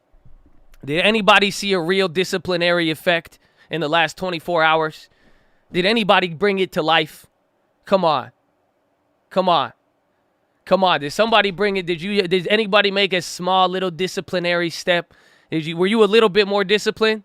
Did you make a bigger effort? Your mom noticed? Hell yeah. Please, I hope you were, man. I want this to come to life. Good. Now, let me tell you something. Keep going.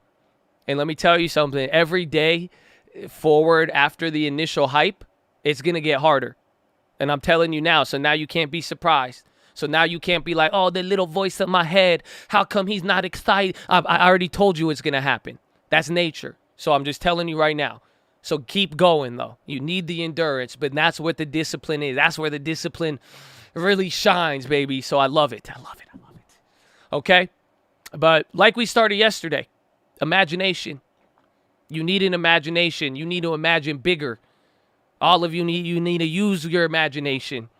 And how if you can imagine it, that's what you'll get. And we need to widen the scope. And how all of these things are going to happen. And how good things will happen. And a man can accomplish anything. Right? You guys remember that? I believe it. I hope you know I'm not here to spit you bullshit on it. I will tell you what I believe and what I don't believe. You can accomplish anything. We talked about that. But you know what today is? Today is not about it's not about imagination. It's about fantasy. I love the word fantasy. You see, because this is the problem when we talk about imagination, when we talk about you become what you think about, when we start talking about you could accomplish all of this. And yes, some people have the problem of never imagining anything in their life. And a lot of people have the problem of never really doing anything. But do you not know what the other problem is? Huh? What's the other problem? A lot of us are living in fantasy land. Oh, y'all don't feel me. I could end it right now if you would like. Again, here's your offer. Because I hope some of you take a real introspective look and realize, and then I will say most people in here have a lot more fantasy than they expect. I promise you. Ooh. It's good and bad. Because I'll tell you, at the end of it, it's very relieving to know there's nothing like waking up to reality. You know what I'm saying? There is nothing like when you realize it, when it's like, wow, that's what I was doing. You know, you ever wonder, you're like, well, how come things aren't working?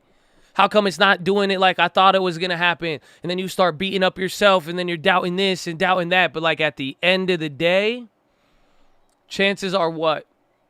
You were probably living in fantasy. And you got to wake up.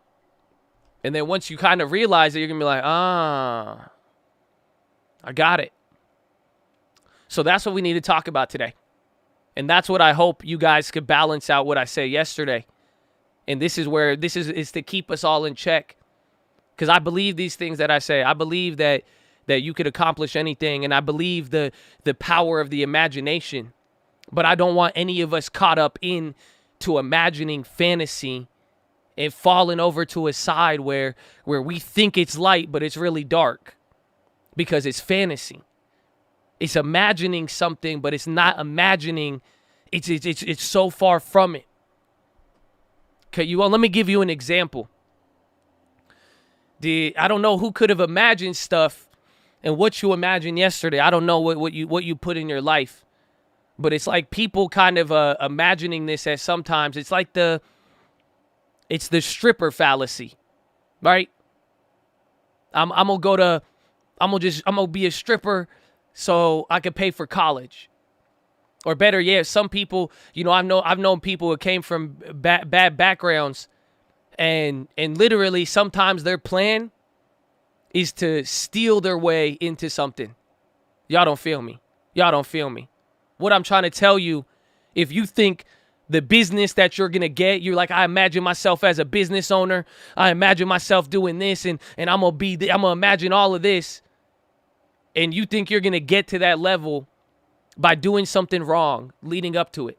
Or you think you're going to rob your way. You think God is going to let you hit a lick for your initial capital. You know does that make sense? Or some of you, I don't know, some people, some of y'all looking for a wife. You looking for a husband. Guess what?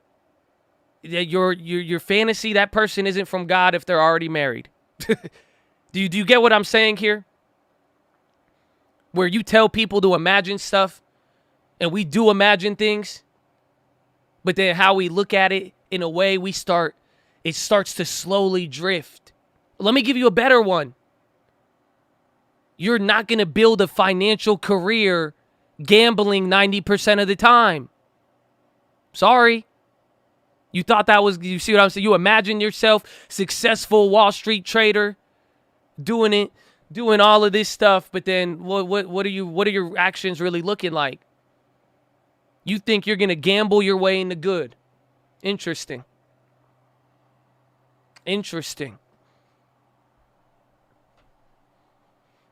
So that's the main gist of this.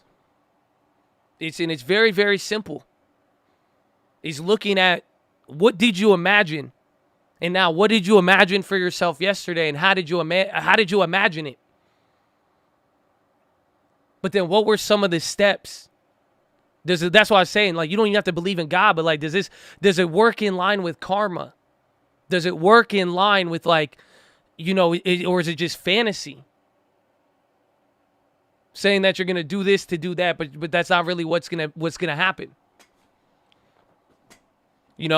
I'll give you something simple. This is how you could know, and this is the problem when it comes down to imagining stuff, and then when we make our decisions. But it's who it's for, and like what you're really doing it for. Because I'll tell you right now. And some of you may not vibe with it because God is in there. Oh, no. But you can see what I'm saying for the good of the world and just being good in general. But I hate to break it to you. It is a fantasy if it doesn't glorify God. What I'm trying to tell you, if it's all about you and it doesn't benefit anybody else, it's a fantasy. I really hope you know that. Just very simple. It is very, very simple. Like, this could get very complex. Some of you could find ways to doubt you. It's like, well, shit, I'm confused now. Nah. Who are you doing it for? You see what I'm saying? You see those examples? Where it's like, you want to, like, why do you want to even be this trader? Why do you want to make this much money? Like, think about it. Why do you want to start this type of business? Why did you want to help that person? It may sound good in general, but if you're doing it to bring glory to you or whatever you think it is, or whatever part of your ego or insecurity, like what is the part that's trying to get glorified? And see, y'all won't keep it real. I'm sorry. And not everybody will. Oh, but that's where I got to look at myself. That's where I got to keep it real. It's like, okay, why did I do this? Why did I buy that? Like, really, why did I think it was going to be like this? And then I got to hear this. And that's why I was like, damn. It really gave me a reality check on some things. Because I was excited. I was imagining. I'm ready for discipline. And this is where the discipline comes into it. Because it's like, am I doing things that are really aligning with what I feel?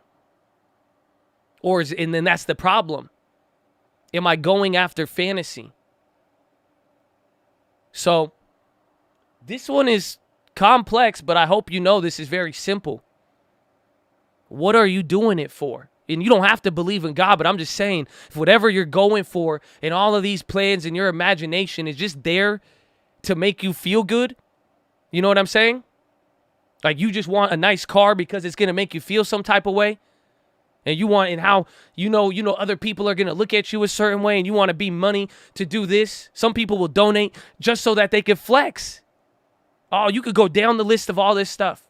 You put God in it, put God not in it. I don't know, but it's like, it's not really real. It's fantasy. And you create this elaborate lie to yourself to tell you that you're good. Like, you're like, I'm doing it for this. You know, no, I'm doing this so I could become successful and I'm going to help people. It's like, no, like you just want the kids that you went to school with to respect you now. You just want people to not treat you how they did a couple years ago. And this is where this is what I'm trying to say is this is where we run into problems. This is where we don't accomplish things. And this is where we waste a lot of time. Because why? We're trying to do something and we're saying it's because of this. And you're imagining it like this. You imagine you're going to start off of the wrong foot. You're going to help people by hurting them first? Interesting. So, I don't want you guys to waste time. And at the same time, I want you to put your efforts to something that is going to be worthwhile. And whether you believe in God or not, I mean, this is an age-old concept of wealth. You want to enrich yourself, you're going to need to enrich others. It's very, very simple. To think that you are going to enrich yourself without helping somebody else or doing something in that sense, oh, you're living in fantasy land. I know there's a lot on the internet. There's a lot you could do it nowadays, but at the end of the day, whatever it is in life you're shooting for, if something else is coming first, besides God, besides a goodness, an impact, some positivity, you are living in fantasy land. Does it mean you won't get rich? Nah, you could probably get rich. You'll probably be unhappy. I met a lot of rich, unhappy people. I've met a lot of rich, bitter people. Oh man, and it gets worse too, especially when you get older. Imagine you said, I'm doing it for this, but you were really just doing it for yourself. You know, you just wanted people to look at you a certain way. Then 5-10 years go on, you get what you were working for, but then something's still missing. So I don't know if people feel me on this. Some of us may have already experienced this if we've been lucky enough. But the point is, make sure you have some discipline on your imagination. And I don't want you to imagine something that just isn't really real. You know, some stuff is real. Like, you know, again, like you see what I'm saying? Like you're going to go have discipline. You're going to spend time learning something, making small, good decisions. That sounds real. That doesn't sound fantasy land. Yes, you want to benefit yourself, but it's not to the point where you're saying, I want to benefit myself so much, I need it now. And I'm going to create this illusion that if I just get this money from here and do this, and then we start with this and then that. That just don't sound real. That's fantasy. So I think it's easy for us to get it, but I hope a lot of us could check ourselves and really look back at what we've been shooting for and looking back at what we've been doing and just ask yourself, is this fantasy or not? Is what I'm doing, is it to glorify myself in these little weird feelings I got? Or is it is there really a bigger purpose? Like, do I really care about my family? You know that? Well, I say that with the long term. Like, you know, something for the future. Like, do you really care about your family? Then great. Because you're going to want to be there in the long run. You're going to want to protect your money. You're going to want to be smart about it. Not make $1 million tomorrow. Yes, that would be nice. That would help them out, sure. But come on, that's fantasy. That right there, telling you, could take you a long way. Could take you a long way. But it's just all about just checking yourself real quick. And I hope you could do it. And I hope some of you will realize, it may sound like this is a reality check. And again, like I'm saying, a lot of people, y'all, we all, I'll say we, it's not even you, it's we. We are living in fantasy with so many different things. And it's so much around us. And it's just so often. And it's so easy to fall into it. I mean, the devil is good at his job. I'll tell you that much. But don't miss out for the positivity in this. Because I'm telling you, some of you will realize it's a relief. You can be relieved by the end of today. That's how I felt. Because then I was excited. And then I really got to use my imagination. Then I got different ideas. And realized a lot of this stuff I'm looking at is pretty pointless. There was something deep. I said it was for this, but there was probably this reason behind it. And then once you're able to get past that, oh, you know what we call that? This is why it's positive. It's called clarity. You see? So if you don't look in your mirror and if you can't call yourself out on fantasy, my friend, you are probably lacking clarity. Don't play with me. Come on. I just wish, don't you wish some things were clearer in life? Right? I'm like, God, just make it clear. Like, I don't get it. It's like this and that. Even the debt situation, we could look at all this. Like, come on. It makes sense. You're fighting reality and fantasy. How can you have clarity if half of what we're living in or what we're desiring is just based in fantasy? So that's why I'm saying, if you could please just call yourself out on it and just take a little bit, you will get a lot more clarity and you'll realize why you're doing what you're doing. At least you took time to think about it. At least you gave it some attention. But now you're going to get more clarity in that aspect to say, okay, I know what I'm doing it for. This is why I'm really doing it. So then that way you're not going to waste people's time either. You're not going to waste your time. You won't waste people's time. You're going to know what you're doing it for and why you want it. And then, gets better yet, if you want a path, it's very simple. I'll tell you right now. If you're on a path and you're working on something and it's benefiting other people more than you, you're probably on the right path.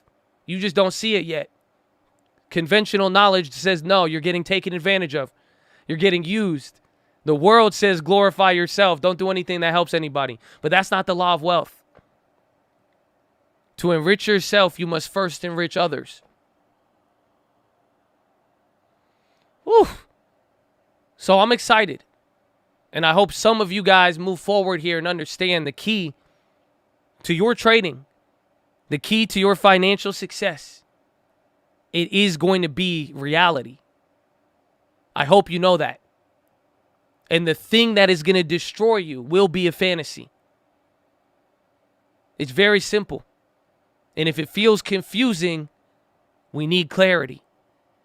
We need to be able to imagine, but then we need to get the discipline to say, yeah, that's a little bit of fantasy there. And that's where it gets exciting. Because that's when you start hitting new levels. That's when you start growing. That's when you start becoming something and now literally flowing into what your purpose is. So I'm excited about it. It punched me in the gut, but it woke me up too. It really had me look at what I was doing and what I want to do. And I hope you guys do the same. So I hope you're ready. And I hope you take that to the bank. But that is your philosophy, ladies and gentlemen. Make sure you guys are subscribed. We're live Monday through Friday, 30 minutes before open. Drop your thumbs up on the video. You're on mobile. Press hide chat. X out the chat. Hit the thumbs up button. Second link for the nightly watch list and main channel. Deposited. Let's go, baby. Woo!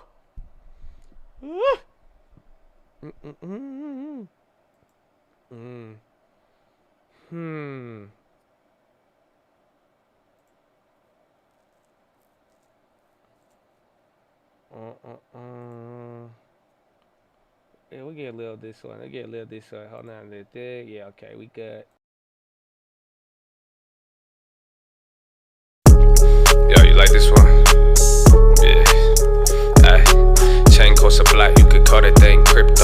Strategy, EDM, buy when it dips slow. Hands made the diamonds for I got it on my wrist, bro. Did it for my family and what matters like a Winslow. Why you think the rearview always smaller than the windshield? We just getting started, I ain't even on my 5th gear. Ask me if I bought it, let's just say it's been a good year. You keep buying shots because that shit over your head, bro. I ain't with the problems, I just mind my own like crypto. Calling got my guy because my buddy in my pistol. Stop it, why you lying, why you talking all that shit, bro? Only way I'm not dope if you looking for some crystal. I got condos in apartments and I'll buy your crib, always sunk on advances in the F is for the fiscal. Tryna bring Nigel, I'ma tell you that's additional. Ain't taught I read my Bible, it ain't taught you jerk your dick, bro. Sorry, that was yours, let him all. Pray to God, he don't talk. Flip a coin, cop a car, flip a coin, clap them all. You a boy, I'm a guard, you a core, I'm a shard, you employed, I'm the boss. Somebody should've told you who you fucking with. I feel I'm J-Pad, one day I say the government. Learned it from the street, you cut the rate till it stop bubbling. Sound like I'm talking drugs, but I'm just talking about the policy. Money print monopoly, MMT philosophy. Bitch, I got degrees, but I make more than the whole faculty. See you in your feelings, that ain't really good for profiting. You could use a PHILO, maybe go and take a jog and shit. See, I could do a lot of things you can't. We ain't talking unless you working at the bank. Nah, I could get a bag 100 different ways. I got options, I ain't talking about just choice. Why you looking like you got something to say? If you eating, why you staring at my plate? You amazed, but it's just another day. If you sleeping, then I'm probably getting paid.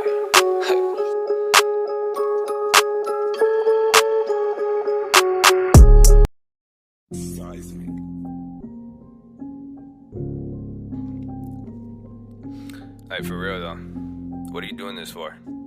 Like, ask yourself that. Hey, Fly J, turn this shit up. It took a while to get here. Told the daddies take care. You could ask my mama, been hustling since daycare. So I had a lot of time to get me all these haters. Talking God in every song because he showed me favor. But don't get it wrong, Tyrone, you meet the maker. I'm a weirdo. Study coaches, ran the planet. Learn the earnings in the balance. Serve a purpose, not a man. I'm a working in the famine. I learn working from the end. I'm the sickest motherfucker that you never seen before. I care about the final score and worry about the leaderboard. What the fuck you smiling for? Start acting like you been before. I'm just trying to live my life. Watch all the seeds I'm planting grow. Yeah, there's some shit you probably read about. Business and constituents, some words that make you sleepy, yeah. But I just made $1 million trading news up off the TV, yeah. I put that shit on YouTube now, the youth is trying to be me now. So, take notes and not granted. Stay woke and upstanding. Buy hope and sell panic. That's a lesson in disguise, so you might wanna rewind that. Sell it on the high, decay time, then I buy back. I'ma take it, it's flagrant, but taking, take patience. I'm stalking, then waiting, then trade it. Support it or hate it. I love your engagement. I came from the basement, like Drake said. Started from the bottom, how I get here. Lots of risk management, I focus on the 10-year. All that matters, what's not when, just patient till it get here. I'ma do this till I'm dead, I hope I'm making this clear. Feel me, you should kill me, otherwise pay me no mind. But if you wise, pay me your time up. Try to fly and pay the fine, do what you want, your life ain't mine. Ask my brother, ask my bitch, everything I take my time. You tryna ride, I'ma teach you how to move. When the only option losing, the environment is fools. Let me inspire what to do, give them some value, speak the truth. The shit I'm speaking, this ain't new. The way I speak it, make it cool. I dumb it down, I act a fool. I'ma kick this lesson in this one, encompass all of it. You only get one life to live. You blow it, then you dumb as shit. Money is start coming in. Make sure you pay the government. Just learn the game, do what they say to teach you how to duck that shit. Yeah, I'm talking escorts, LLCs. This a loophole melody. Feel like I'm Pablo Medellin. I gave my people what they need. I told my God I had a dream. Me like for real. You telling me you think it's coming that easy? So yeah. Why you think I'm on my grind? I treat this life like it ain't mine. For that been beaten and despised. I've been seen, I've been admired. I've been angry all the time. I've been tired on this spot, but that's the devil, he a lie.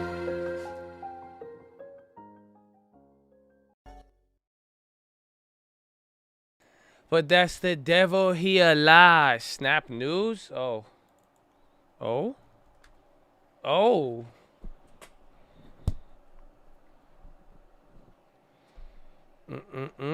Uncle Answers, baby.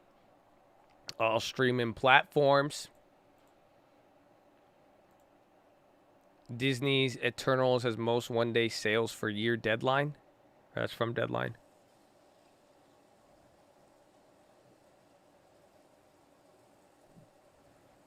That first one, that was Strategy EDM. Go hit it up. Uncle Answers, baby. All streaming platforms. Y'all been running him up on Spotify. It's beautiful. Am I going to break down the minutes? Yeah, I mean, we'll go over. We got 13 minutes. Maybe we'll listen to Saki a little bit, but the minutes are going to be super simple. I mean, we're just looking for, I mean, I already know what to be looking at in terms of we want to see if there was, what's the term? I'm blanking on it. Not the consensus, but we want to make sure that there's no dissenting opinions, and then what they explain for the track moving forward, or if there's any hints as to how they would go about the tapering.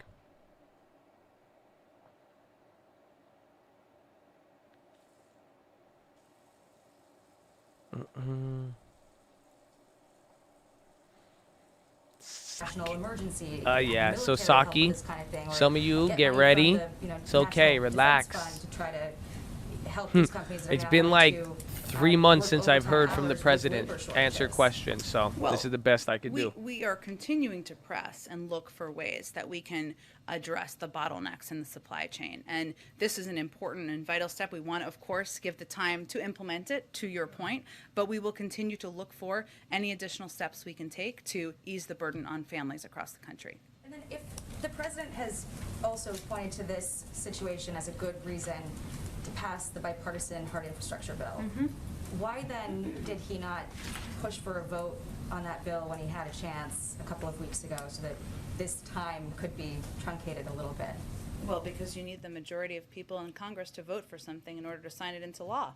And also because as it relates to addressing a range of issues in our economy, as much as wages are up and unemployment is down, we also recognize there are longer term issues we want to address, including inflation. And that is something, while it is going to come down next year, and those are the predictions, the Build Back Better agenda, the president's economic agenda, will help bring that down. That is what 17 Nobel laureates have told us and have told all of you. So he wants his entire agenda passed, and that's what he thinks will be good for the economy long term. And you, of course, need the majority of votes in both Congresses to get that done. Go ahead. In sort of a summary of this, presidents get blame or credit for a whole range of things that they may not have direct control over. Is there a sense in the White House here that the president could be blamed for a frustrating holiday season or shopping season if these goods don't flow? Is that an active concern that's motivating some of these steps? Well, I think, Kelly, what's motivating some of these steps is the president wants to ensure the American people are able to order goods, they're able to get toys delivered to their home, they're able to go to the grocery store and be able to afford meat and any goods that they want. He understands, and we all understand, that daily costs, as much as wages have gone up, as much as unemployment has gone down, as much as a lot of progress has been made on the economy, he understands these are issues that are impacting people in their day-to-day lives. I also, in response to an earlier question, we can't overpromise here, and I'm not going to do that from here because there are a lot of issues in the global supply chain. We knew that from the first day. That's why he set up this task force. That's why this has been a top priority, and we've been attacking those issues one by one because we know they have different challenges and different solutions. Any update yet on the president signing the debt ceiling legislation? We're just, as soon as it comes to the White House, the president will sign it, and we'll keep you up to date. As you well know, but for others who may not be following us or have followed this as closely, it can take some time to process, but as soon as it gets here, we'll sign it, and we'll let all of you know. Thanks, Jen. Can you tell us anything about the conversation with President Biden and Senator McConnell last week, what they spoke about? And also, could you clarify how many times they've spoken directly since he took office? I'm just not going to detail that further from here. He has known Senator McConnell for a long time. He does believe there are areas they can agree and can work together, and he's going to continue to seek opportunities to do that. Also today, there's some reporting today that Senator Sinema says she has directly communicated to the White House what she is and is not willing to do in these negotiations. Is that accurate? And if so, can you give us any sense of what your understanding is of where she is, in particular on prescription drug prices? We'll let her speak to her position on that particular issue. I will note that lowering the cost of prescription drugs is something the president is deeply committed to, and the vast majority of the American people would like to see happen. It makes sense for Medicare to be able to negotiate the price of prescription drugs. That's why he proposed it and put it in this package. But I'll let her speak to her position. Been in direct contact with the White House on this? Is that accurate? We have, of course. We've been in consistent contact with Senator Sinema from a high level. Of course, as you know, the president has spoken with her and met with her a number of times. She's been in touch with senior members of our White House team, and we're working with her. We're working with Senator Manchin. We're working with a range of Democrats to move this legislation forward. Go ahead. Thank you. Reuters is reporting that the administration is in touch with oil and gas producers about how to bring down rising fuel costs. I was wondering if you could say which companies and if you've asked them to increase production, and if so, how they responded. I'm actually not aware of any contact with oil and gas companies around this particular issue. There's other reporting that suggests that administration officials, including Secretary Granholm, Vilsack, and Blinken, met last night to discuss rising fuel prices. I was wondering if you could confirm those names, and also what are the options that they were discussing. Well, we are very well aware for a range of issues, and we should talk about those, that the American people are, of course, impacted by rising prices of gas in some parts of the country, not all, and also looking ahead to the winter season and looking at natural gas supply out there. Maybe they don't look at it exactly through that prism, but I would say we do. And so, of course, the president has asked his economic team, as they do on any range of issues impacting the public, to continue to discuss what the options are that we can take to address these shortages. Now, we know that some of the issue here is supply as a result of the pandemic, and there's a natural gas shortage around the world, hence the need for the United States to continue to export natural gas. There are a range of course, options that we can look into to help address, but I'm not in a position yet to outline anything more any additional steps we can take. Could you say if the administration has a preferred oil price per barrel? I'm not going to outline that from here. Go ahead. Is there any concern in the White House that the embrace of the Fed's use of transitory at best makes your job more complicated month over month to explain what's going on with inflation? At worst, could be misleading for folks who don't necessarily get that transitory may mean a year or longer? Well, the way we view it is that it's important to preserve the independence of the Federal Reserve, and that can give the American people and the markets confidence in what their projections and their predictions are. And that's long been how these issues have been approached throughout history. And we think that's important to continue that trend. Transitory, I guess I don't have an assessment of how many people know exactly what that means or what that means to them. We know that what the Federal Reserve and Wall Street economists and others are projecting is that the rate of inflation will come down next year. What that means is that as people have seen these increase in some costs of goods over the course of the last year or so, as the economy is turning back on, and as I would note, we were turning from a period of time where the unemployment rate was high, people didn't have a lot of excess money and wages to spend on goods, so naturally the demand has come up over the course of the last year, that is the projection is it's coming down. So I wouldn't say it's complicated as for us. We look at things over the long term, and we know that if the American people, businesses, the markets can rely on the independence of the Federal Reserve, that's good for the economy and good for the integrity of that. I think to put a finer point on it, I just mean that everyone was saying transitory in February and March. I understand the nuance and the economics of what's going on here. Yes, I know you do. But when the deceleration is happening slower perhaps than people expected a few months ago, and people are still paying 10 or 15 or 20% more for meat, and they're saying, why was it supposed to be transitory 3 months ago, 4 months ago, and we're still here? Does that make things more difficult to explain as to why this is the case? Well, it requires us explaining, and through working with all of you as well, that The cost of meat is also related to competition and the small number of large meat producers who have a dominance over the market, and the fact that a lot of these issues are not as simple as a one-sentence explanation, and that different industries have different issues in the supply chains, different issues that are causing some increases in prices, and also because we all understand the American people are not looking at cost-to-cost comparisons from this year to 2 years ago. They're looking at cost-to-cost comparisons to their checkbooks from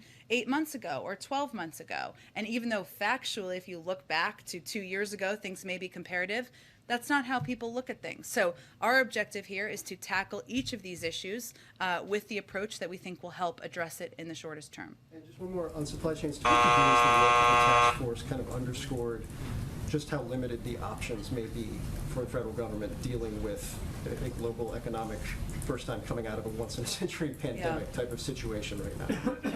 Well, I think there are some realities about an economy turning back on and moving from a period where there was low demand, where there was not the production of goods, even of a range of supplies the American people are looking for, that as it's turning back on and as demand has increased as it did, that there would be ups and downs. And that's what we're experiencing right now. And our hope and our intention is to continue to implement policies that will help address this over the long term and ensure that we can address inflation over the long term, which is exactly what the president's agenda will do. All right, get ready. Saki's cool and all, but Fed minutes are about to come out here in about 2 minutes. 2 minutes for the minutes. So get ready. You're going to see a market move. Depending on what's in it, we will probably get a bigger or smaller move. I mean, but I will keep it updated. But get ready for that here. So just keep your eye on the ball. Go ahead. Thanks, Jen. I have 2 questions. The first is just on the rules around the employer mandates or around vaccinations. Sure. The OSHA regulations? Yes, the OSHA regulations, sorry. Getting to the White House today or yesterday, and kind of what's next, how long you think it will take for the White House to review, since this is an emergency situation and has been framed as such. And then how long it would take to implement, like sort of what's the time frame for this actually happening now? So we don't always typically pay attention to the OIRA process, which is understandable, but what's happened right now is OSHA, Occupational Safety and Health Administration, they created these regulations.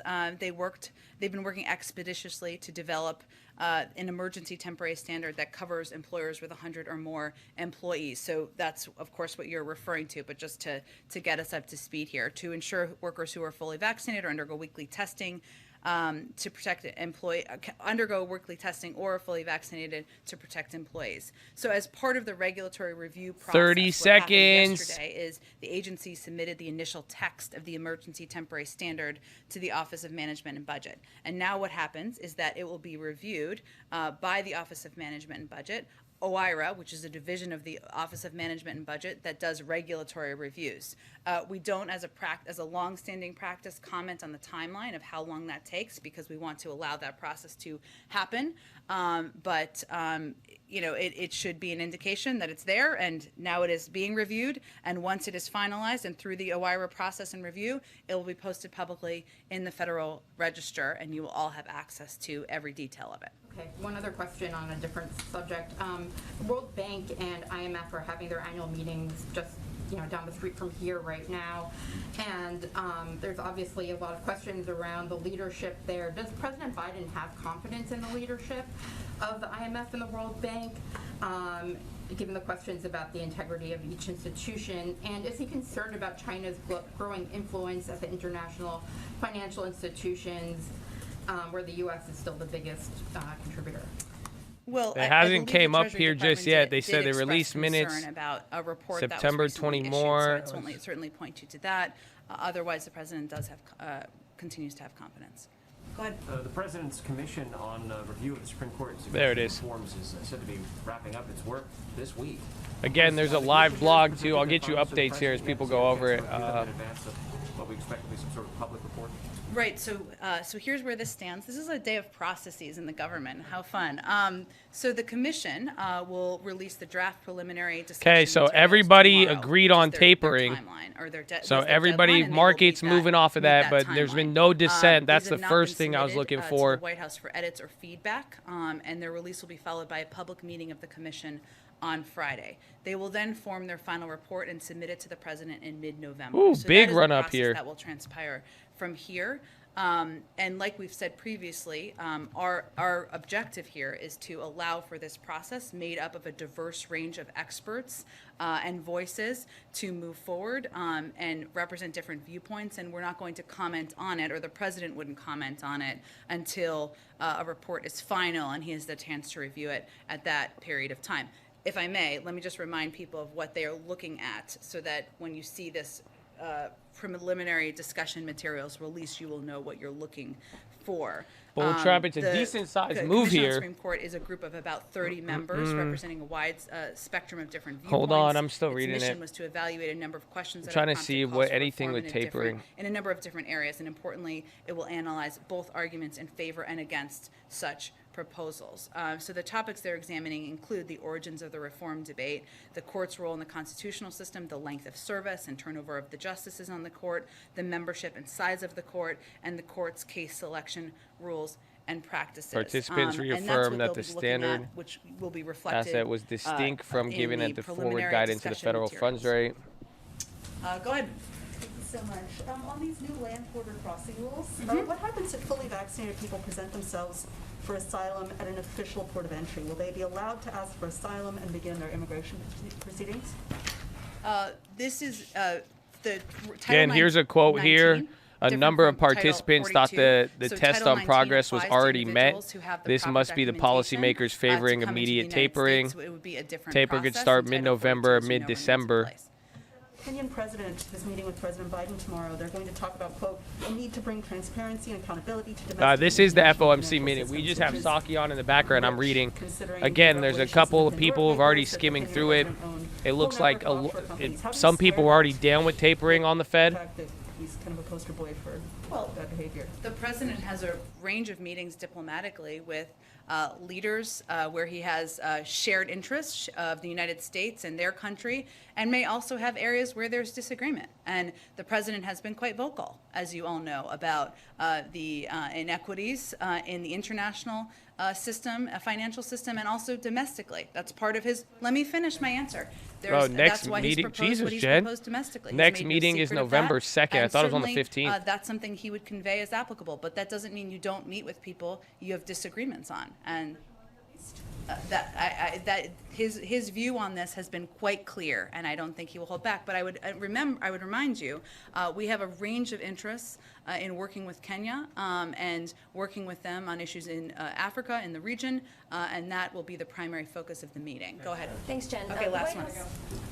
Last one, Karen. Thanks. The White House told governors yesterday to be ready in early November to start vaccinating kids ages 5 through 11. There was a poll in September from the Kaiser Family Foundation that said a third of parents are going to do this right away. 32% of parents said they wanted to wait and see. You guys have been doing this now for 9 months to try and encourage adults to get vaccinated. What do you do the same to encourage parents to get their kids vaccinated, and what has to be done differently given this unique age group? What are the concerns there? Well, we certainly understand. You're a parent. I'm a parent. Parents are going to want to go and ask their doctor questions, ask their pediatrician questions, better understand the safety, the efficacy of the vaccine. Yes, of course, it wouldn't be available until it's fully through. This is the key FDA right here. Process, but we know that, we understand that. What we will be doing is Fed staff raised inflation, still saw it transitory. This is them explaining the path.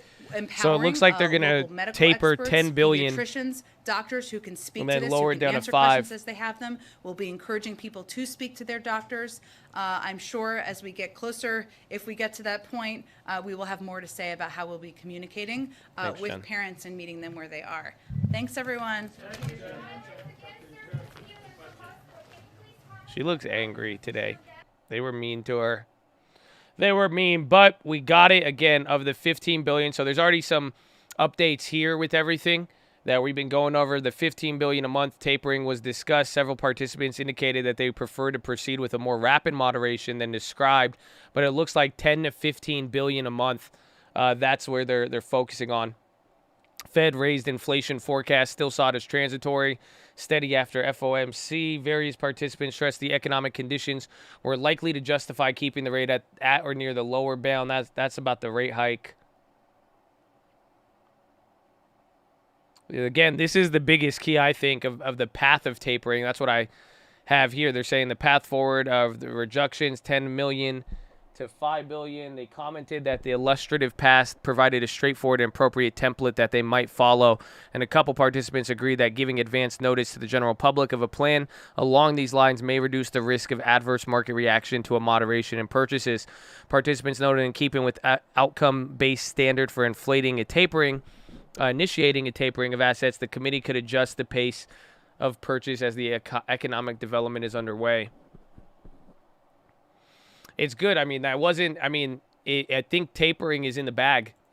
I think that put tapering in the bag, and now we are getting an idea. They're gonna cut $10 billion a month for 6 months until they come down to zero.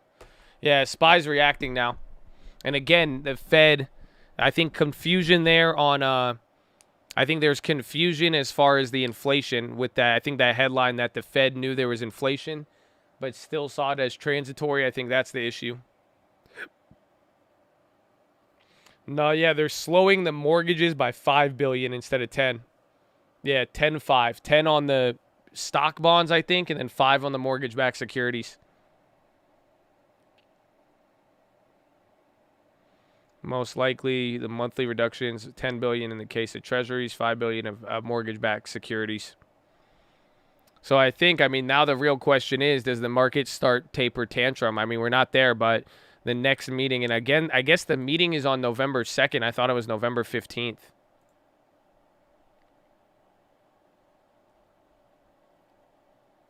Yeah, November 2nd. So actually, we got 2 weeks till the Fed. I thought it was 4 weeks.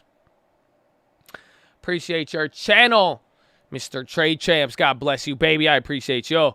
Arna. Amen. Meeting same week as non-farm payrolls.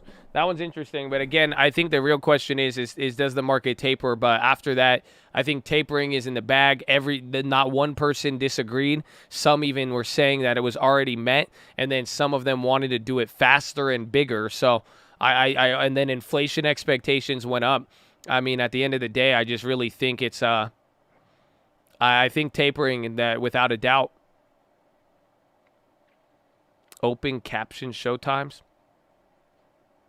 Where is UWM should be moving off of that.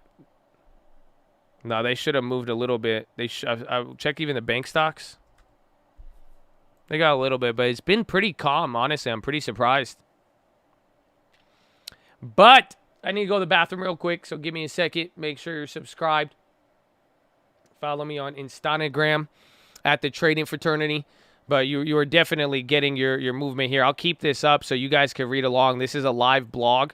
So again, Fed taper could start in mid-November, mid-December. Number of participants thought the test on progress. This is what I'm saying. Yeah, it's already been met. I think tapering is really, really in the bag. It is kind of baked in.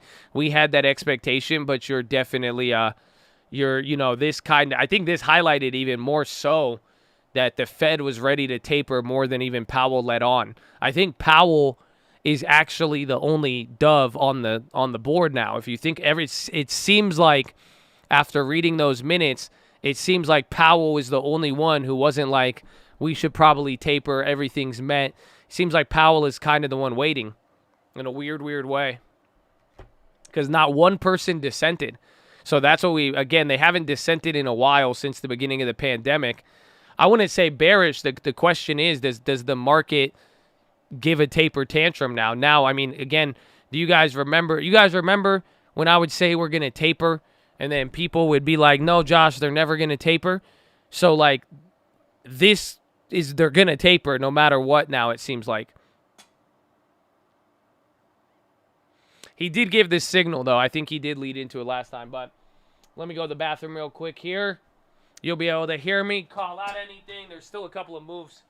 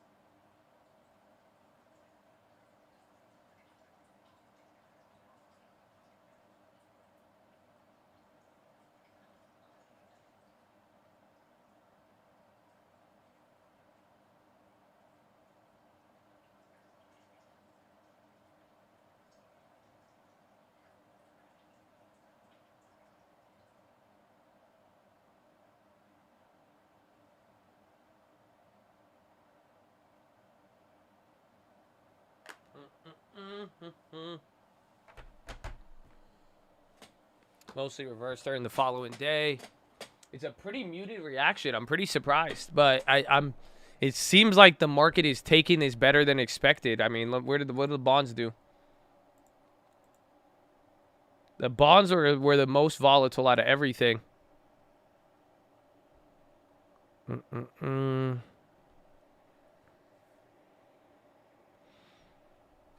keep speaking about tapering. What about interest rate hike? Which is interest rate hike. It would be worse for the market, but you've already witnessed that around like 2018, 2019. So it wasn't that bad at all. When remember Powell raised rates and he cut rates. So he's done an interesting. He's had a very, very interesting job, but more or less when you're looking at it now, I mean, it doesn't seem like raising rates is not even their concern. The big concern is inflation and transitory. I mean, do you guys also realize something? There's something happening in regards to transitory. Do you guys realize what's going on with it? I mean, it's funny because we've had so many talks about it over the last couple months, but something's happening there.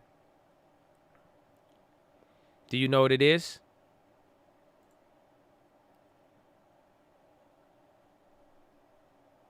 Yeah, there you go. Someone said it. Transitory's dead. It's dying. You're not going to hear transitory anymore. They've gone from transitory to now they're just trying to explain it. They're not even saying transitory. They're just like, well, we just don't expect. We expect it, but not expect it. But like it's gonna come back to normal. Now they're gonna start saying the pace of inflation. But that's just gonna have baseline effects next year. So it's a very very, very interesting way it's playing out here. But it looks like transitory is that's what I'm saying. Inflation and now tapering are the biggest concerns. I don't know if raising rates, it will by second half next year or first half, end of the first half of 2022. Once tapering is over, then the market will start responding to any sort of rate cut or pricing that in. But so far, the market is taking it well. It's as if, again, we thought Powell gave us a pretty good signal from the last time, and I mean this response kind of highlights it. I think we are above the 100-day moving average. We're right above now. So after that little bit of a rally, and then the market now doing that, very interesting. You almost have 1% there on the NASDAQ, so it was a big flip-flop from earlier today. Yeah, Evergrande is still in the cards. I mean, tapering was an issue, then it wasn't, but then all of the other stuff came out of nowhere, if you remember. So we were focused on tapering before Evergrande, and then Evergrande kind of stole the show.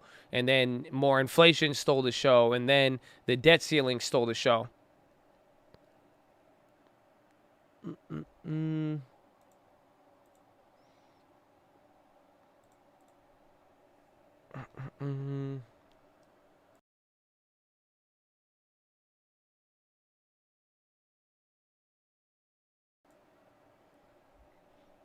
Am I bullish or neutral?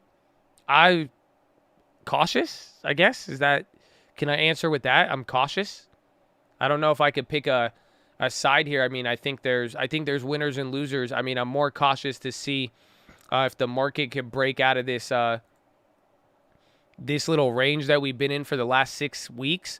But then the bonds, what I believe with bonds, I mean, this just confirmed it even more. There's inflation. That's it. There's inflation, and now I don't even have to argue anymore about tapering. Think about that. 4 or 5 months ago, I would have some smartass would tell me all the data and the facts of why they won't taper, but now that's out the window. I mean, it's just inflation is inflation, higher yields, higher prices. I mean, again, if you notice a lot of the charts I brought up, there's 2 things you could blame it on if you really wanted to, but I showed you this one. So I bring this up every time Jen Psaki talks because it's funny. But then United States gasoline. Where is it? Give me gas price.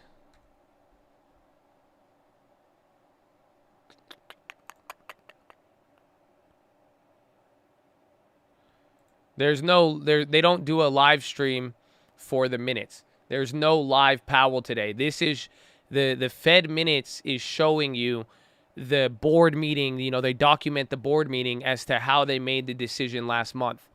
So there's not going to be any Powell today. But this is what I'm trying to say. Again, I bring this up when Psaki, because Psaki, they're always like, yeah, like we're, you know, everyone's been making more. She said prices are going up, but wages are increasing.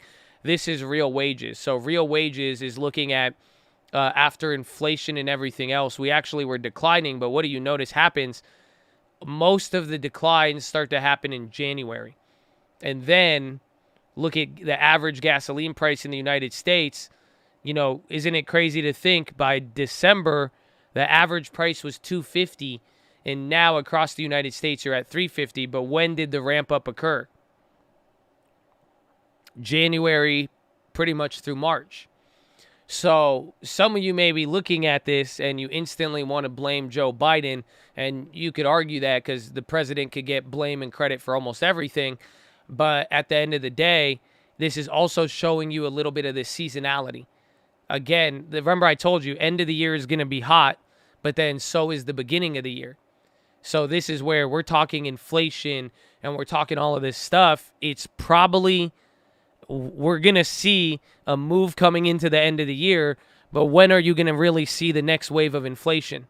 Does anybody know? And again, it's not because, again, you could correlate it to the president, but there's also the fact that seasonally in the beginning here, we're probably going to get our next January, on January in 2 months. Think about it. It's right around the corner. They're going to be tapering November, December. They're already getting started. Everybody and their mom realizes, holy shit, there's inflation now. So when do you think that next set of price increases is going to happen? It's going to happen January, February, March. And then by then, a lot more stuff is going to be implemented into actual policy. But first quarter, that's where you saw, I mean, think about it. Most of the inflation this year occurred first quarter. But didn't you say we don't feel it till later? Yes. And that's pretty much what happens. And that's why even now, we're telling you inflation. We know inflation. We're even saying it with the bonds and all of that. But then what's going to happen? You didn't see prices go up as much. Give it a month or two and you'll see. Even Bitcoin. So TBT is dead. No, I still believe in TBT even more. Again, we started with January's, then we went to November's. I'm just trying to play. I don't know what data is going to, I don't know if it'll happen sooner or later, but I do know it's going to happen. And it seems like the Fed is on the same page. A lot of the market and analysts are on the same page. Inflation is here. A different set of inflation we haven't seen before, and that's why they're gonna push towards tapering now.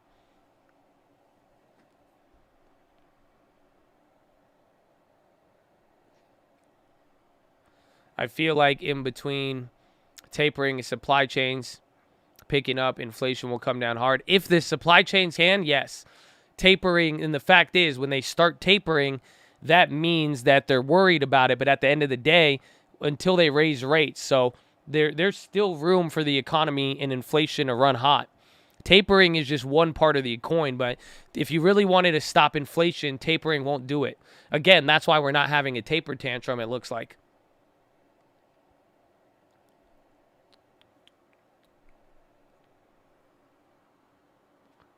Tapering affects bond rates going up. So again, they're even saying, based on the minutes, if they stuck with the plan of $10 billion a month to decrease, that's $10 billion in demand that won't show up to bond markets. So if there's less demand, you usually have higher rates. That's why tapering will make the longer end of the yield curve go up. Yeah, tapering is what it is. It's tapering. You slowly start, you fade out the sides. You know what I'm saying? Let me get that taper fade. You know, you taper it slowly tapers it, but it's not enough to actually impact aggregate demand. It's only affecting financial markets and bonds.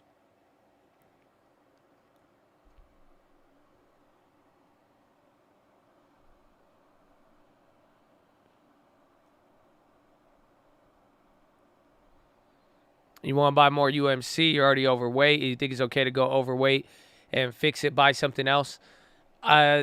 Yes, but, you know, look at where it's at, and it just paid the dividend. So maybe use this next 2 months to buy something, and then when you get close to the next ex-dividend, like a month before ex-dividend, use that deposit to go heavy on it. But if you have a plan, I mean, that's better than not. But, I mean, there's ways, something like a dividend stock, a long-term like UMC, you could kind of use a different schedule on it.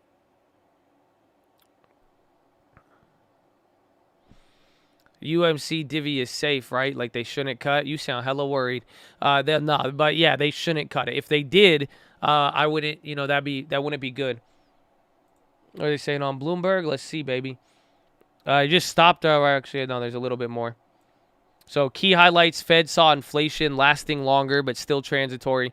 Taper could start mid-November, mid-December. Many thought jobs progress tests would be met soon. Market reaction is muted.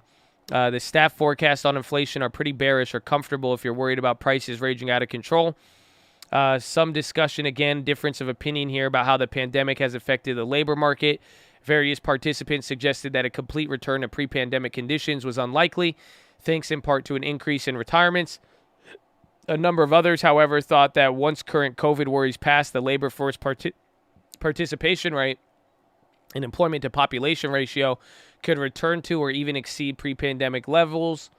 Oh, Ira Jersey, baby. The man, the myth, the legend. I have hiccups. I downed a protein shake during sake, and now I have sake hiccups. The Fed's minutes suggest taper could start mid or mid-November, December. We've been in the November camp for a few months. Market pricing will not likely be meaningful given a 1 month difference in the start of taper. We contribute to continue to believe tips yields could climb given effective risk will increase in tips, while the risk of treasury components isn't likely to shift much as the treasury will be reducing issuances at auction as the Fed tapers. So it may not even affect. I forgot about that. So even though the Fed is going to stop buying as much bonds, they're going to start the Treasury is going to sell less bonds to equate it. Does that make sense? So think about it. If right now, if the Treasury offers $100 billion and the Fed is buying into it, there you go. But now if the Fed drops $10 billion a month and then the Treasury issues $10 billion less, it averages out anyways. Yeah, that's wild.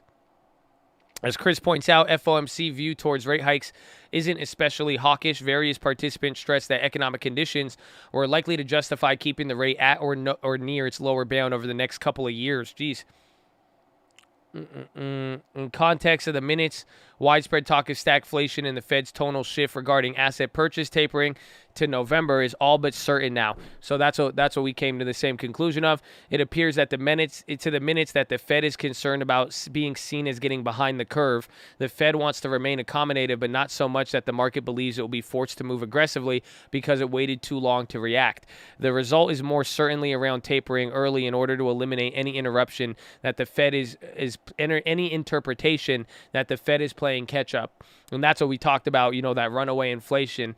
I think the Fed, they can't afford to be late now, or they can't even afford to look late.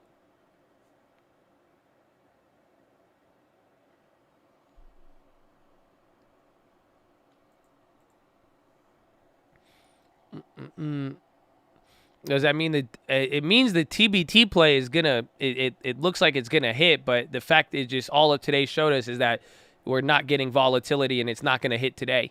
There was nothing out of this CPI or the minutes that suggested anything we didn't know beyond there. If the CPI came higher, I think TBT would have hit. But the fact that it came in, it's not. But now with tapering guaranteed almost, and them talking how they're talking, it's looking like by beginning of the year or end of first quarter, you are going to get a lot of inflation. I just think the Fed doesn't even... Nobody wants to even use the word people are cautiously using the word transitory now. And again, we're getting a lot of early signals here. That's why I'm saying it could be crazy. Yeah, and I think next October CPI next month will be even nuttier. That's where, because again, more of this month we've seen it, but even then, who knows what the Fed sees into November, December. I mean, Christmas and holidays and supply chains, it might get really, really wonky.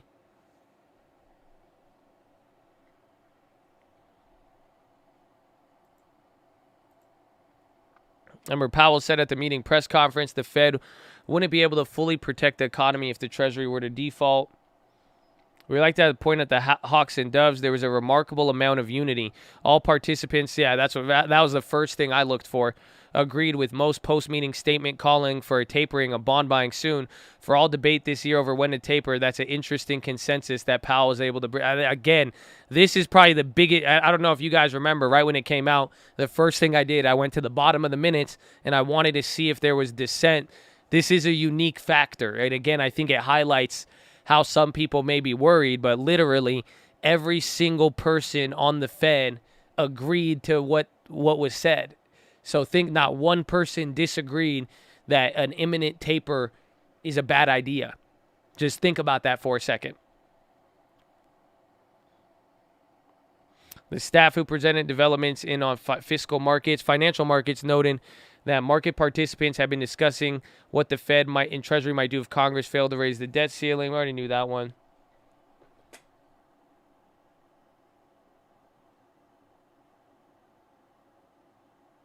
Brief mention of the debt limit.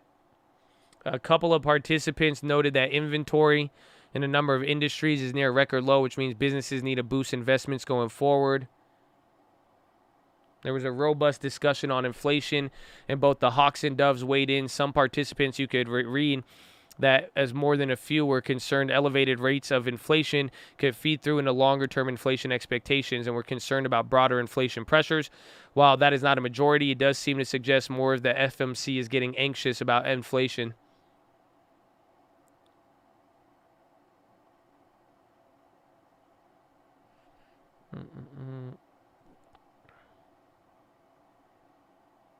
Yeah, not a lot of new information. Dollar index. But it's mostly, again, I think tapering is in the bag. I think inflation and runaway inflation, I think the Fed is getting worried. It seems like.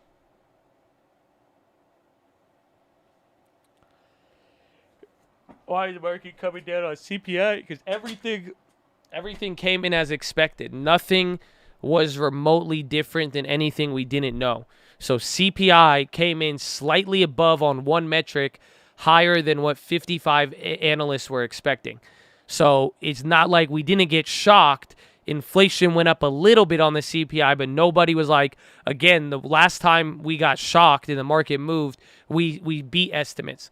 And then as far as the minutes, there was nothing really new information. It kind of just solidified what some people may have been confused by at the last Fed meeting, which was, is Powell really going to taper? And we kind of got the clues ahead of time that he was. So there, comfortable psychology. Yes, there wasn't. Everybody was really comfortable with what got put out today. Nothing came out today that wasn't, really in the short-term expectations that you couldn't see right in front of you. And then now, yeah, I would agree with that too. Tying it all into place, you're battling out for buy the dip or to die at the 100-day moving average.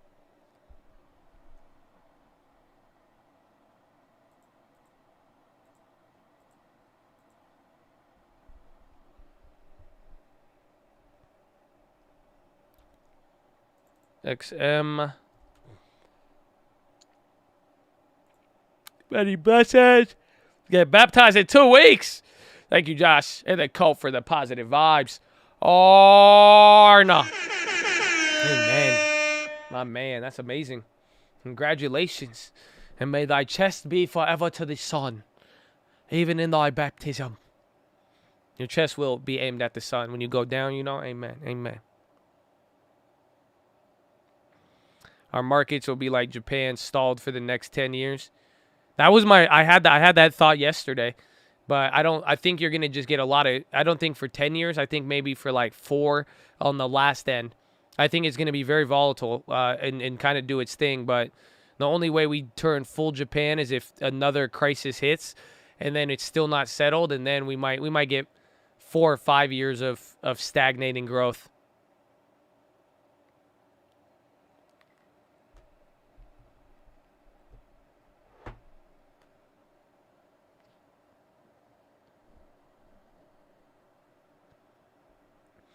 How can we say the Fed is worried about inflation when inflation was the goal?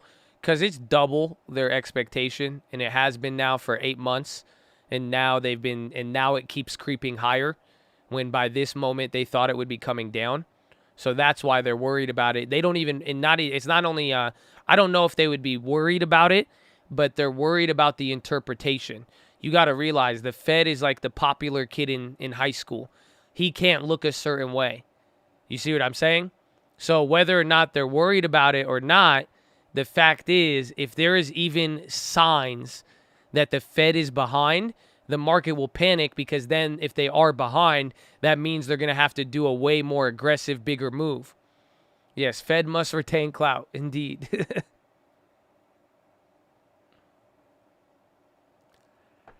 Yeah, Fed minutes happened. It's a lot smaller move. Last Fed minutes caused a bigger move, especially with the CPI today. Very underwhelming.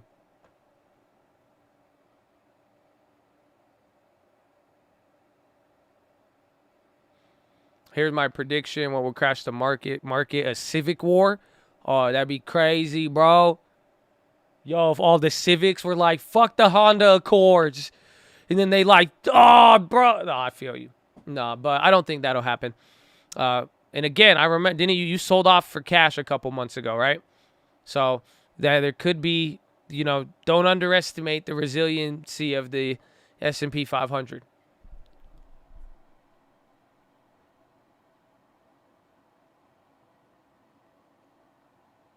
The Fed controls it all. I mean, honestly, it's funny because now that we kind of normalized my crash indicator, I think in the next time we have a crash, we could predict it very easily. It's going to just boil down to the yield curve. So until the yield curve flattens again, I think it's just going to be weird, because clearly even in the last few weeks, any signs of volatility, the yield curve is already flattened. So I really, I still think we're about a year ahead of any sort of movement like that. And then China would just be the overseas risk.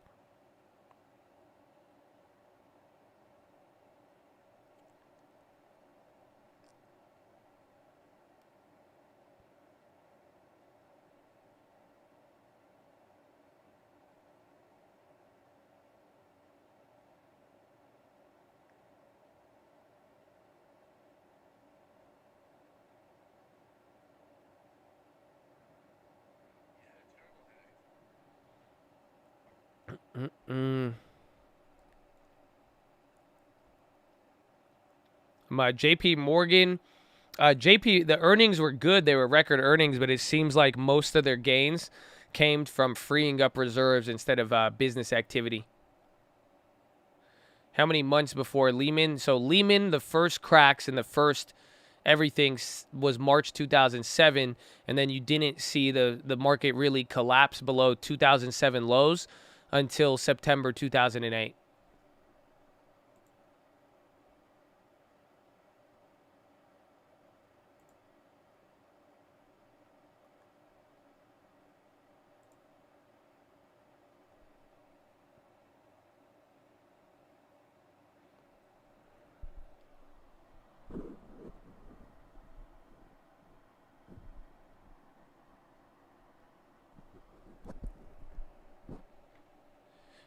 What's the date that meeting? The minutes are from the Fed meeting that we had last month in September. What's going to hit next September? Maybe.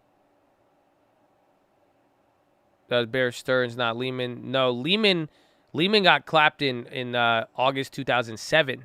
And then Lehman got hit a little bit with Bear Stearns, but then it was in September 2008 is when the week of September 2008 was when Lehman lost about 99% of its market cap in that week.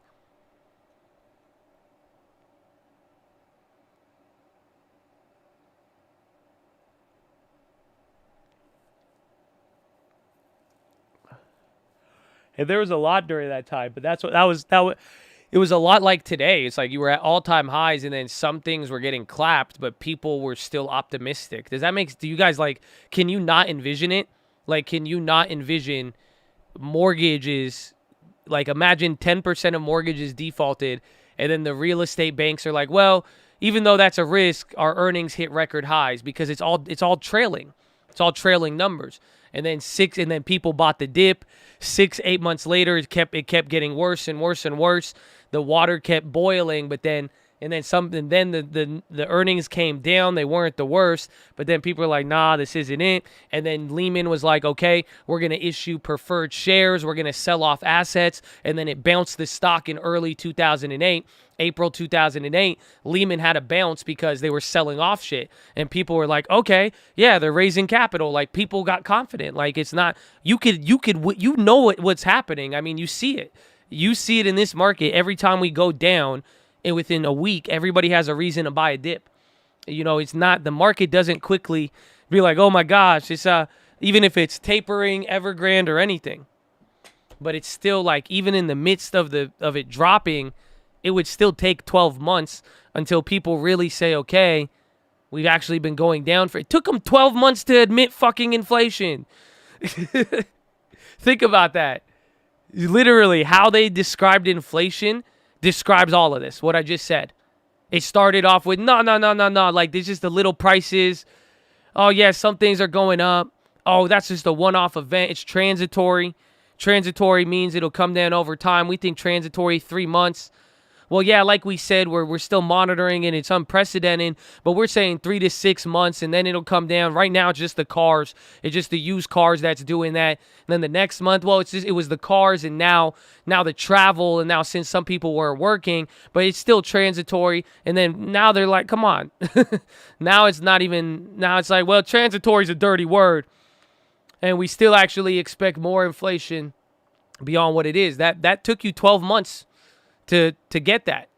So, I mean, same thing happens when a company fails. Visa NFT program support. Let's go, Visa. No, they don't care. Stock didn't care. So it's like, if something failed today, do you realize people would still buy the dip and the stock would still not go down for 3 months? Do you guys understand that? I just hope you do. I made a video already going over Lehman's history to show you this, but transitory should highlight that, how things are playing out, because some of you think it's rigged or you think it's manipulated, but maybe people are just stupid. Have you thought about that? Maybe a collective market, everyone's like, well, you know, they fall back on their investment knowledge. They're like, well, okay, well, maybe we're going to buy the dip. You know, maybe it's an opportunity, the yield, and then and then people, is it greed or is it manipulated? I would go with greed above all else, to be honest with you.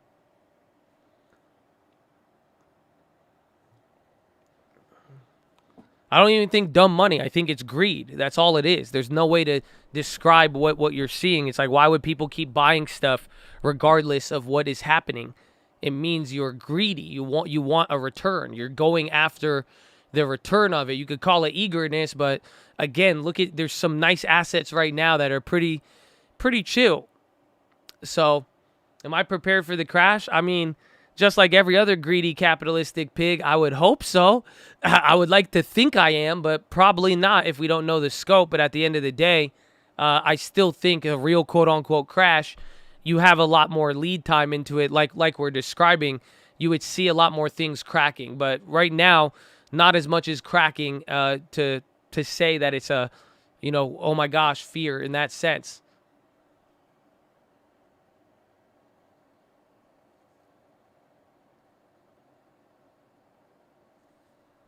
So yeah, end rant.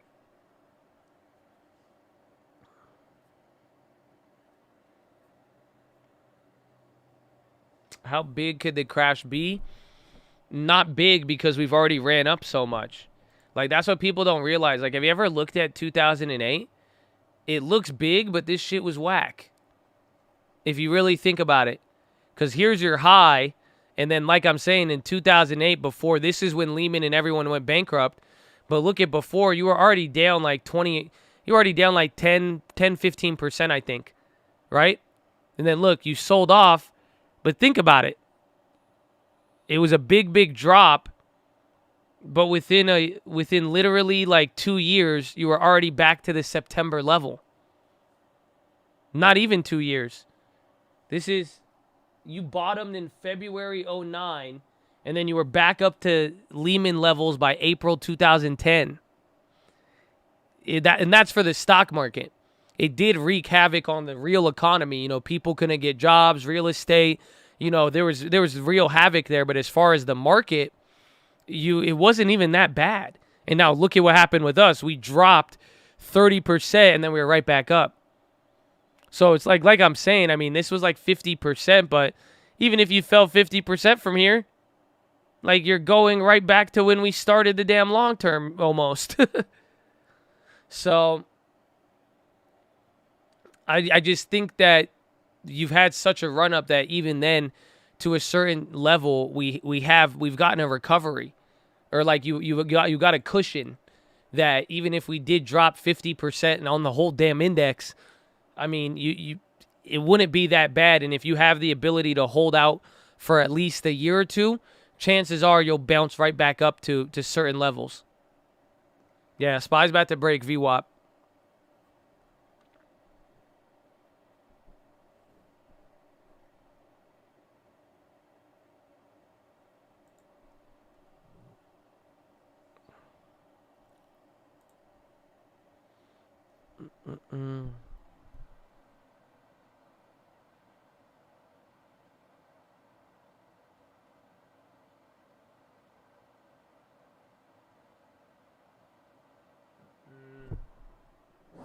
No, I don't know. It wouldn't necessarily need a war.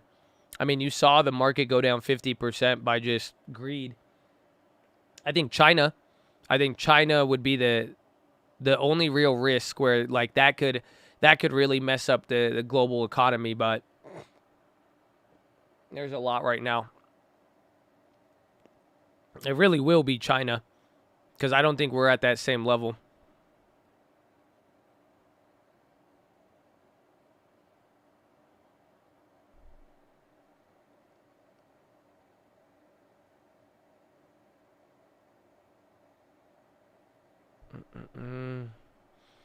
SPY dead. No, I'm telling you, the round trip moves have been large, but surprisingly today is very, very muted.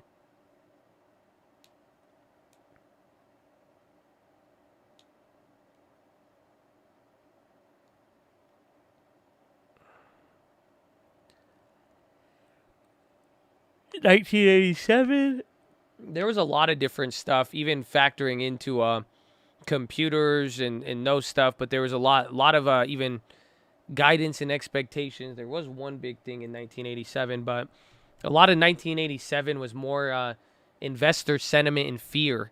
Actually, it kind of was a self-fulfilling crash in its own way. So like investor confidence plummeted, and that led to an actual real effect in the economy. So essentially, what ended up happening like in the 87 or like the Black Monday, at one point with all of the earnings and stuff, investor sentiment deteriorated, and usually that doesn't affect the market. But if investor sentiment gets bad enough, what ends up happening is that it could actually lead to people changing business activity. So there was a lot of factors that went into 1987, but it wasn't really like and again, a lot of stuff happening in the world, but it wasn't as structural. It wasn't like as a fundamental leverage type crash as you would have expected.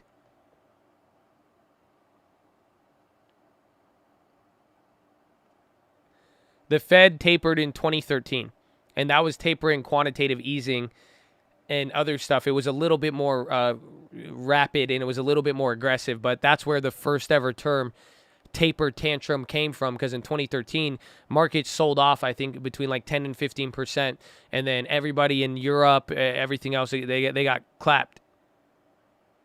Sound great on your new soundbar. Ooh, youtube.com/the stock market. Hey, yeah, shut up, huh? How do I sound? I sound good. I'm fully vaxxed and boosted up, bitch. Yeah, I'm ready to go. Where my get my 4F, get the 150 car outside, electric. Yeah. You ready? I gotta fight off some Decepticons trying to make inflation go up. But it's normal competition. That's how it works in capitalism. When there's more competition, prices go up. That's what they teach you in college. 'Cause more people competing creates less more. It's just the price goes up. Just come on. We made it clear. Okay. I'll catch you later.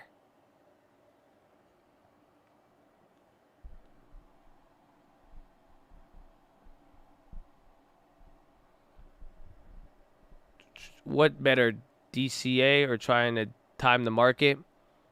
Dollar. Oh, well, obviously, the dollar cost averaging.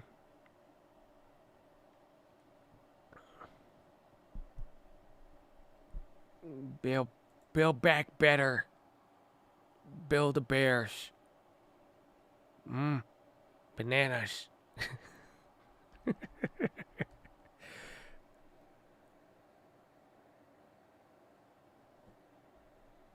I think Biden is talking. Not. He's supposed to. What are you talking about? More competition makes things cheaper. So do you think that'd be like stupid to say? Do you think if somebody believed that they should be speaking to people? Huh. Yeah, that was a joke because I didn't say that. Somebody said that not too long ago. Her name rhymes with Saki Bomb.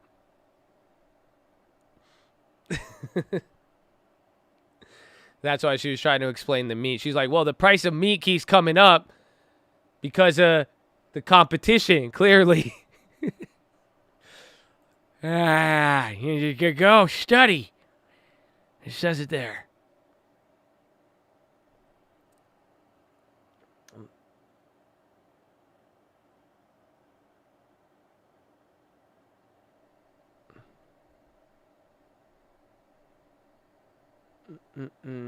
Oh, is he coming on? How much time we got? Oh, we still got 1 hour and 20 minutes. We got time.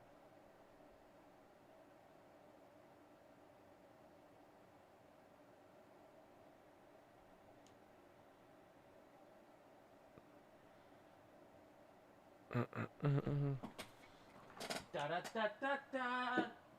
I'm in coat.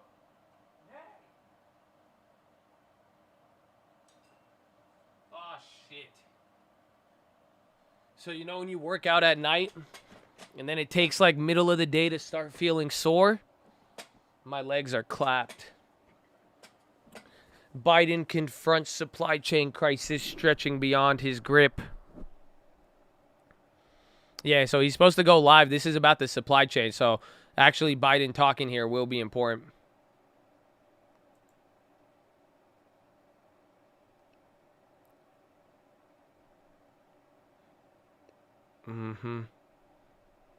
I went crazy on leg day yesterday. It was amazing. It was amazing. I'm telling you that discipline, PHILO. I came into the gym with a whole new mindset. Bro, I only had 2 salads yesterday. I am going to get Chipotle today because that's only like 600 calories and then I'm going to have a salad for dinner. Okay? And then, but like still, I'm telling you that discipline, PHILO. Ooh. I was ready to go. It brought out something. It brought out something.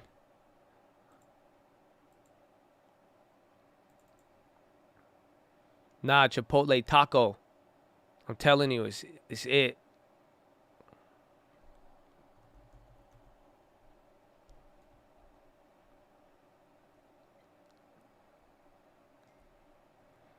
I'm trying to gain weight.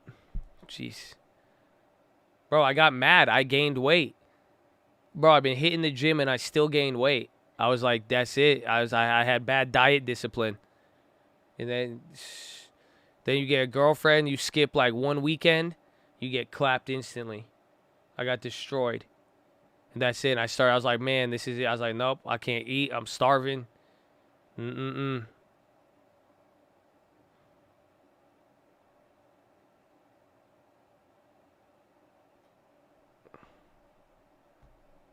No, it was bad.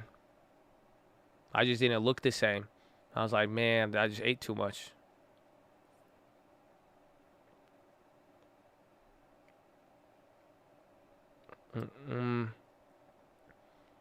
Gained weight or fat? I gained fat. I know the difference. Cause like I'm not as strong as I was when I was before surgery, but I weigh the same amount now, but I'm not lifting that same amount. I lost more muscle. I was like, that's disgusting. I clapped myself. It's because I would just eat. I would dirty bulk. I'll work out and then eat whatever I want. And then I kept doing that. And kept doing that. And then the food started tasting good. I don't know why it tasted good. I've already had it before. And then it would just get good. And I just keep eating it. And then that's it. Then you miss a couple of gym days.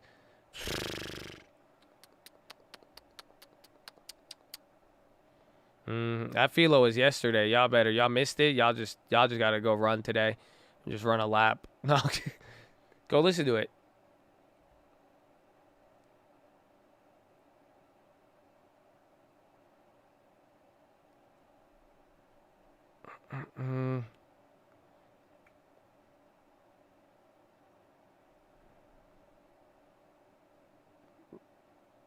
You felt sluggish? No, I just didn't. And no, I felt too comfortable. Actually, I didn't feel sludge. I felt too nice. And then I was like, and then it just didn't. The numbers weren't there. The look wasn't there. And I needed more discipline. I said I'm not gonna eat shit. That's all. No more bad food. No justification, even if I do work out.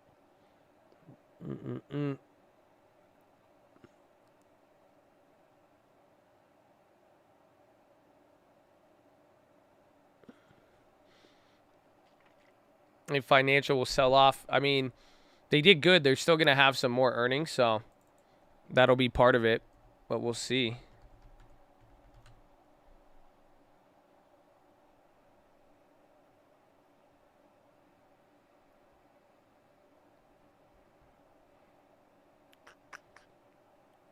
No, Brandon is not up there yet.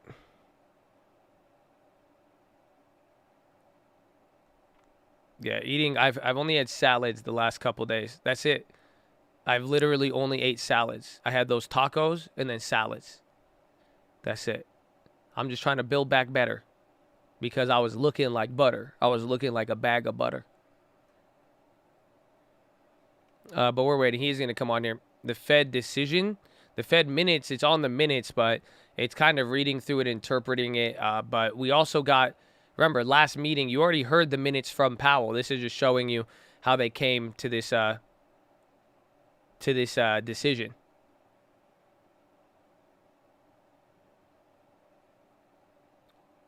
You need calories.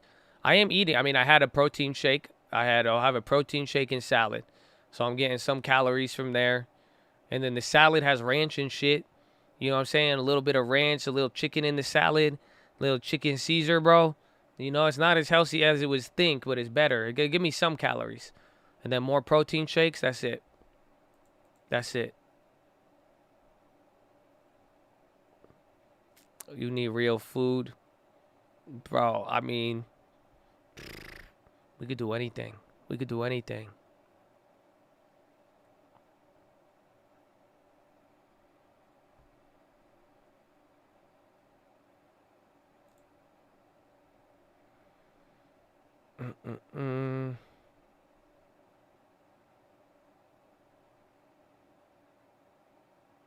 Probably waiting for the Fed meeting November before real decision. Yes, unless earnings, you know, imagine for the rest of this week, if we get earnings and they're not good, that could be part of it. But I wouldn't underestimate a one-day digestion. You know what I'm saying? We've seen it a couple times where the Fed minutes, we got a lot here on the table. But now if there's any economic upgrades or downgrades, anything like that, we'll see. But I mean, it will, for the most part, get ready for Powell. But who knows? I mean, we've still been doing this dance for the last, we've been doing this for the last 6 weeks here. 6 weeks at this level.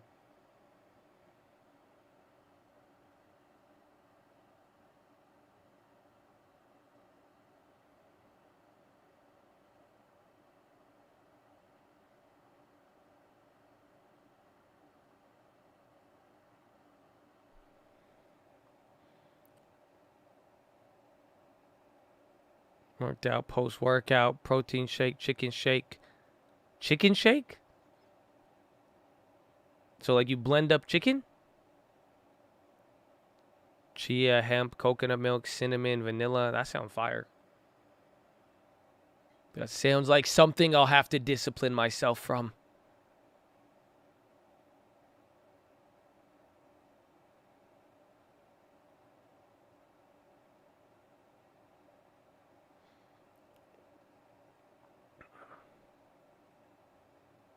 I do that for my dog to get big.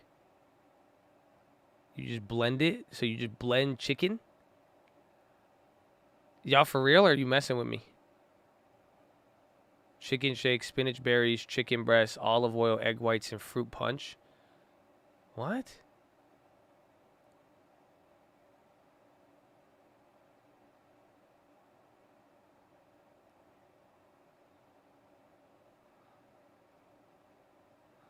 They do that. Ah. Bro, look at this guy. Bro, this guy is just literally filming him on the phone. They're like, all rise. He's like, yo, bro, it's JB. Well, he looks younger today. And how hard it is to get a range of things. From this is about the supply toasters chain, to so it's sneakers important. To bicycles to bedroom furniture. What the fuck is he talking? That's why back in February, Right, I signed a piece of legislation on supply chain, an executive order on supply chains, and we had to move on it. And with the holidays coming up, you might be wondering if gifts you plan to buy will arrive on time. Well, let me explain.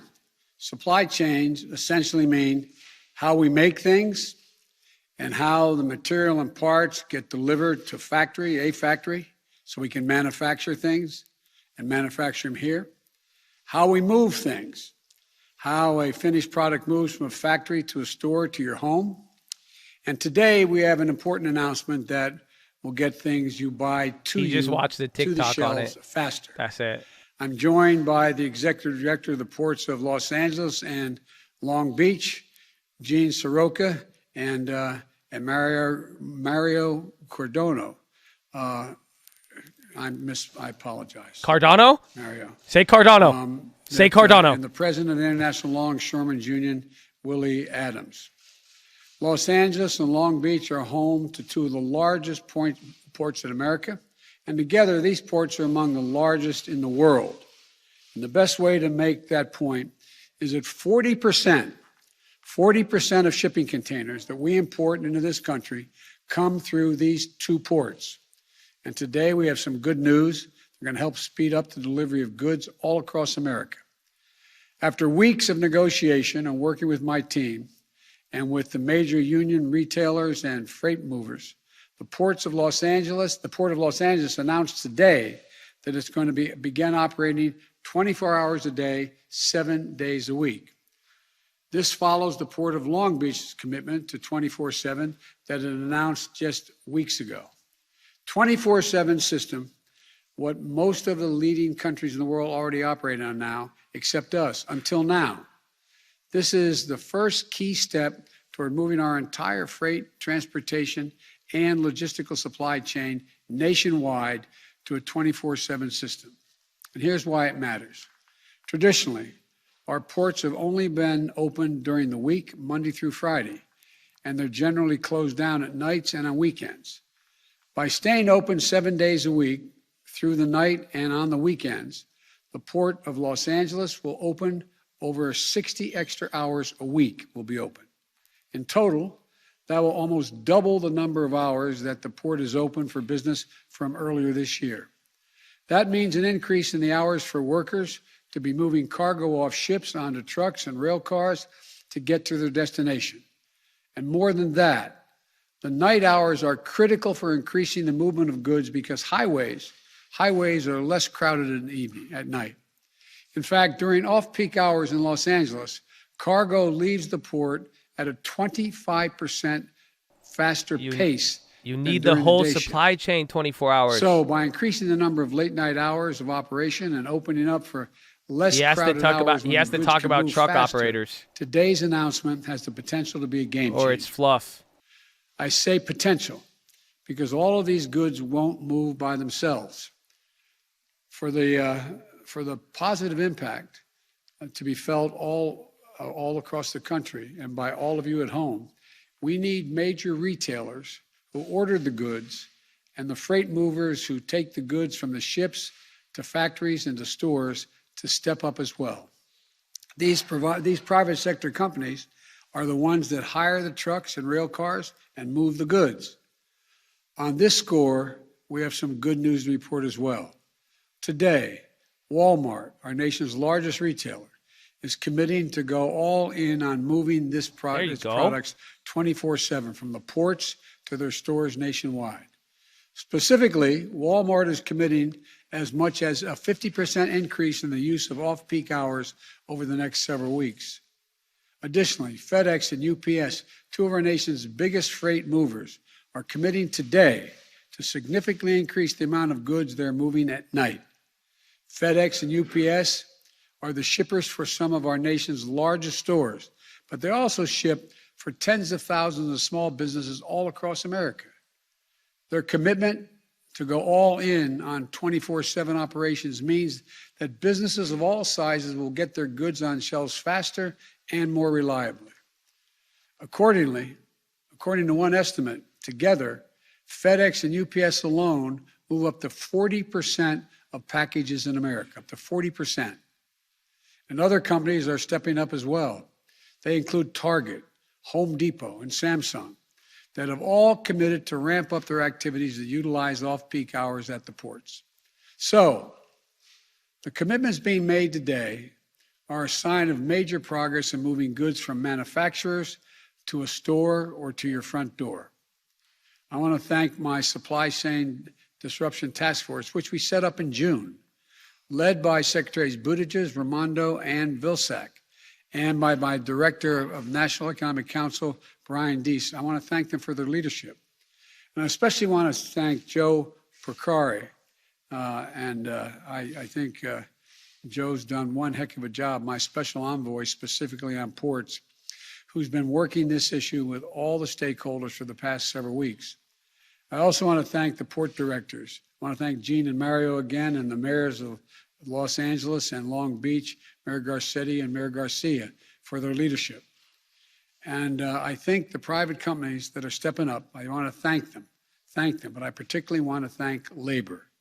Willie Adams of the Longshoremen and Warehouses Union, who is here today, the Teamsters, the rail unions from the Brotherhood of Railroad Signalmen, and the International Association of Machinists, to the American Train Dispatchers Association, to Sheet Metal, Air and Rail, and Transportation Workers Union, known as SMART.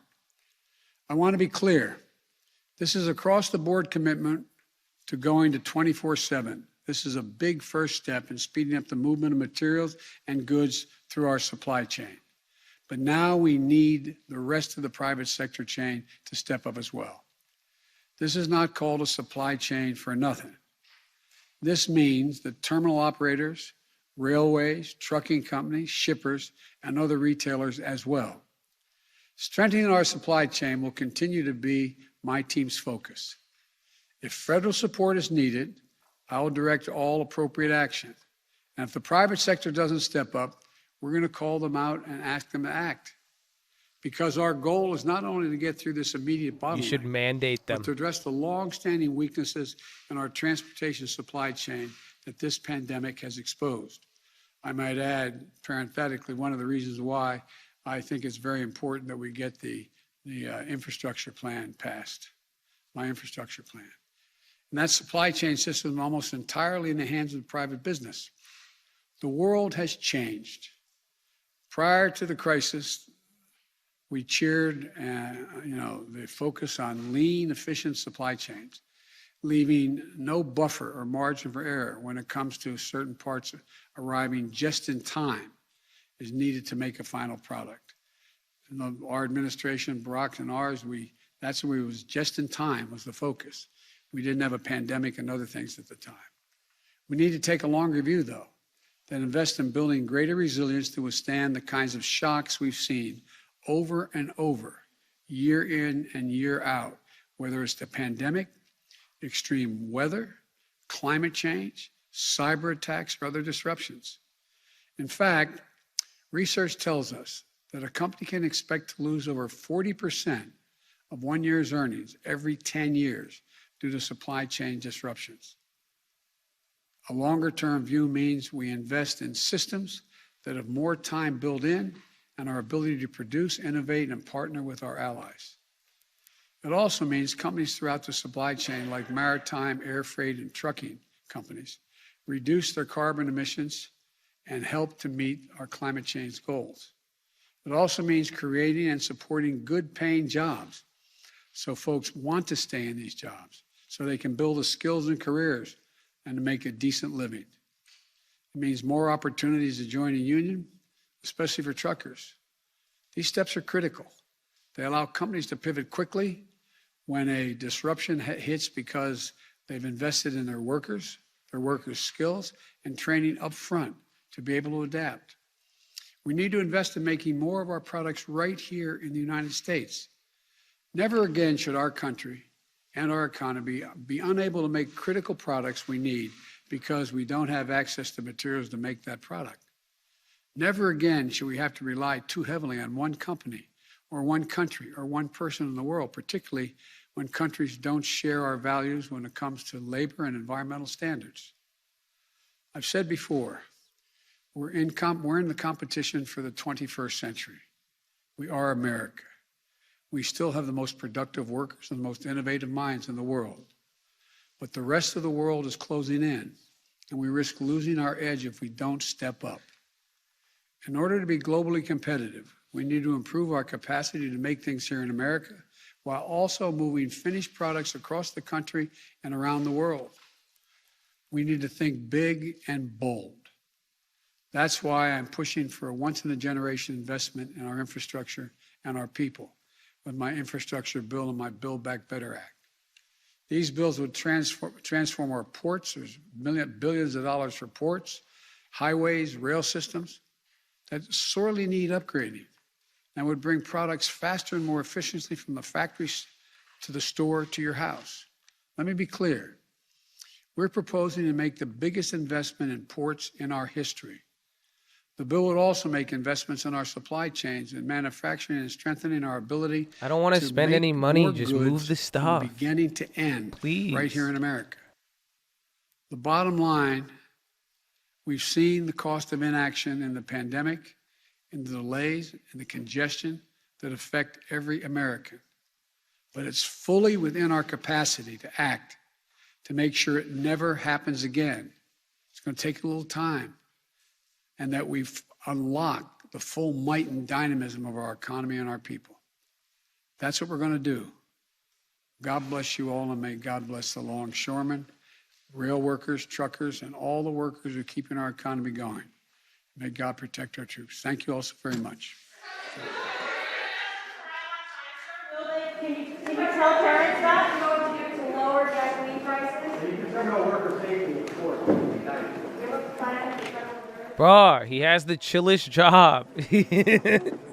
Bro, just give like a 5-minute speech and then dip out. No questions. No, I said, oh! Love it. Love it. But he did address what we talked about the other day.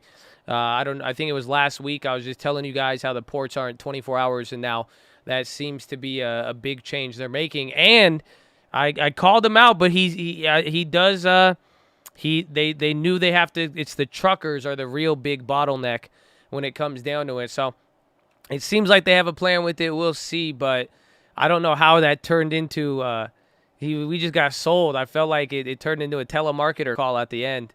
I was like, wait, what do you mean? It went from like, yo, this is the problem. We're going to do all this. There's a crisis. But if you're interested, we could sign you up now for our extended port warranty program to make sure this never happens again. If you're interested, we'll just monitor your bank account for $600. And basic goods will go up about 50%. But it'll never happen again. Because we can't rely on that. We don't want this to happen again when it's only happened once, but we don't want it to happen again. So, that was crazy. But let's see. Hopefully, man, we get some Christmas presents. Hopefully, we get some Christmas presents.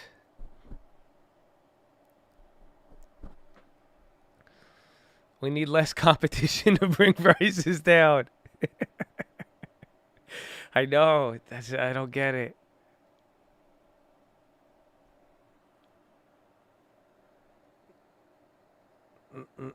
I think owning trucks will be the next big play, like real estate. It is. I mean, I'm down. Is anybody need funding for a truck company? I'd be down to diversify into some trucks. That's it. Any Chad. I know we got a bunch of Chad truckers. I'm down to buy a truck.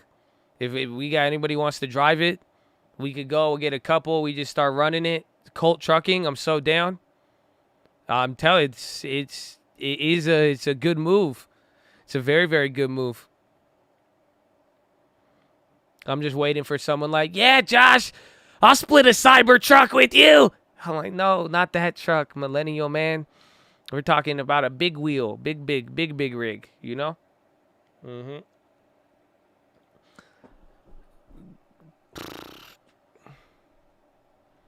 RDW.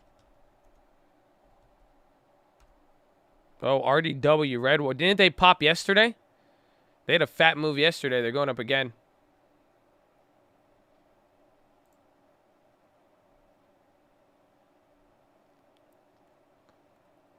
We could do our own authority, but it takes some funds and regulations.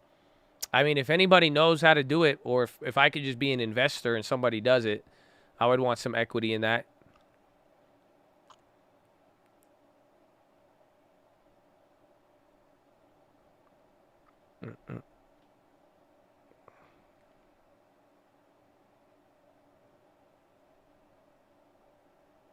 There's room to move. It didn't move much. I mean, even FedEx and UPS, they move more off the Amazon stuff.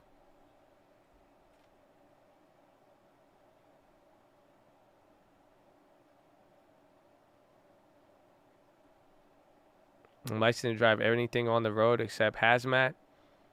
Oh, there you go. I think we have the infrastructure at the Colt. I think we have the people willing to put in the work. We got people willing to invest. We got people who like to work. It's very rare nowadays.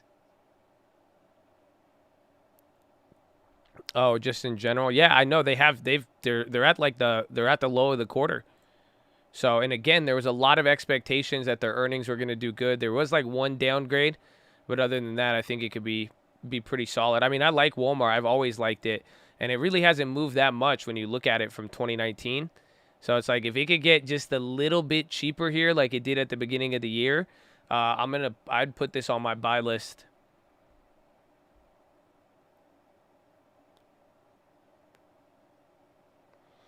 Upstart, I like it, but it has moved a lot. Target's popping. They were mentioning that. You've been trucking 10 months and love it. There you go, baby. I've heard a lot of people get into it this year, and it's been very, very good.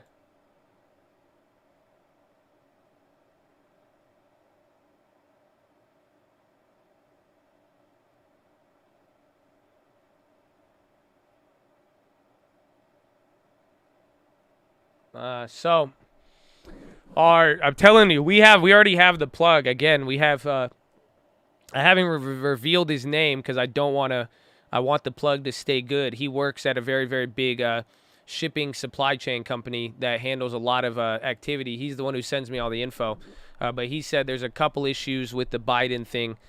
He said you cannot haul any over-dimensional or overweight shipments at dark in California, and most of the U.S. Limiting a large amount of roll-on, roll-off shipments such as tractors, cars, etc. Then he said Cali is already limiting some truckers that do not have newer vehicles that meet their green STAA status. And then he said L.A. is already working for the last year on Saturdays. Workhorse.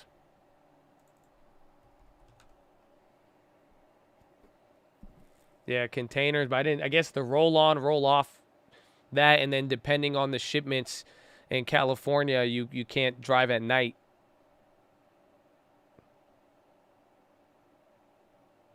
It's not bullshit. It's just there's just gonna be a lot of it's easier said than done. And the fact is, I mean, imagine spending the last 4 weeks to tell you that. The problem, I don't think it's the administration. I honestly think it's the timing. They just take too long. I mean, it's like classic government, right? But it's just, that's the we've been talking about the ships on the side of the ocean for the last 4 to 6 weeks. And now this has been your only update. And what it's telling you is that they're going to make, we talked about this a week ago. I was saying how the ports, like anybody slightly with a little bit of knowledge could have been able to say, yeah, the ports aren't open all the damn time, but there's a reason why. I mean, clearly some of you more involved in the industry know. So it's just very, just very slow. And again, that's what's costing us, or that's what makes things, it's good and bad. I mean, hopefully you guys realize it. Moving slow, it sucks, but sometimes it's good because it doesn't give us the chance to overreact. But then if it's too slow and the problem gets worse, it gets even worse. So, that's been the beauty of a lot of what we're seeing. Patrick, you'll drive. If we could get approval for that, I mean, I don't, I'm down. I mean, I'm worth that. I believe in you. Let's run it.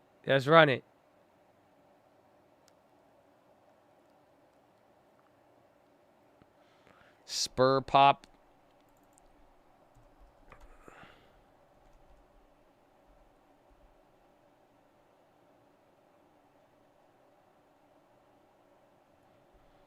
Brown says deregulation should stop until Biden picks Fed slate.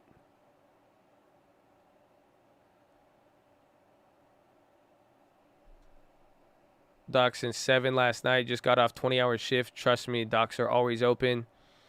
I know that. I think a lot of people are saying is the trucking. That is the hardest part to run on a 24-hour clock because of, again, different places, different regulations in the ports or where they stop in between.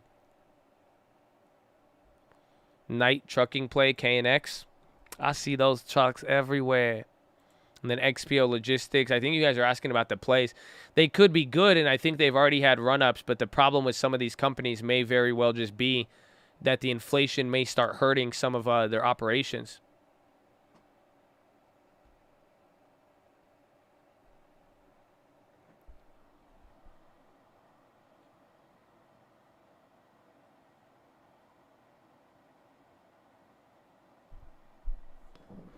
They average 7 moves per hour on the West Coast. East Coast, they do 30 moves. Whew!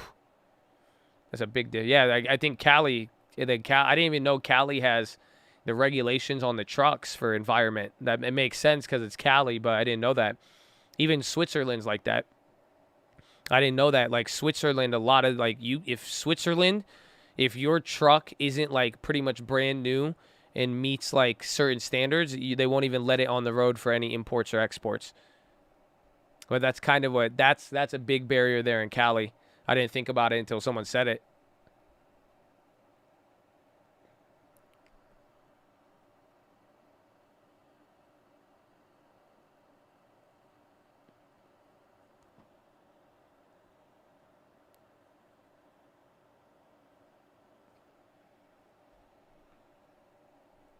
Yeah, UPS and FedEx may be updated, but like you guys realize, you can make a trucking company, but there's like a lot of private companies that aren't on the scale of UPS and FedEx. You have to think about that, and that's where, like, again, you could probably have a lot more assistance right now, but certain regulations and bureaucracy and red tape probably makes it is probably contributing to this situation.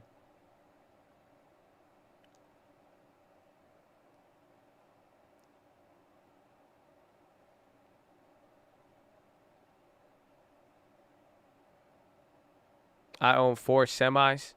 How's it been? Has business been booming? Has it been fun or has it been a headache?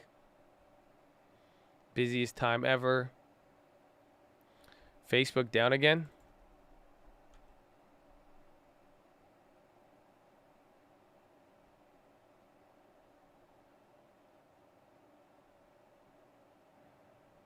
I have friends in Texas that moved to Texas and other states since their trucks weren't green.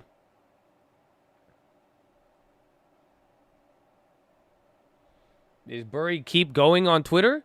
I thought that was the old one. Oh, man. That's crazy. Bro, I don't know if Burry might get canceled. Can they cancel him? Oh, Burry's going off. Oh, no. Oh, no. All right. Listen, man. Trans Netflix staff to stage walkout over Chappelle's special.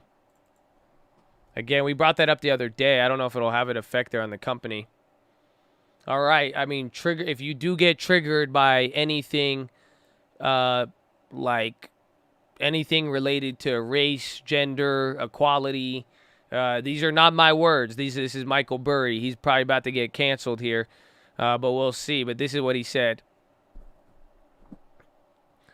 I mean, I don't know if I'll even read it. I mean, again, these are not my words. I'm just reading it for you. So this is not, I do not agree nor disagree. I've not made a statement. I'm just going to read it. He says, imagine your daughter was raped or sodomized at school in a bathroom by a male in a skirt. The school covers it up. You get upset at that, get arrested for it, now face jail time. What? It would be nice if mainstream media cared. Two genders solve this. And then he points to this. We don't have any records of assault. Yep. And again, he already made another one. He made another comment. Oh, man. That's good, though. I mean, he seems like he has a lot of support. That's crazy. Tesla? Oh, shit. Tesla just popped. Safety will continue to improve via over-the-air updates. Why is it popping off that?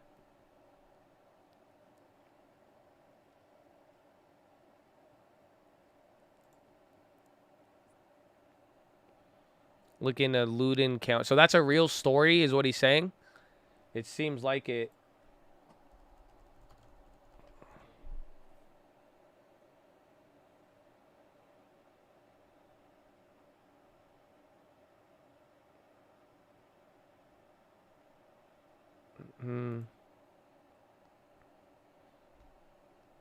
Yeah, why would Tesla pop up like that?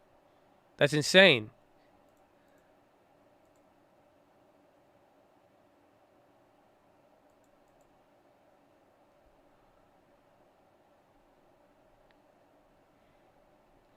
Now, why would it go up off over-the-air updates? They've already had those. It's the only news out. Relieve recall pressure. It could, but they've always had that, but that's interesting.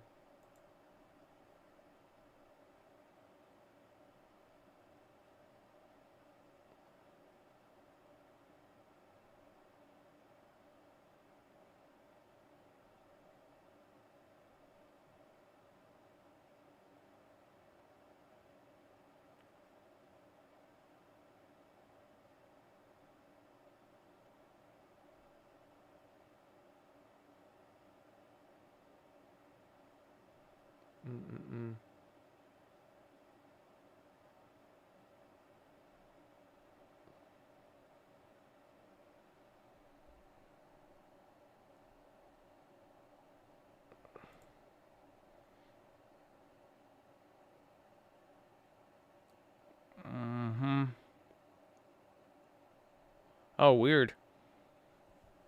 Barry's story is real. Kid was charged, but school board kept it quiet. Yeah, I did not hear anything about that. Like, not even a whiff of that until Burry just said that. Wild. Wild.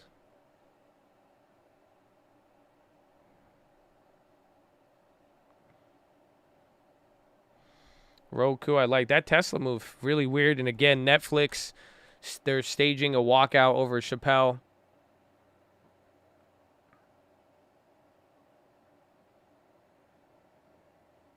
What's my favorite Adele song?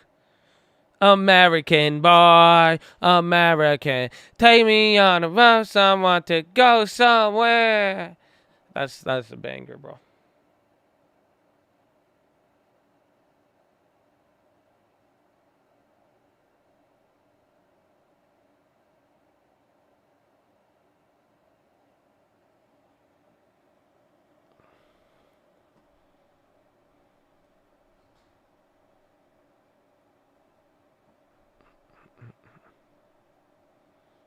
It's literally, that's Estelle?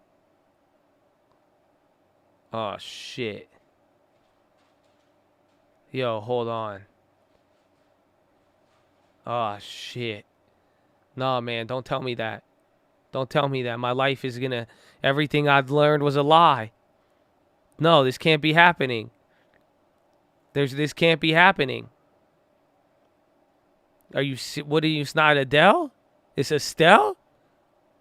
It sound the same? The one time Abby Vi comes to bite me in the ass. The hell you mean Estelle and Adele are different? It's the same shit. I refuse to believe this. Ah, no way. Oh, then I don't know who the fuck Adele is. I don't know anything about Adele. I don't know what Adele is unless you're talking a computer. Other than that, I don't know any Adele. That's crazy. That's crazy. That's not the same as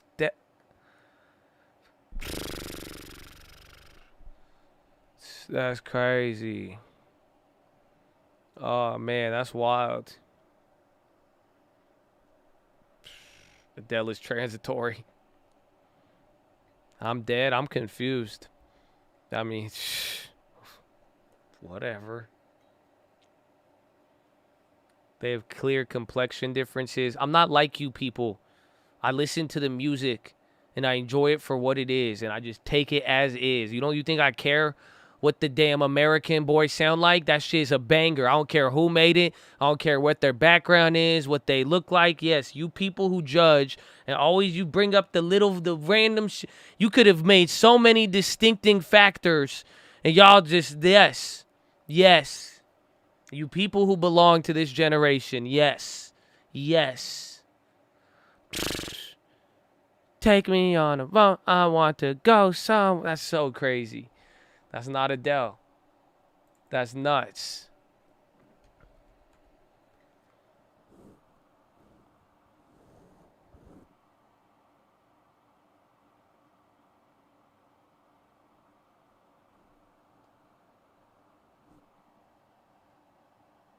Come kick it with you. Oh, that's so sad.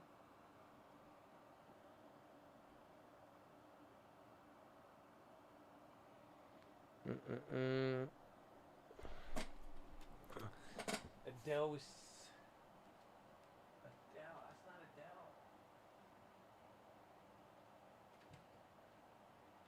I want to go somewhere. I really want to. Come kick it with you. We still have an hour and a half. An hour and a half. Thank you.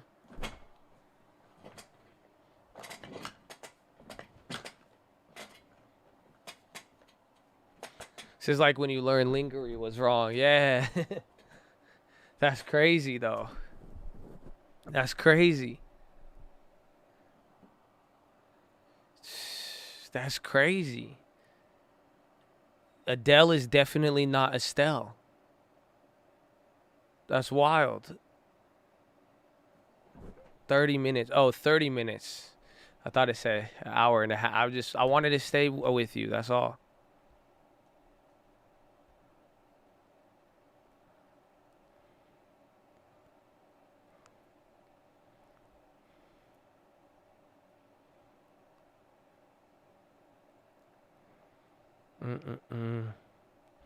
American boy. Damn, then why the hell does anybody even like Adele? Because American Boy was a banger. That's it. That dropped like 10 years ago.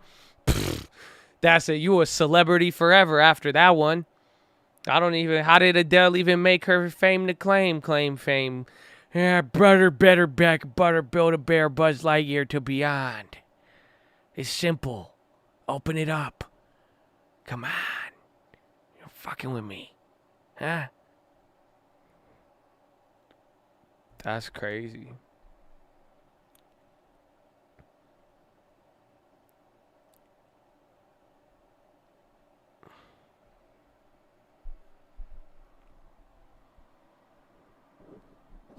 Holocene Merck proposed offer for Acceleron undervalues company. Oh, does Acceleron pop off that?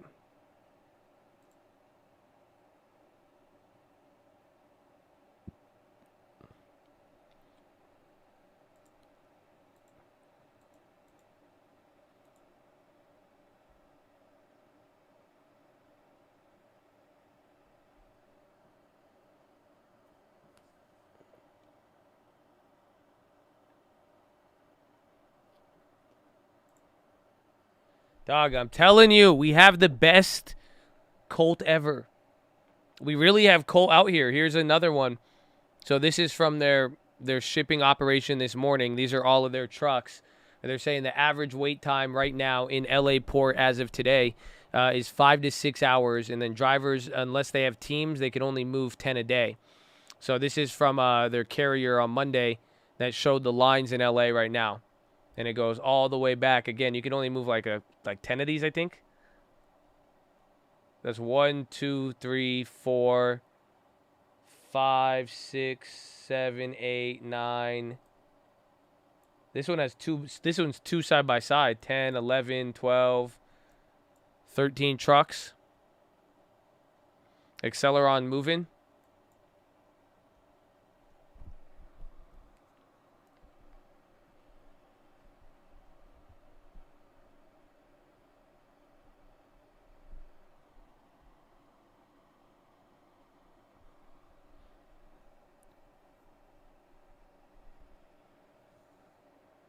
TGM buys 7th multifamily apartment in Chicagoland. What those TGM?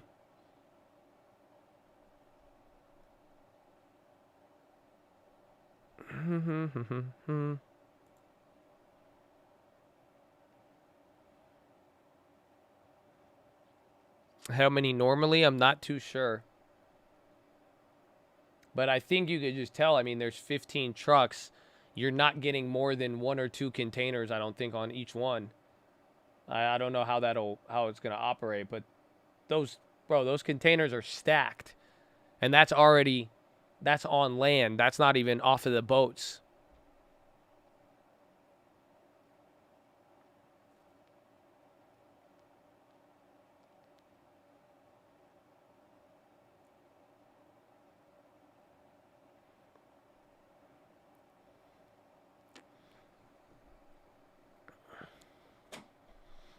RDW, that was a big runner yesterday. We have to VWAP by close. We might, I mean, it's a pretty muted day. It ended up being very base to do this SPY, 1/3%. Jeez. Today, very, very crazy. Oh, I closed out the worksheet. Damn it.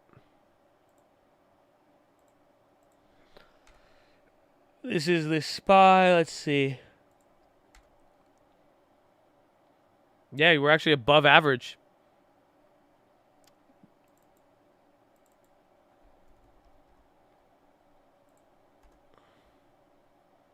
NASDAQ will usually go down 1/4, where everything's above average.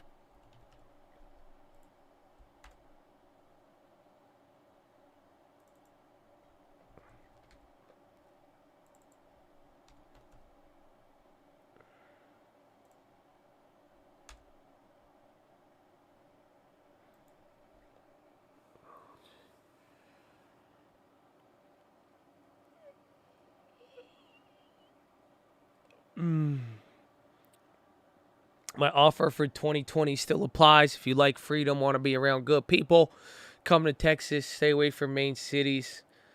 I mean, I like San Diego. San Diego has a lot of military people. It's not like LA, it's chill, but like I want to go to Texas, man. I want to go to Texas or Florida.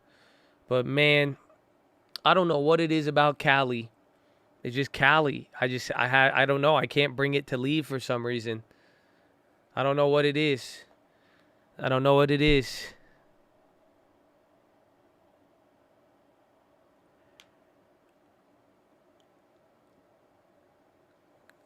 The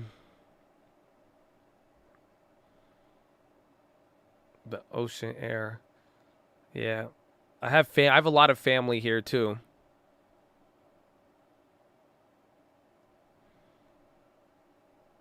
But just I like it.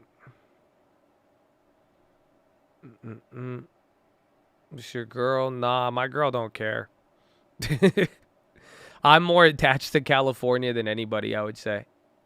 I don't know why, just something about it. Austin looks dope until they jacked up the prices. Then I'm like, why would I ever pay that?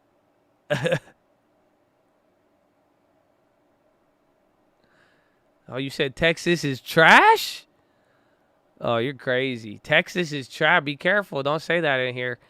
I mean, we got a lot of Harley Davidsons. You don't go after Texas like that. Texas is just, it would be good. I still want to go to Miami.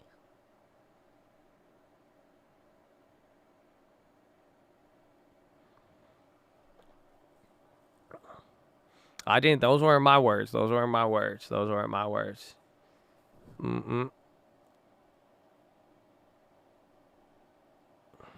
Dog, I'm still trying to really rationalize how the fuck Adele is not Estelle. This is stupid. I'm still in the back of my mind.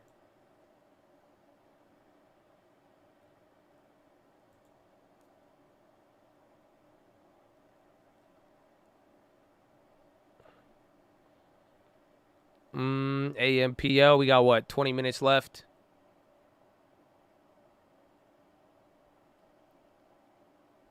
Do you think housing price needs correction? No, because, I mean, most of my life I thought housing was kind of undervalued in a weird way. Like, prices didn't go too crazy. There was a reason why I was saying it for the longest time. So, I mean, we will just see. But it's, I think real estate is going to be here for a long time.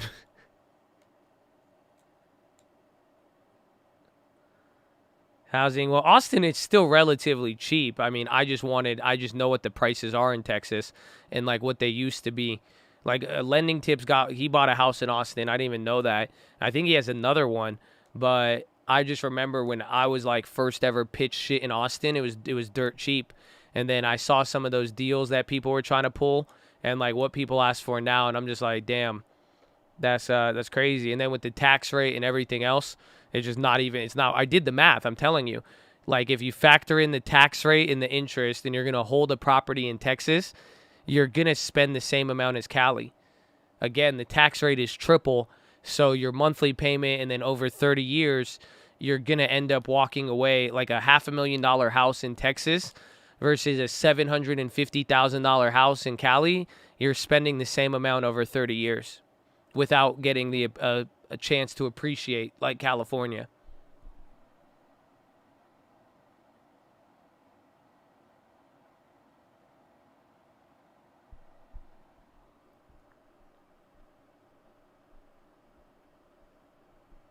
I fell for it. I was suckered. Now I can't get back to Pacific Beach. I mean, I can't give you, I'll trade you. I actually, no, I don't know. What kind of house you got? I'll trade you. Conoco Phillips hires, mandates COVID vaccine for new hires. Roku. I think Roku's going to be the earnings surpriser. I mean, if it's already taken off. You know, low key, I kind of like that.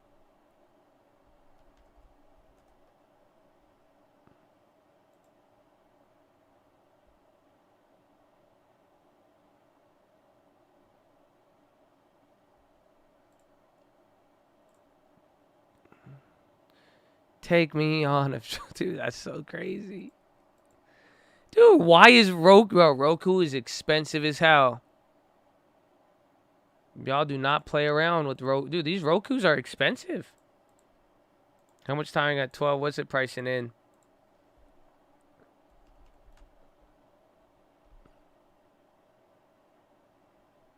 Here, Turtle Beach moves sell-off following circulation, a deal reporter, CO said. Could see more approaches given a hot market.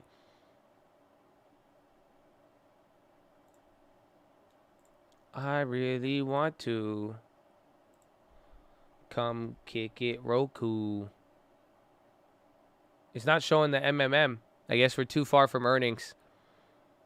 When's earnings? November 15th. So it's pricing in $46 leading up into earnings and not. So it's pricing in more than 10%. That's what sucks, because we might be a little too early on it.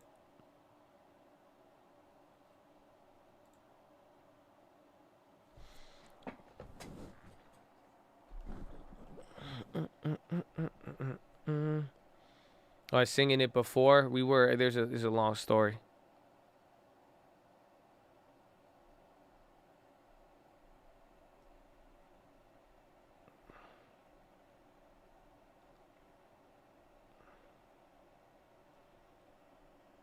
November 3rd is the earnings. Still pricing in like $40.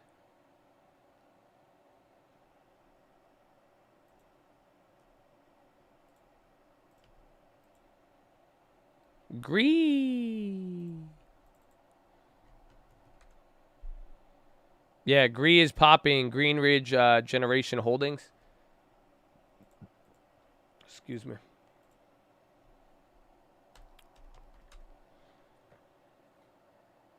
Would it be better to get shares instead? Yeah, probably. But it depends. I mean, I think it's going to be risky, though. I think Roku has the ability to just move a lot.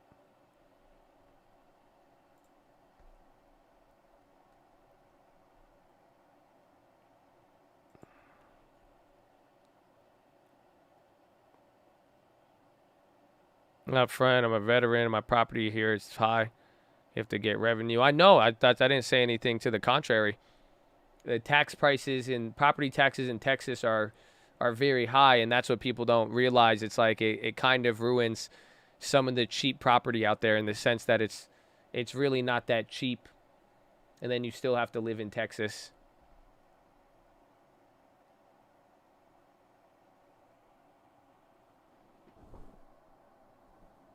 Oh, I just got scammed. That's not good.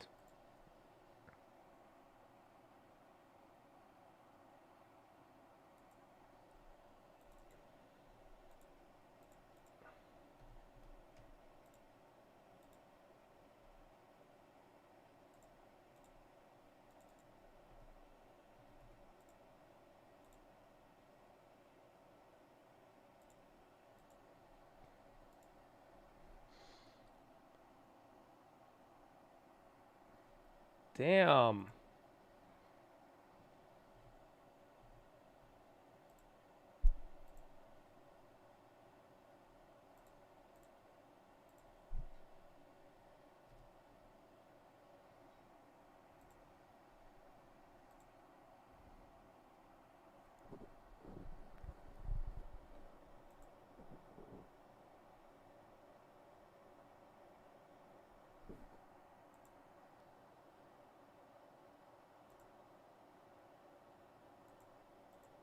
Are you serious?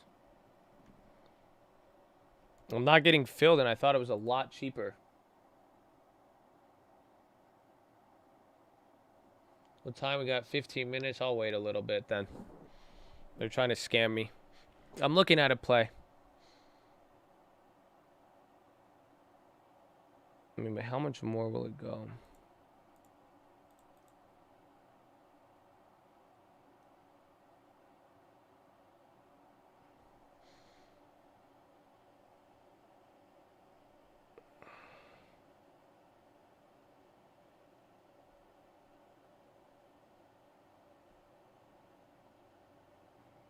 Joe and Hunter shared bank account and paid each other's bills.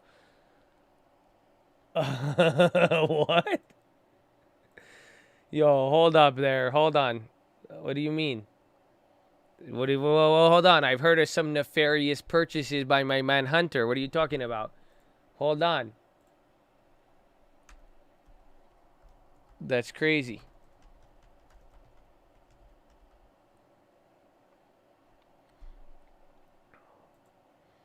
Their family, they're also like 40 years old. You think I still share a bank account with my dad? That'd be crazy, bro. Come on. Come on. Don't play me. Don't play me. Please.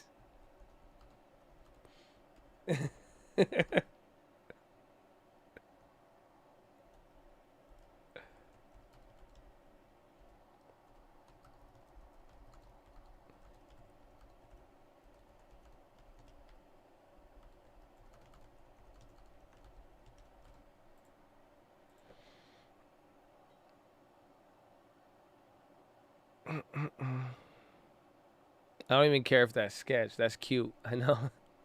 It is. I'm just jealous of the relationship. That's all. I'm just jealous.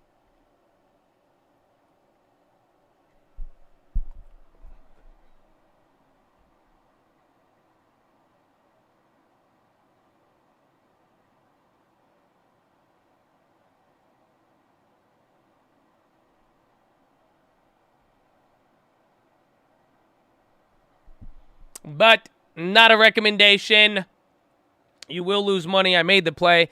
I think I paid a little bit too much, but thankfully it was going for the same price yesterday. But I went for the Roku, and this is why I like it, because again, the stock is up 3% right now, but those options further out the money, they're the same price as yesterday, 2% higher.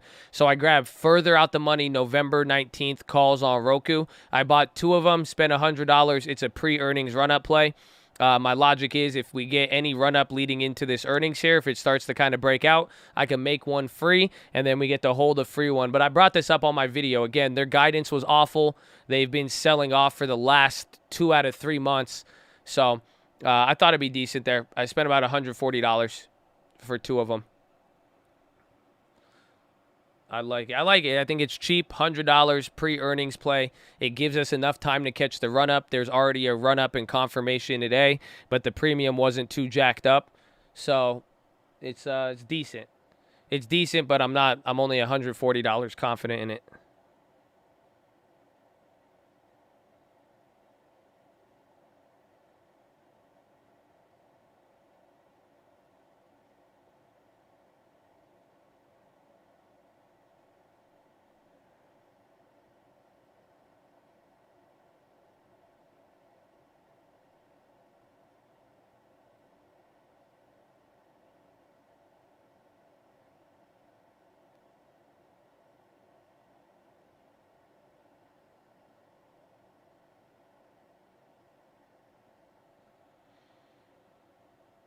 Mm-hmm.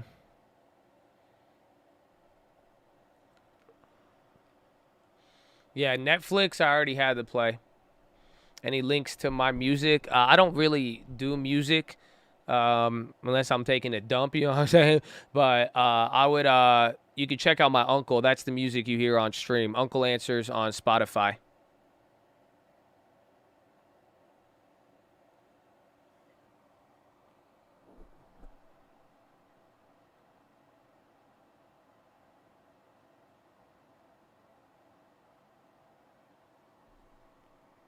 Oh, and on YouTube, too. What strike for Roku? I mean, I got November 19th calls. I didn't spend more than $140, $150, and I got 2 of them.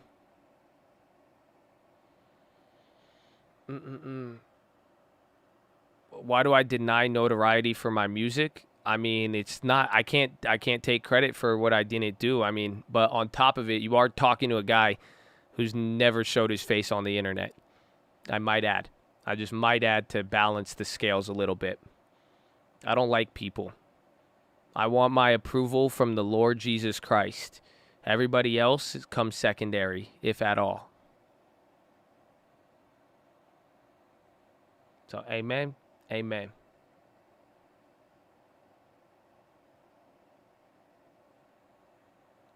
Mm-hmm.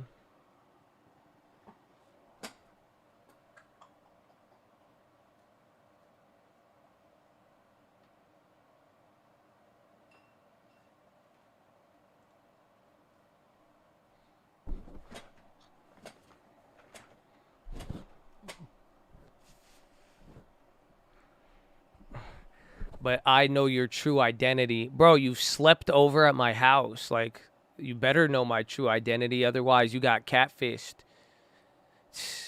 This guy, secret society, bro. He used to pull up on me like once a quarter. I remember the first time I met him. The first time I ever met him, I even said, you know, Remy, he came in dripped out. Bro, he had the flyest Jordans on. He had these diamond chains, he was balling out. I said, bro, you know, if we go outside, I was like, they're going to rob you before they rob me. They're going to still think I'm homeless. So, yeah, he's seen me. He's seen me many times. He's not even a member. I don't even know. Remy, he works. He works all the time. I don't know if he's in how chatty he gets. They sleep in the off-white sofa. Actually, oh my gosh, I forgot about that. You ready for this? He actually hates Mustafa. So there's like actually long-standing beef between them. Mustafa don't have beef. Mustafa's like, what did I do? But Mustafa would be so annoying that even, secret society was going to beat his ass. Oh, bro, they got beef. I remember Mustafa asked me that. He was like, wait. He's like, does Remy still hate me? I was like, probably. 100%.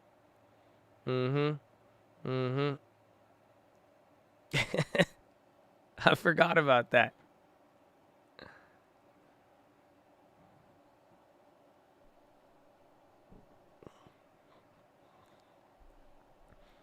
Does Mustafa have hands?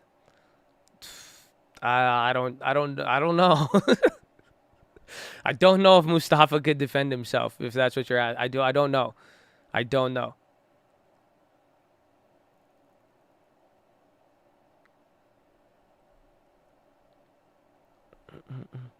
been missing that PHILO. I mean, I like today's PHILO, man. You know, just know what you're doing it for. You want clarity? You got to wake up from fantasy. They don't feel me.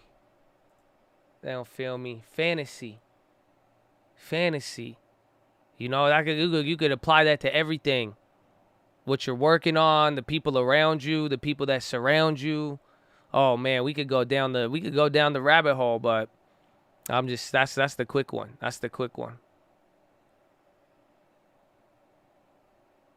Of course, Josh has hands. I mean, I could defend myself. I don't have the best hands, but I talk a lot. So just, you know what I'm saying? I grew up talking a lot of shit, so you had to be able to back it. So, you know, I'm fast, though. I could run away real quick. That's it. They'd be like, Josh used dash and disappeared the fight. Boom. Just like that.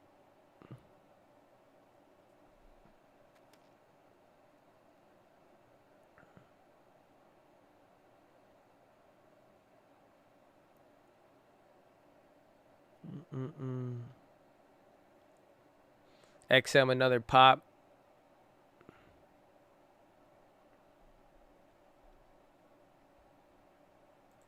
Flash from league, yeah, pretty much.